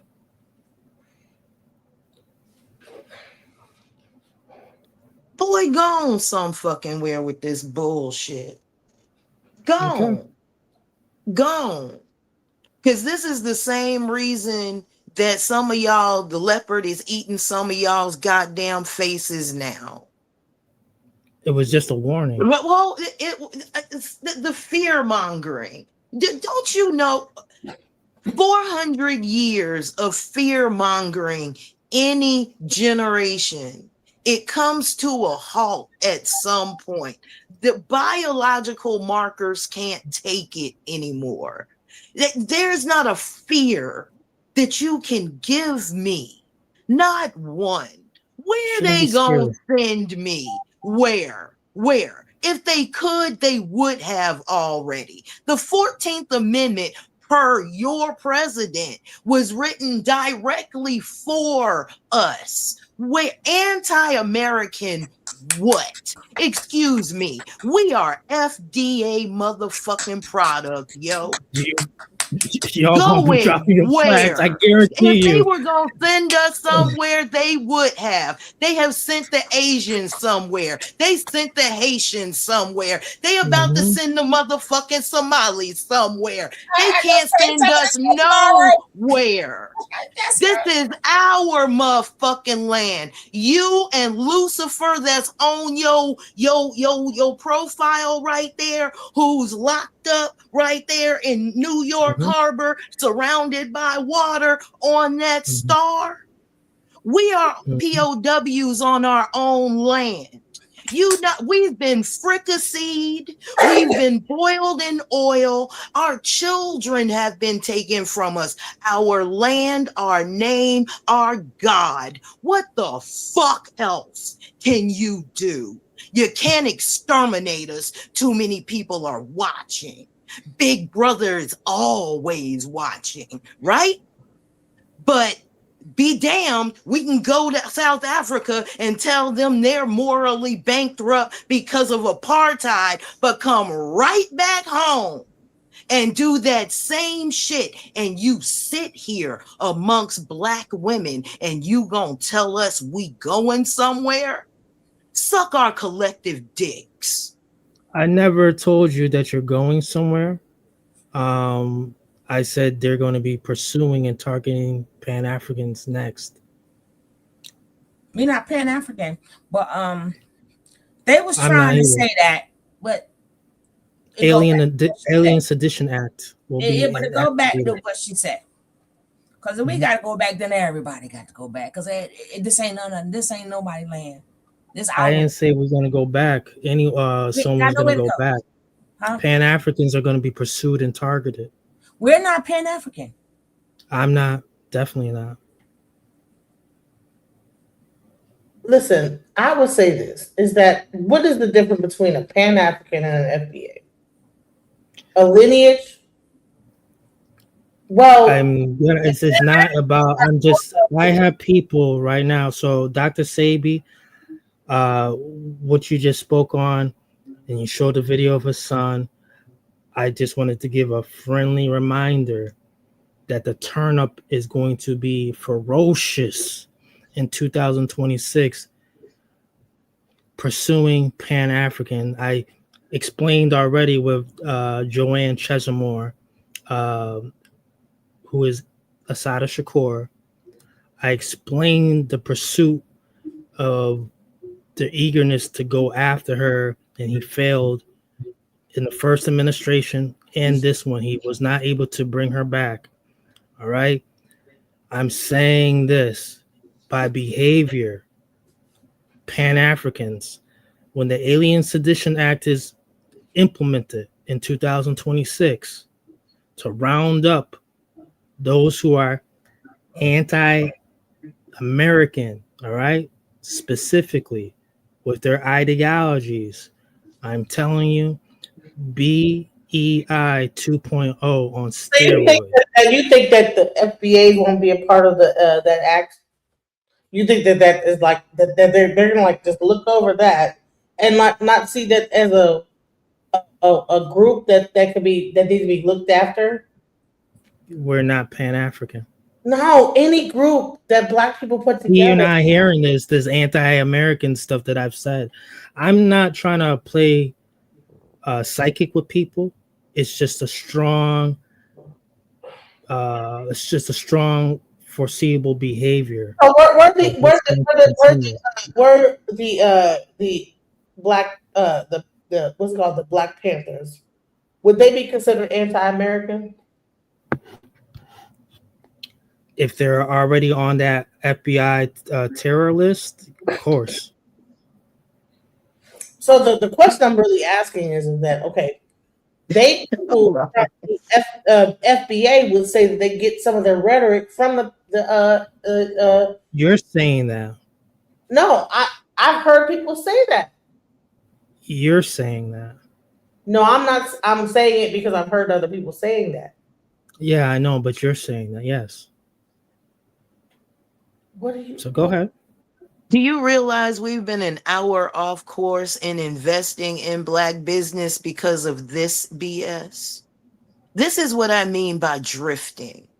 We allow people into our conversation that allows us to drift off of our conversation into things that do not matter and turn around and start talking about our demise instead of our rise. We have gone from talking about investing in one another to this ding-a-ling talking about they're gonna send us somewhere. If they were gonna, they would have. I said pursue.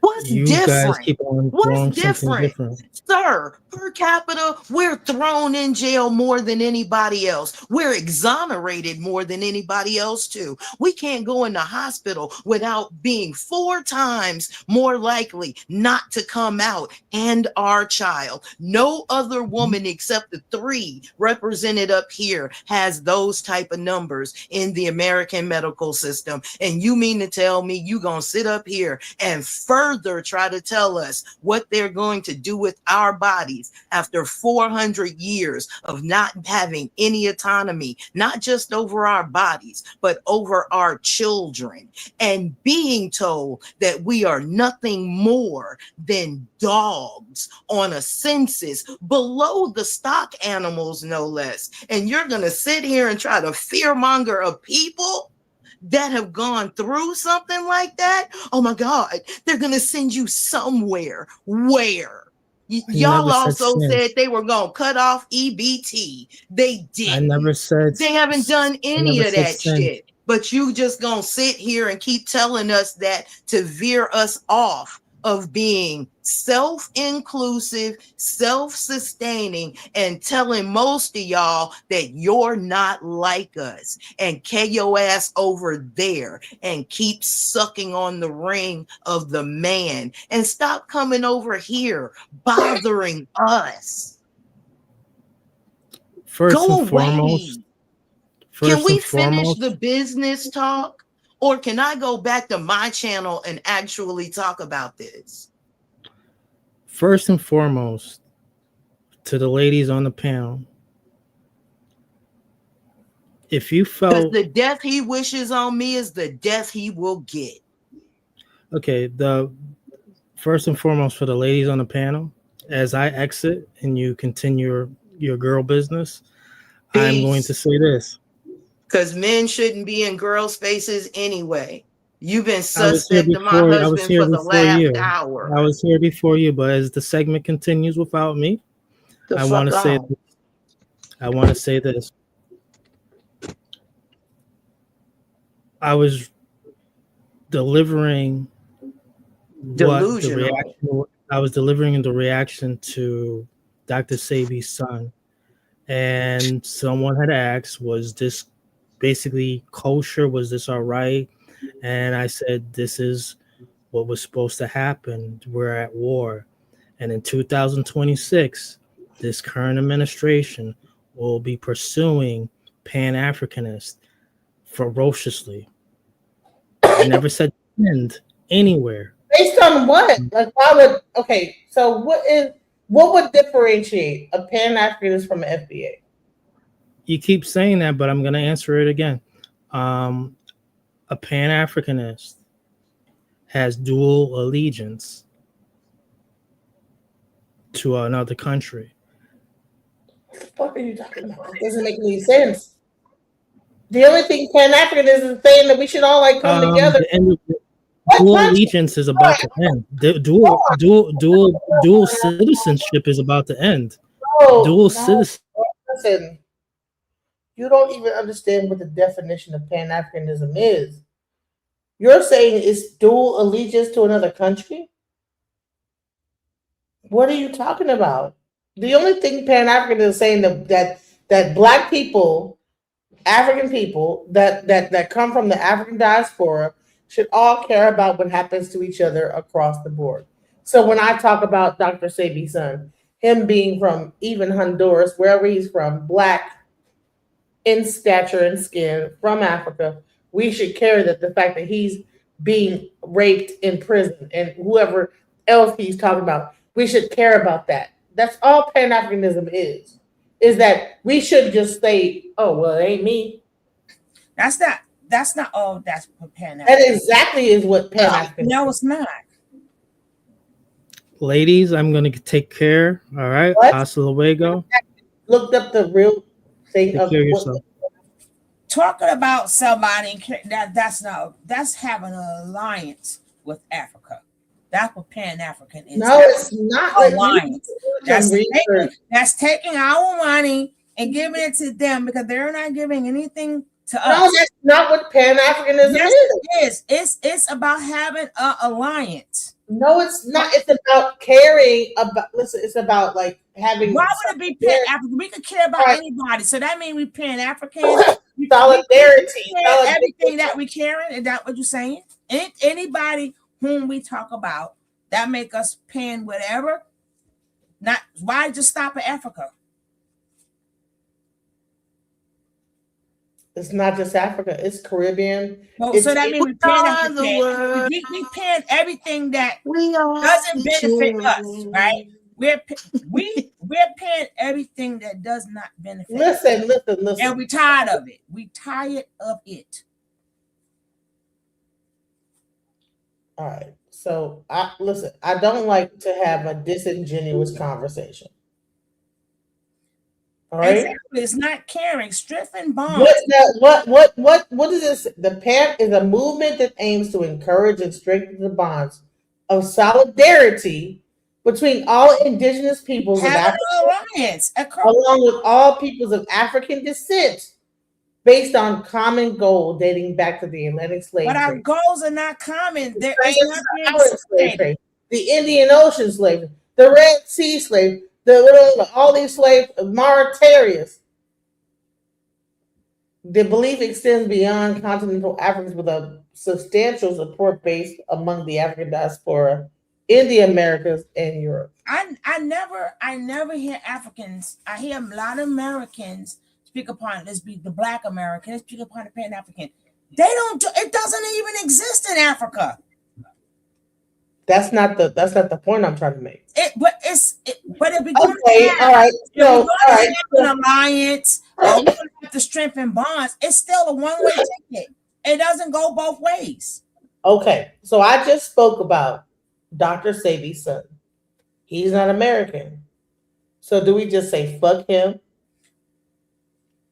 Fuck is that? We don't have to have an alliance with somebody. No, but here's the thing: is that if we are embracing delineation, we would say when we read that whole thing I just read, we say, well, fuck it, who gives? He was in this country illegally, so he deserves what he gets.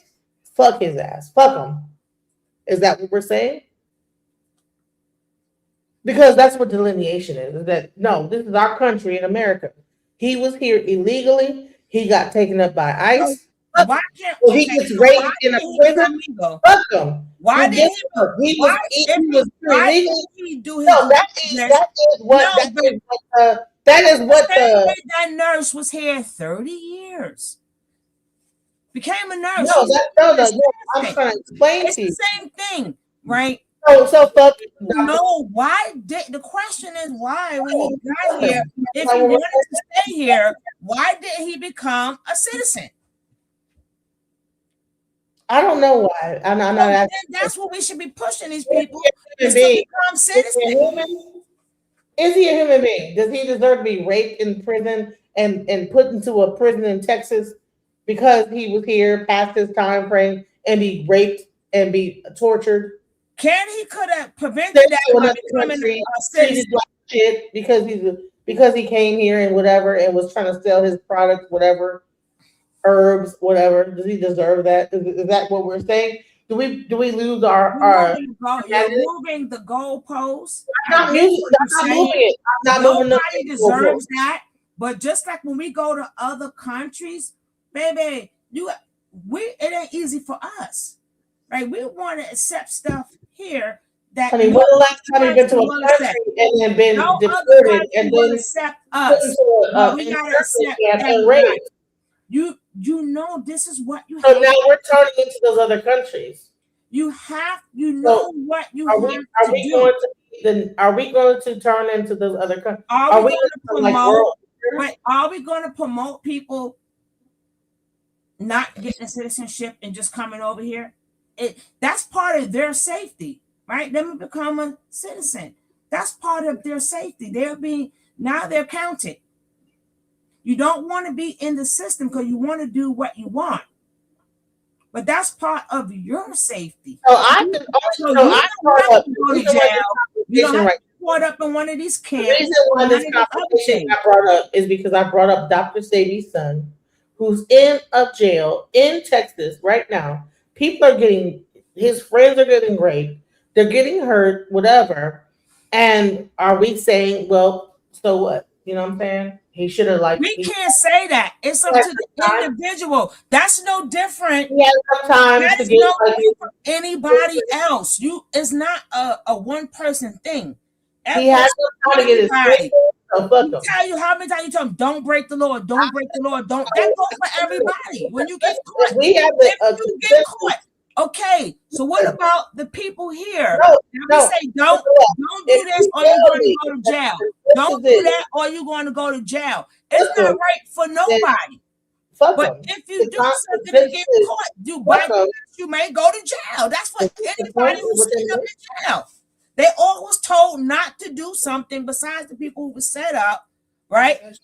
Everybody sitting in jail was told not to do something that they did. Not just him. Everybody sitting up in there was told not to rob, not to steal, not to kill. Don't do this, don't do that. And they're sitting up in jail. They got caught. Nobody deserves to be baked or anything in jail. Nobody does. Not just him. Nobody does. But he came over here and he was legal, and so what? Fuck his ass. If he gets raped in jail and whatever, he came over here. What about the rest of the people? You got a lot of innocent people. But what about the innocent people who's getting raped in jail? And they're innocent. They didn't break no laws. What about them? What about the innocent people? Do they deserve it? Who's speaking for them?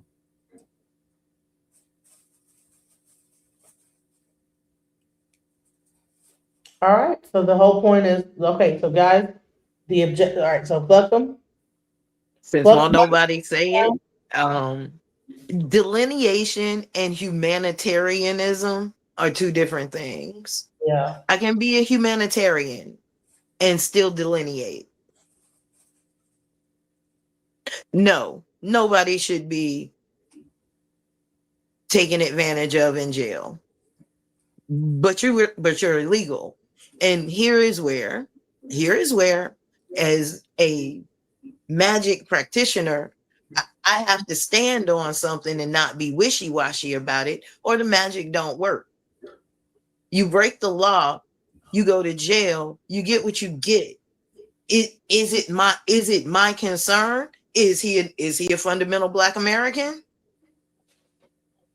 I have to check off boxes of concern right now, because if I was in jail, I don't think Dr. Sabi's son would even know my freaking name. Right. Okay. So that's okay. That's a good point.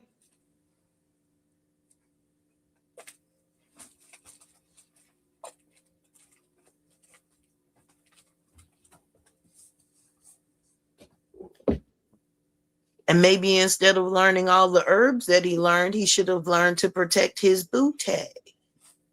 That's something that you should learn too. I'm just, as a martial artist, like to get that, you know what I'm saying? Go ahead, hit 1, 2, 3, and duck and whatever. You know, yeah, maybe that's it. Hey, listen, hey, I just wanted to clarify. You know, I'm not like against anything. It's like, okay, it is what it is. All right, if that's what it is what it is. We got to stop promoting people. Do what you do what's right. That we got to promote that, right? People been shackling up here. Look at how them foreigners, they come here They pay for their daggone nurse's license. They pay $15,000 for their daggone a little less for if you want to be an aide. These people work in the hospitals. So now they getting caught and sent back. We supposed to be mad when they was. How many times we go to the doctor's office and we always say, "Damn, I know your job better than you." Come to find out, we do. They don't know their job. They learning on the way. Fake schools, fake credentials that don't even exist. And these are the people when we go to the hospitals or nursing homes or whatever. This is who we go see or leave our family members with. Correct. They come here do whatever they want to do. Now they caught. We have to feel sorry. Who the hell ever felt sorry for us? Nobody. Who's doing the right thing? And it's been going on for years. They people sit up there and got these fake schools, and a lot of them are, and it's been going on for years. The Caribbean people and these African people. They're not, we got people working for us that's not even citizens. I'm so tired of getting in cabs and they don't speak no freaking English. Man, listen. Press 1 for English. They don't even have that option. What is it? I gotta jump in here. That's not exactly the immigrants' fault. That's kind of the fault of the system itself. Because the system has to import votes. And because the system has to import its votes in order to keep power in place, it must allow for different languages to be spoken, because if those votes, let's say, is coming in from the Ukraine, if they're going to vote within that second year, they still really don't know a lot of English. So, we have to accommodate for those languages that the imported vote gets. Yeah, I see it all the time. And that's why English, there is no designated language for America. Well, one reason, put that out there. Say, for instance, that brother who got caught out in Virginia and is suspected as the January 6th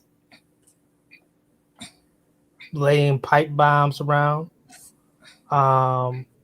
If he was ever found out to have any Pan-African connections, which the story's not done yet. I'm telling you, these are the type of things that I'm saying.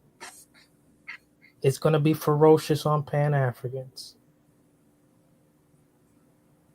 It's not a fearmonger stuff. It's just the way it is.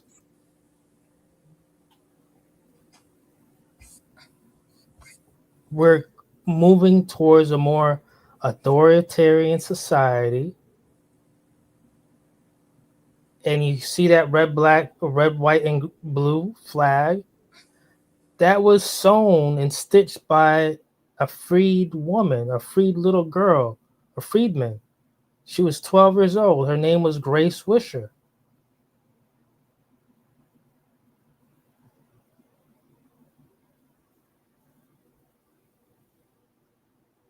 We've gone so far away with this Wakanda Forever type of stuff.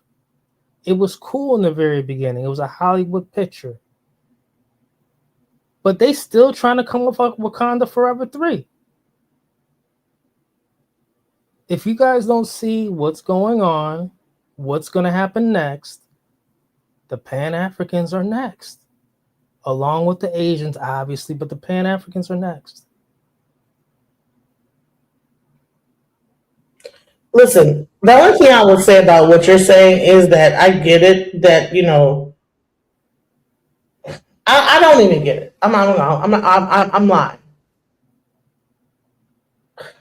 I mean, thank you, because I was about to call you out. You lying. You don't know what he talking about. Suge don't know what he talking about. Nobody on my side of this thing know what he talking about. He don't know what he talking about. The only thing he's here to do is defer us back into some shit about, oh my When have I God, been wrong, we're DJ in Genesis? trouble. Yeah, that's fear mongering. You told me that I was fear mongering when I was talking about like the immigration situation. I assure you, I don't want anything to happen to Dr. Sebi's son. I don't want anything to happen to Pan-Africanists here in this country that's going to be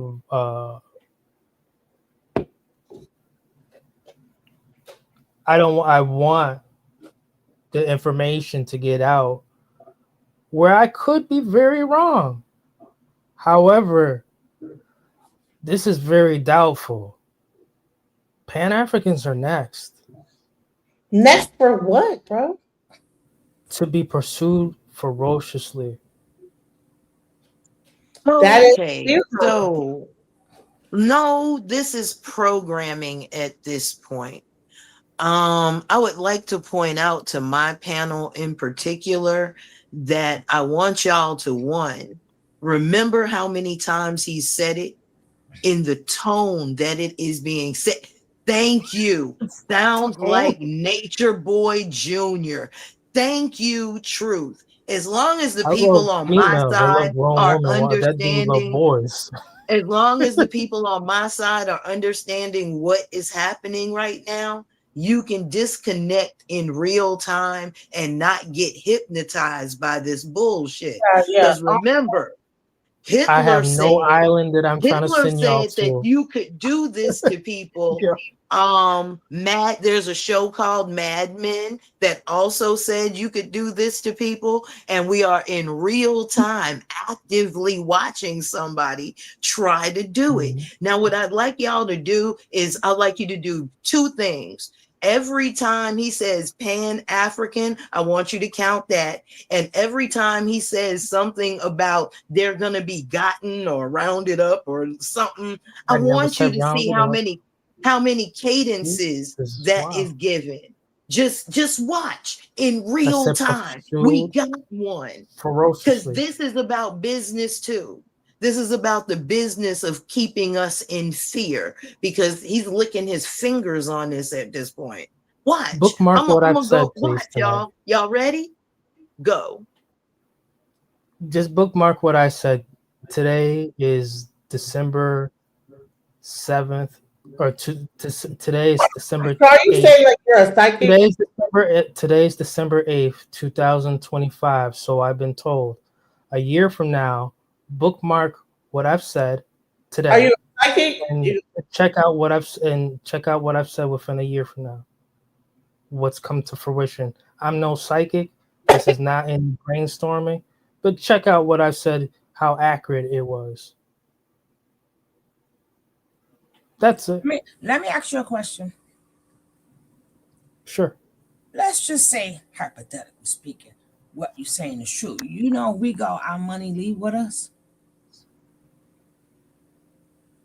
One more time, sweetie. You know, if we go, our money go with us.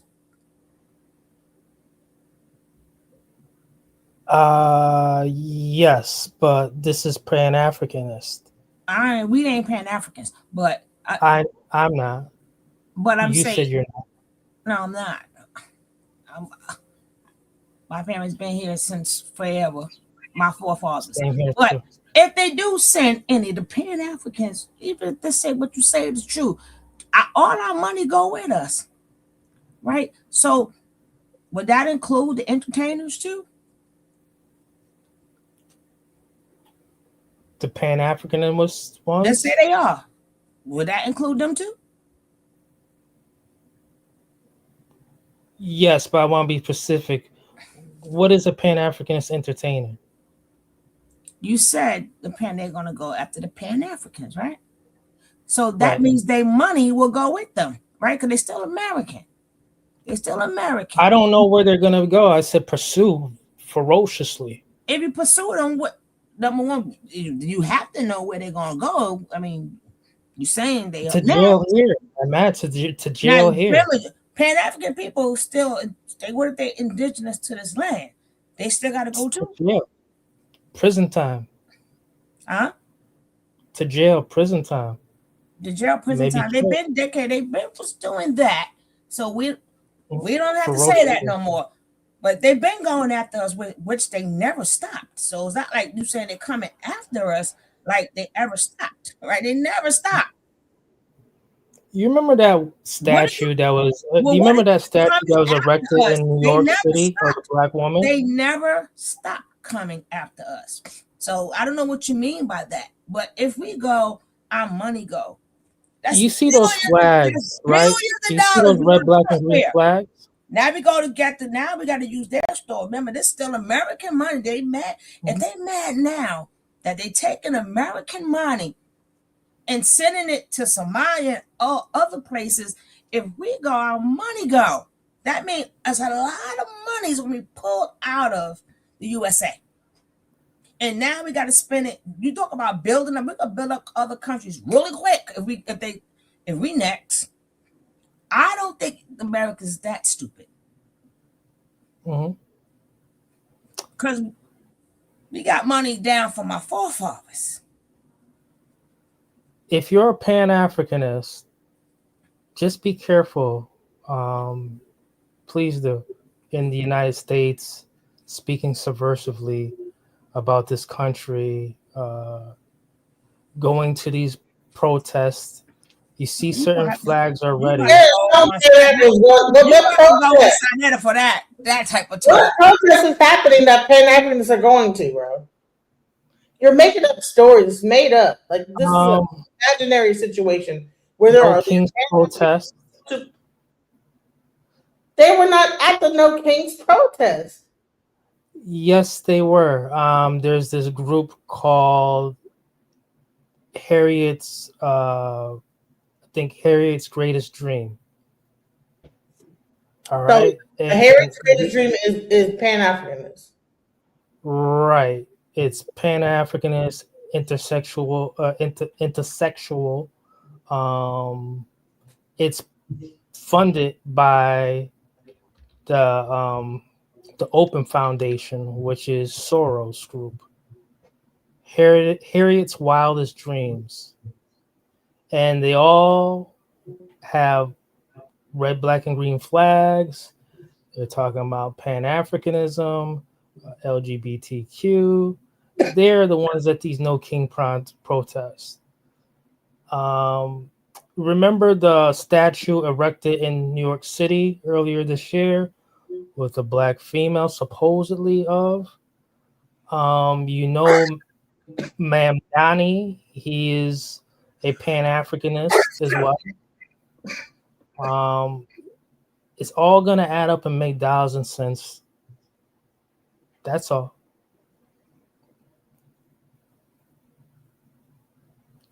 The cutting of nursing jobs. There's a lot of behavior that's very predictable. Like you can see it happening. Not that it was written down for somebody, called Project 2025. I'm just really this is what we're doing. This is what we're doing. And then there's Project this is what we're doing as well. Project 2030. But like we were talking about when we were talking about Black business, y'all do know that me and Suge have had a little, business behind the scenes running that a lot of people don't know about. She has had her own personal code on the website for what, 2 years now? So we're not going to talk about how Black women do not cooperate when it comes to business, because we do. Yeah, I never said anything like that. There's a question right there. Name a famous Pan-African that, if jailed, would hurt us. It's a great question. That would hurt us. because there's not one. It's rhetorical because I could swear that this is about investing in Black business, not if the Pan-Africans are going to get gotten, because for some reason y'all believe that our being gotten stopped. It ain't never stopped. I don't understand. Like, I was like actually showing like how to like get investors in your business, and how this turn into like a Pan-African. Why are you so like hell bent? Because you know that I said, I think I made the statement that I was a Pan. I practice like EFOD, right? So for some reason, when people like come to my panel, it's like they want to focus on that, right? And so no matter what I am bringing to the table, they want to still bring up the fact of me being a person that was a part of the I mean, the Pan-Africanist movement, that's what even got me to this point. To this point where I'm not a Christian, I practice African spirituality. I learned about Pan-Africanism from SETI, right? I was his web developer. So for some reason, because of me actually like holding firm to that, every time someone gets up here, no matter what I'm showing, which might be about like, how to start a business, it becomes a conversation about that. And then now you want to make it about like, what you guys like thinking about going over to Africa? Trust me, if I go to Africa, I'll be right back. Trust me. I told you that I'm not saying that we should go over to Africa and just never come back to America. I'm saying that we should have global business. And I don't understand where that is turning into a Pan-Africanist argument, anti-American, and all this other stuff that you're talking about. You are paranoid, sir, because nowhere when I said that being a Pan-Africanist means you're anti-American. I'm saying that just like they are funneling money from America to Africa, we should funnel money and goods and resources back to America the same way. So that should be like less. That should be more of a person like that's a nationalist than a Pan-Africanist. I don't understand why you're so hell bent on the title and like the whole thing.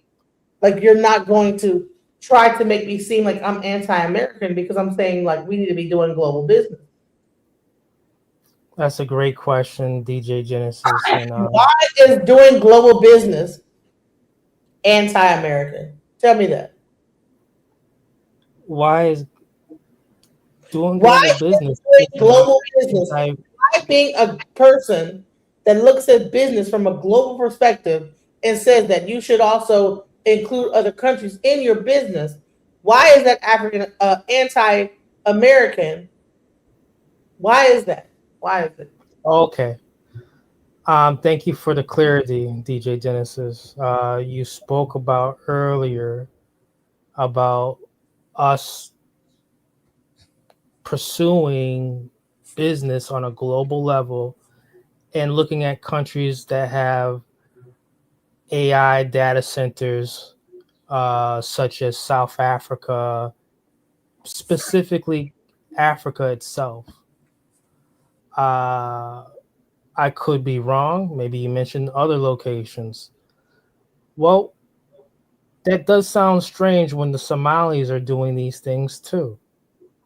They're laundering money. They're taking remittance, all these types of things. You know who else is doing that is fucking Amazon.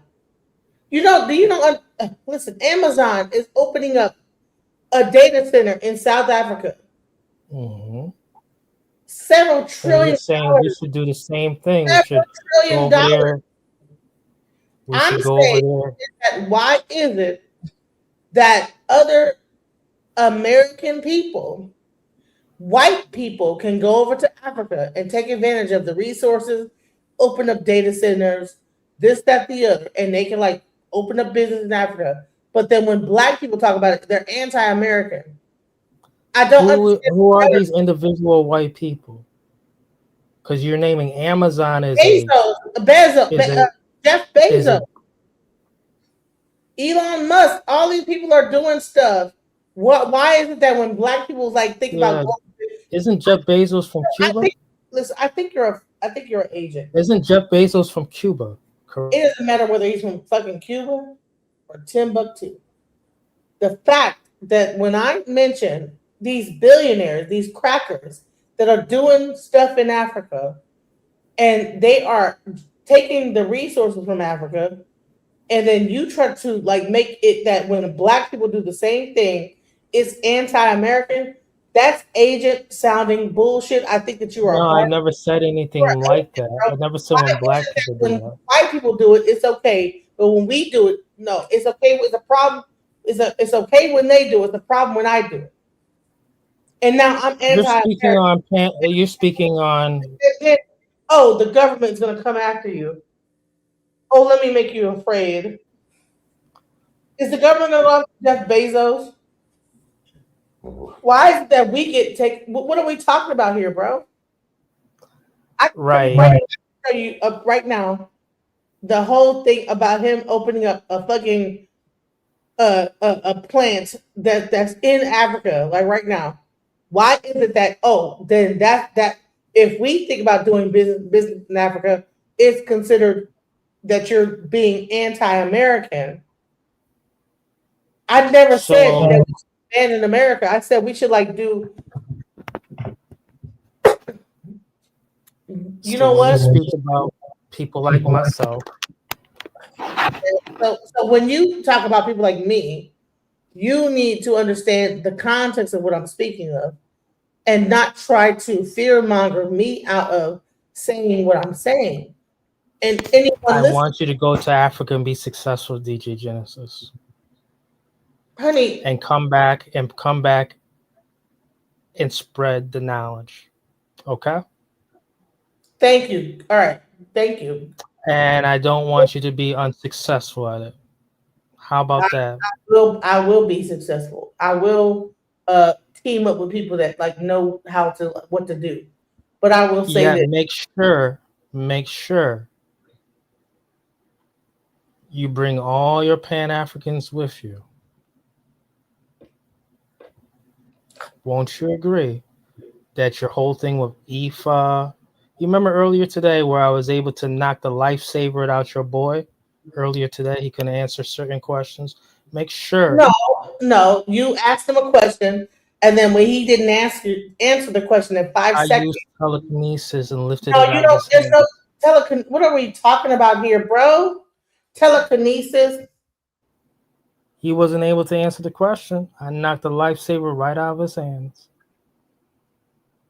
You sound like a lunatic. He folded. I subbed him in the first round. I asked you a question, and 2 seconds later you said, "Oh, you didn't answer the question." Okay. I'm the most formidable person on this panel. And then when he asked you to repeat the question, you couldn't even repeat what you asked him. And I did. All you have to do is the replay. Bring up the replay. No, that's not what the. Bring up the replay, sis. No, I will not. Because you know it was brutal. I subbed him in the first round. Listen, how old are you? How old are we that we're like having this conversation? But you're going to disagree that I didn't sub him in the first round? You did not. He ran off the panel. He was like, I didn't know it was going to be like this. This is his exact words. All I asked him is, hey, how would one say elder in Yoruba Ifa? Since elder is a Hebrew term, El meaning God. And then you gave him and he started stuttering. I froze his mind. I cracked his brain crystal. I cracked his brain. I'm not gonna fucking talk over you, bro. He did not stutter. You waited 2 seconds and he didn't answer the question, and you said, checkmate, whatever. Listen, for some reason, you FBA younger guys want to make a fucking, everything has to be a fucking combat. You guys are all into debating. I'm not gonna fucking sit here and debate you about that. It's stupid. I'm not fucking debating you on my own panel, bro.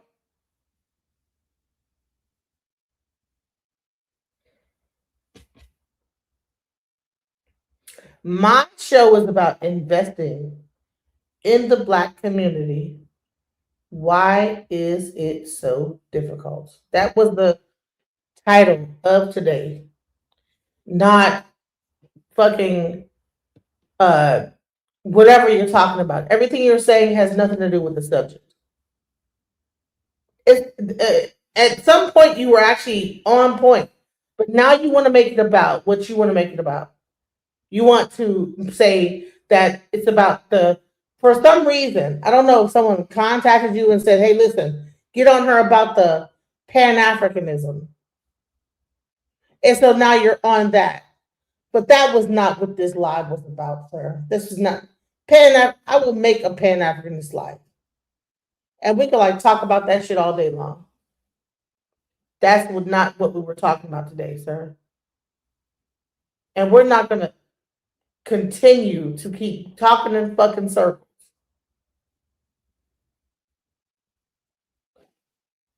I sat here and I showed you all how to get funding. That was what I was trying to do. I was trying to show you guys. Hold on, give me a second. Mommy's on the phone thing. All right, give me a second. I try to show you guys that the whole thing about funding is very simple. It's not hard. I played the video. That when you have an idea, like all this stuff that you think about doing, it's just a matter of showing that you could do it and having an audience that is subscribed enough to actually pay for it, and then you take that same model, show it to an investor, and because they have the money, they will invest in you. Same thing with a record deal. I tried to show you that at some point all this stuff was being ran like Interscope trying to get a hold of Tupac at some point. People they see a group about to start and then they put their money into it.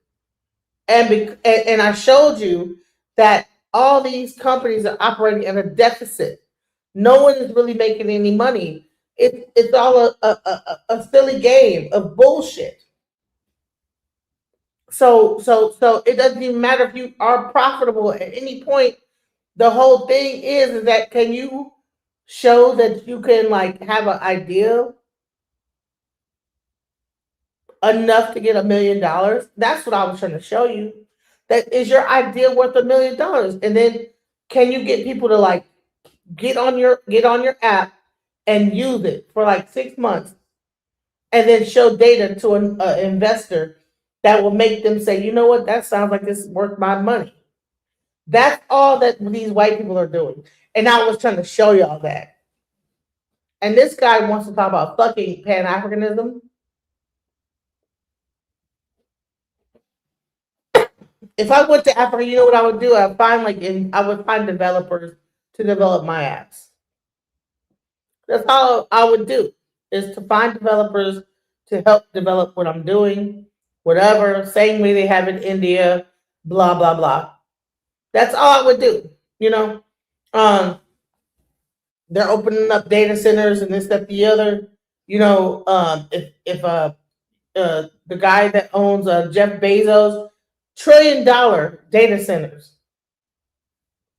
They're already opening up things in America, fucking up small, ass towns, fucking up the water.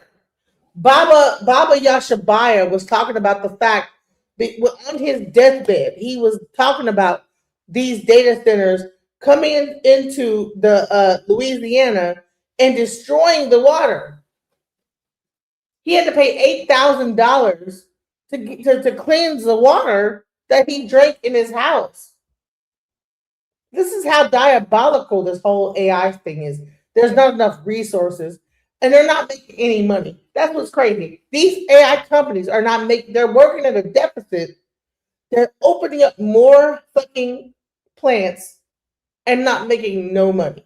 I'm trying to show you the hypocrisy in this whole game of software, mobile apps, AI, all this stuff.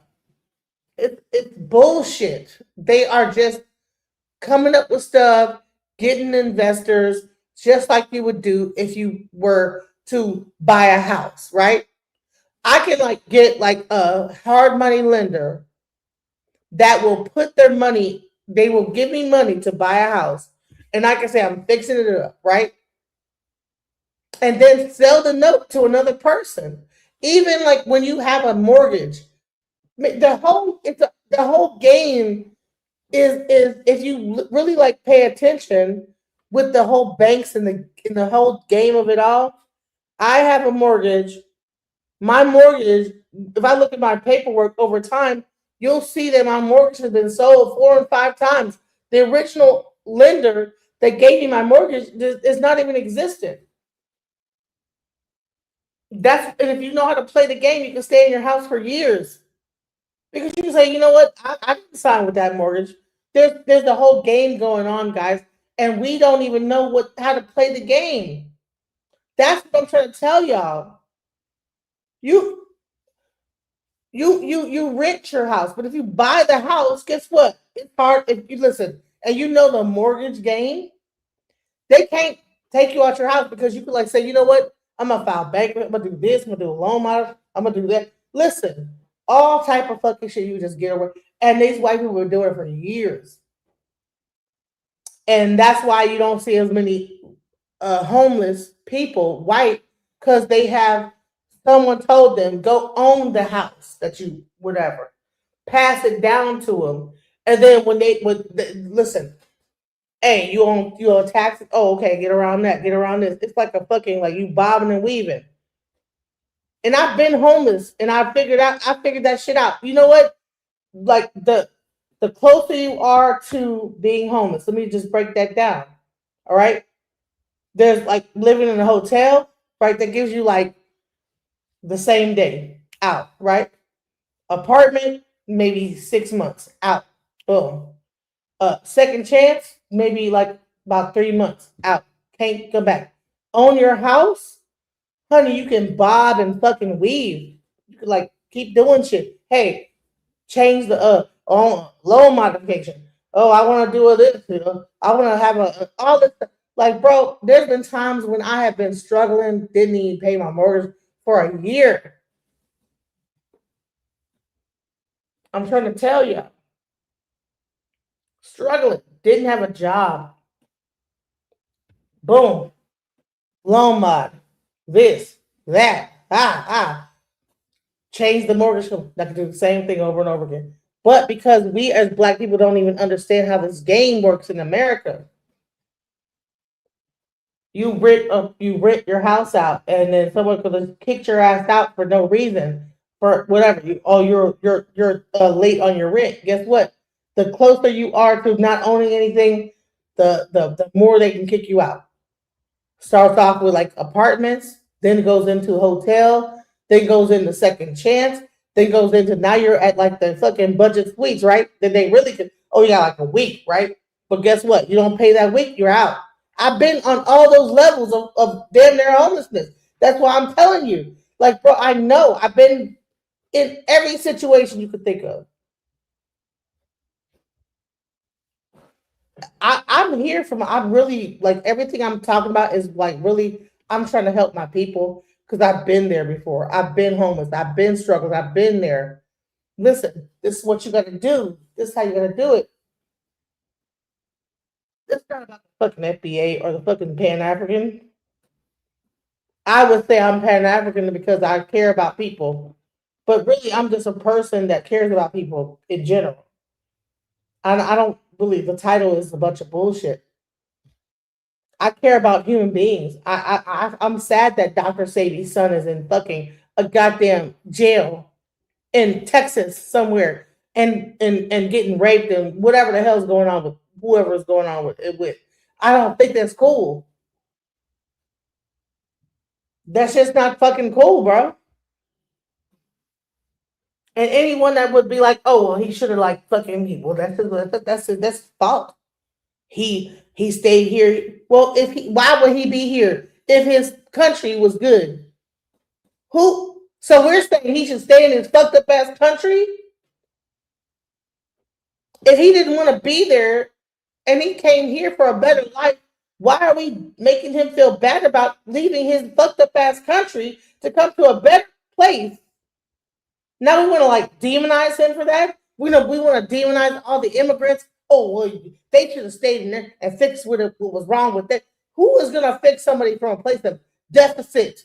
How can you fix a company when your country and you're fucking struggling and can't even eat? You should have fixed your country. What the fuck are you talking about, bro? You should have fixed it. How can someone fix it?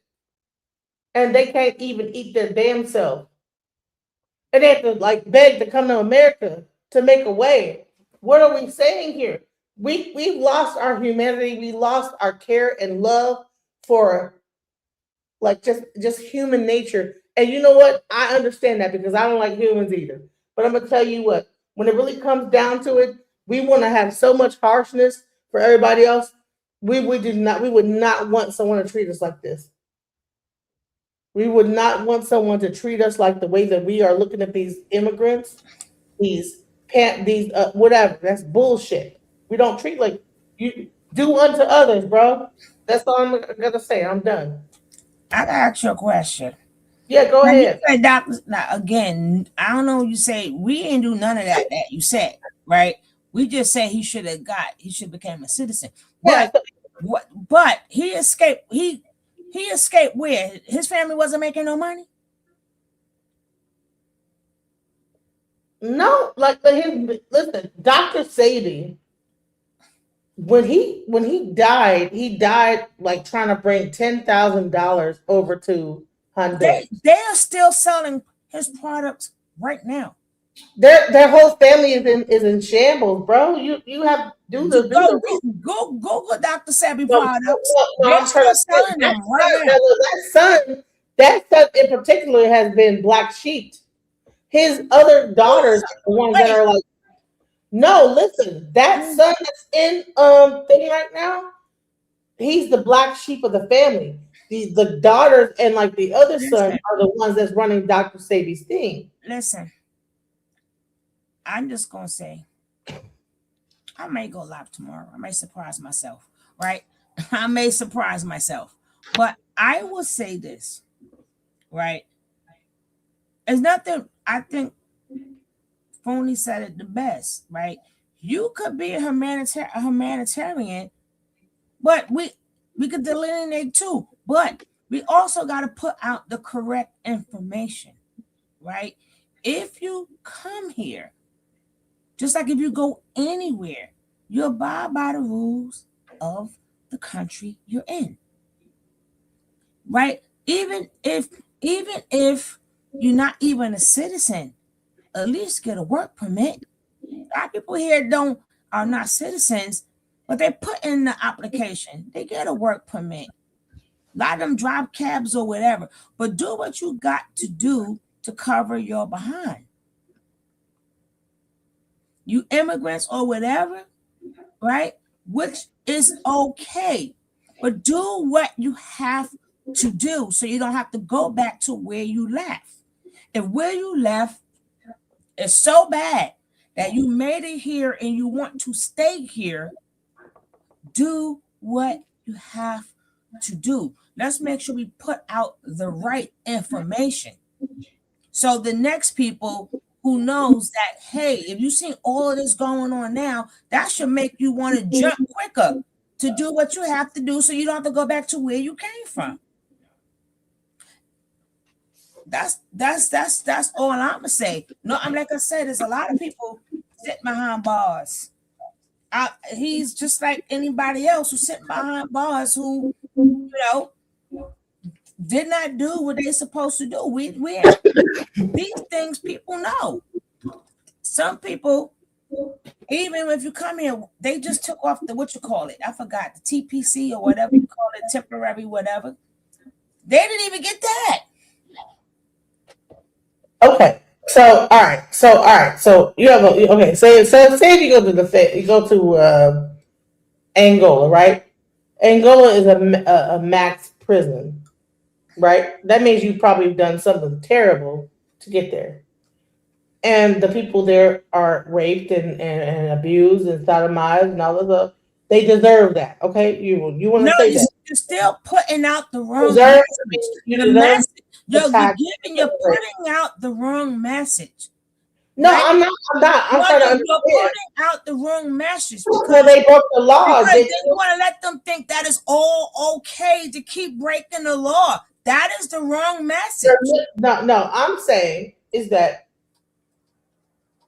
they have prisons in America where people get like sexually sodomized.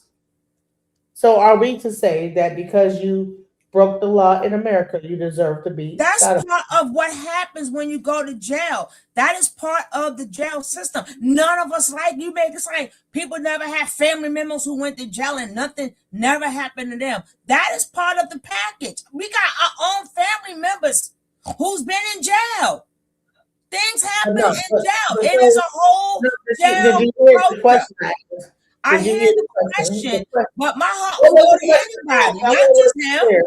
But what I'm saying is, being that No, we're you're speaking saying upon that. him, Okay. All right. So just all right. Like I'm just saying, Angola, right? Louisiana, one of the worst prisons in America, and had the most horrible situation and dire straits situation that they deserve to be sodomized because they broke the law, and that's what happens in jail. Is that what we're saying? listen, that's part of the system. It doesn't matter at that point how I feel. That is part of the jail system. You know, my heart hurts even more for the innocent people who got caught up and sitting in jail and they didn't do nothing. My heart goes out more to them. They don't deserve it neither.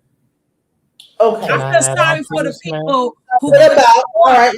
I feel sorry for the poor people who could not afford a lawyer, who could not afford a lawyer because they're poor and they're innocent and they do not have a correct. What about a person running from whatever in this country, getting caught by ICE, goes into a jail facility in Texas, African person, gets sodomized in that situation? Do they deserve that? Because if their jails are worse than ours, right? If their jails are worse than ours, they don't even have three hots in a cot, right? They don't even have that.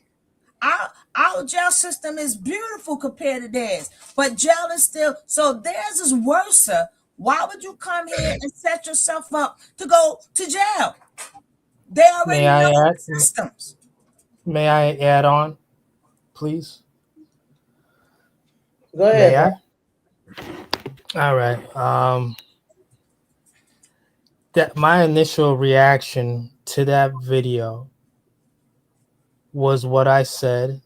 I just questioned how come he's here, and I just said, "Hey, I like him to be cut loose." And I was told, well, it may not be Honduras, it could be Africa. I said, well, you know what? I like him still to be cut loose.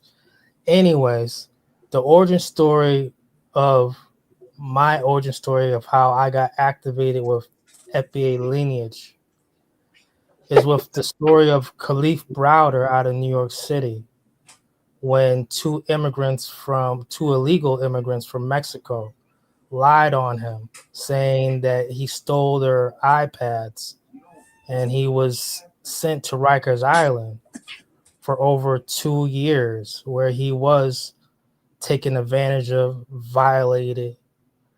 Meanwhile, these people fled back to Mexico, and they lied.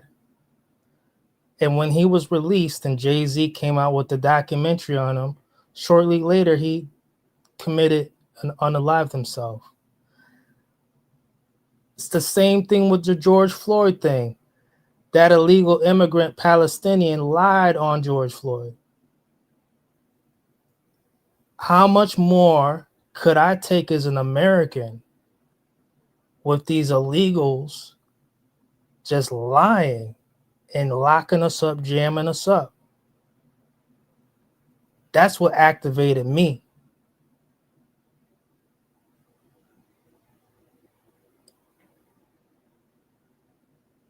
That's the origin story.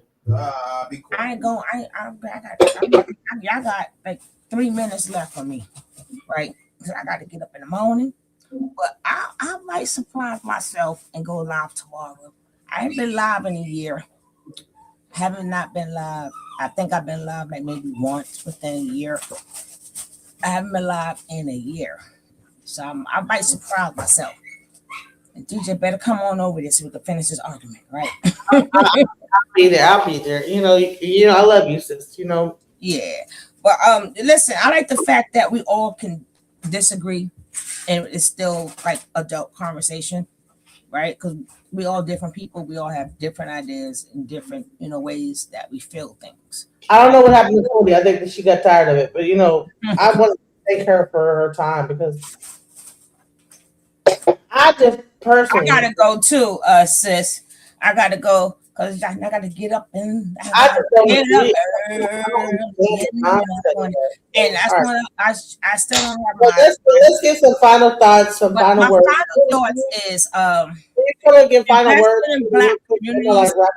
Some of your final words for me. My final words are: I think we should start at grassroots, right, to learn the business before we take the investment and don't actually know how to sell or what to do. I believe we should start off small, learn the tricks and the trades, not just reading from, actually hands-on doing it, right? And learn everything about the business, learn everything that you can learn. You learn your customers, learn if your product is good, how does it sell, and then take it to an investor. And then so when they speak, you and that investor will be speaking the same language. And you should know everything that he knows, right? And then you should know your business better than anybody else. That's just what I think. We should start off grassroots. We got to learn how to get money, learn how to just all the different ways we can get the money, fundraise, whatever that you have to learn. But I think you should do that for a couple of years before you even go to an investor, right? So you can craft your game. You can hone in your craft, right? Then after you hone in on your craft, then take it to an investor. But we got to learn grassroots, learn the businesses, right? See if our own community likes what we have, right? That's the best way to find out anything. Right, we got this ice cream here, give out a bunch of free ice creams or something to see if I like this. Okay, you like this, my store's blah, blah, blah, right? But learn all these little things before you go that far and get big money and you haven't tested the waters to see how you're going to do. Okay, but the Black community, listen, you got to remember, a lot of us is gentrified. So a lot of us just don't have the Black community, so it might be dead and that is that way. But when I mean community, that means anybody that's living in your community, right? Regardless of whatever they are. And that's the best way to see if you can sell your stuff to other people. If it's not just Black people, you want everybody's money, right? You want everybody money. I don't mind taking I take your money, and your money. So I'm going to end it with there. But if you're going to do something, please take time to learn the craft. And I'm not talking about reading and studying it and learn. No, physically doing it. Like a doctor may get 100 on every test. That does not mean when it's time for him to do an operation or something, you got to practice these things. Learn these things. And then take it to an investor. That's all I have to say. Thank you for letting me be here. I really appreciated your time and the topic for today. Go ahead, brother. All right, and that's how it's supposed to go. Thank you, everybody. Thank you, DJ Genesis, for allowing me to come on the panel. Thank you, Sister Sugar Love. You want to come on my panel? Yeah, for coming on the panel. Yeah, you gonna come on my panel? Nah. I know about the If night. I come on the panel, if I come on the panel, I don't want to get you in trouble. No, you're gonna be nice on my panel. I don't want to get you in trouble if I come on the panel. What am I gonna get in trouble for? You mean you don't want to get in trouble? Because I come out there. I don't want to get you in trouble. No, because I'll come and find you and slap you up. Because I don't want someone lay hands on you that loves you like that. You Yeah, know? and I don't want to have to come lay They hands hear the on voice, you. they're gonna get jealous. They're gonna get jealous. Say, I don't want to come find you and lay hands they on gonna you. ask who that brother. Who that brother? I don't want want to them find lay you hands on and you. slap you up All right. and stuff. All right.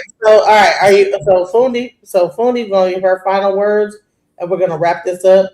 Everybody gave their final words? Yes.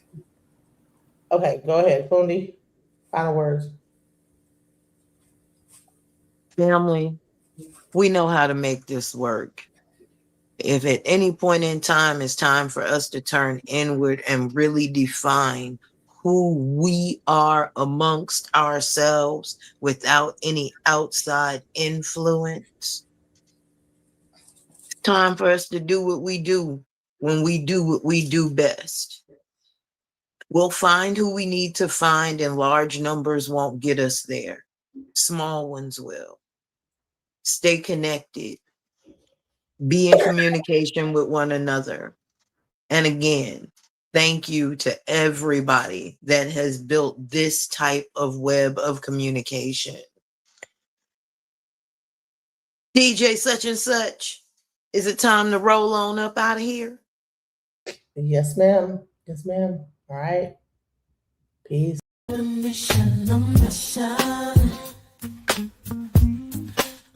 to get it right. Transition. Changing the way that I see life. Transition mind. I'm on a mission. On a mission. Trying to get it right. I'm transitioning my life.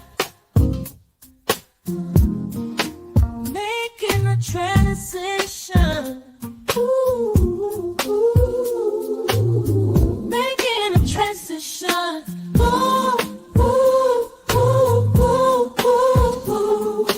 Making a transition.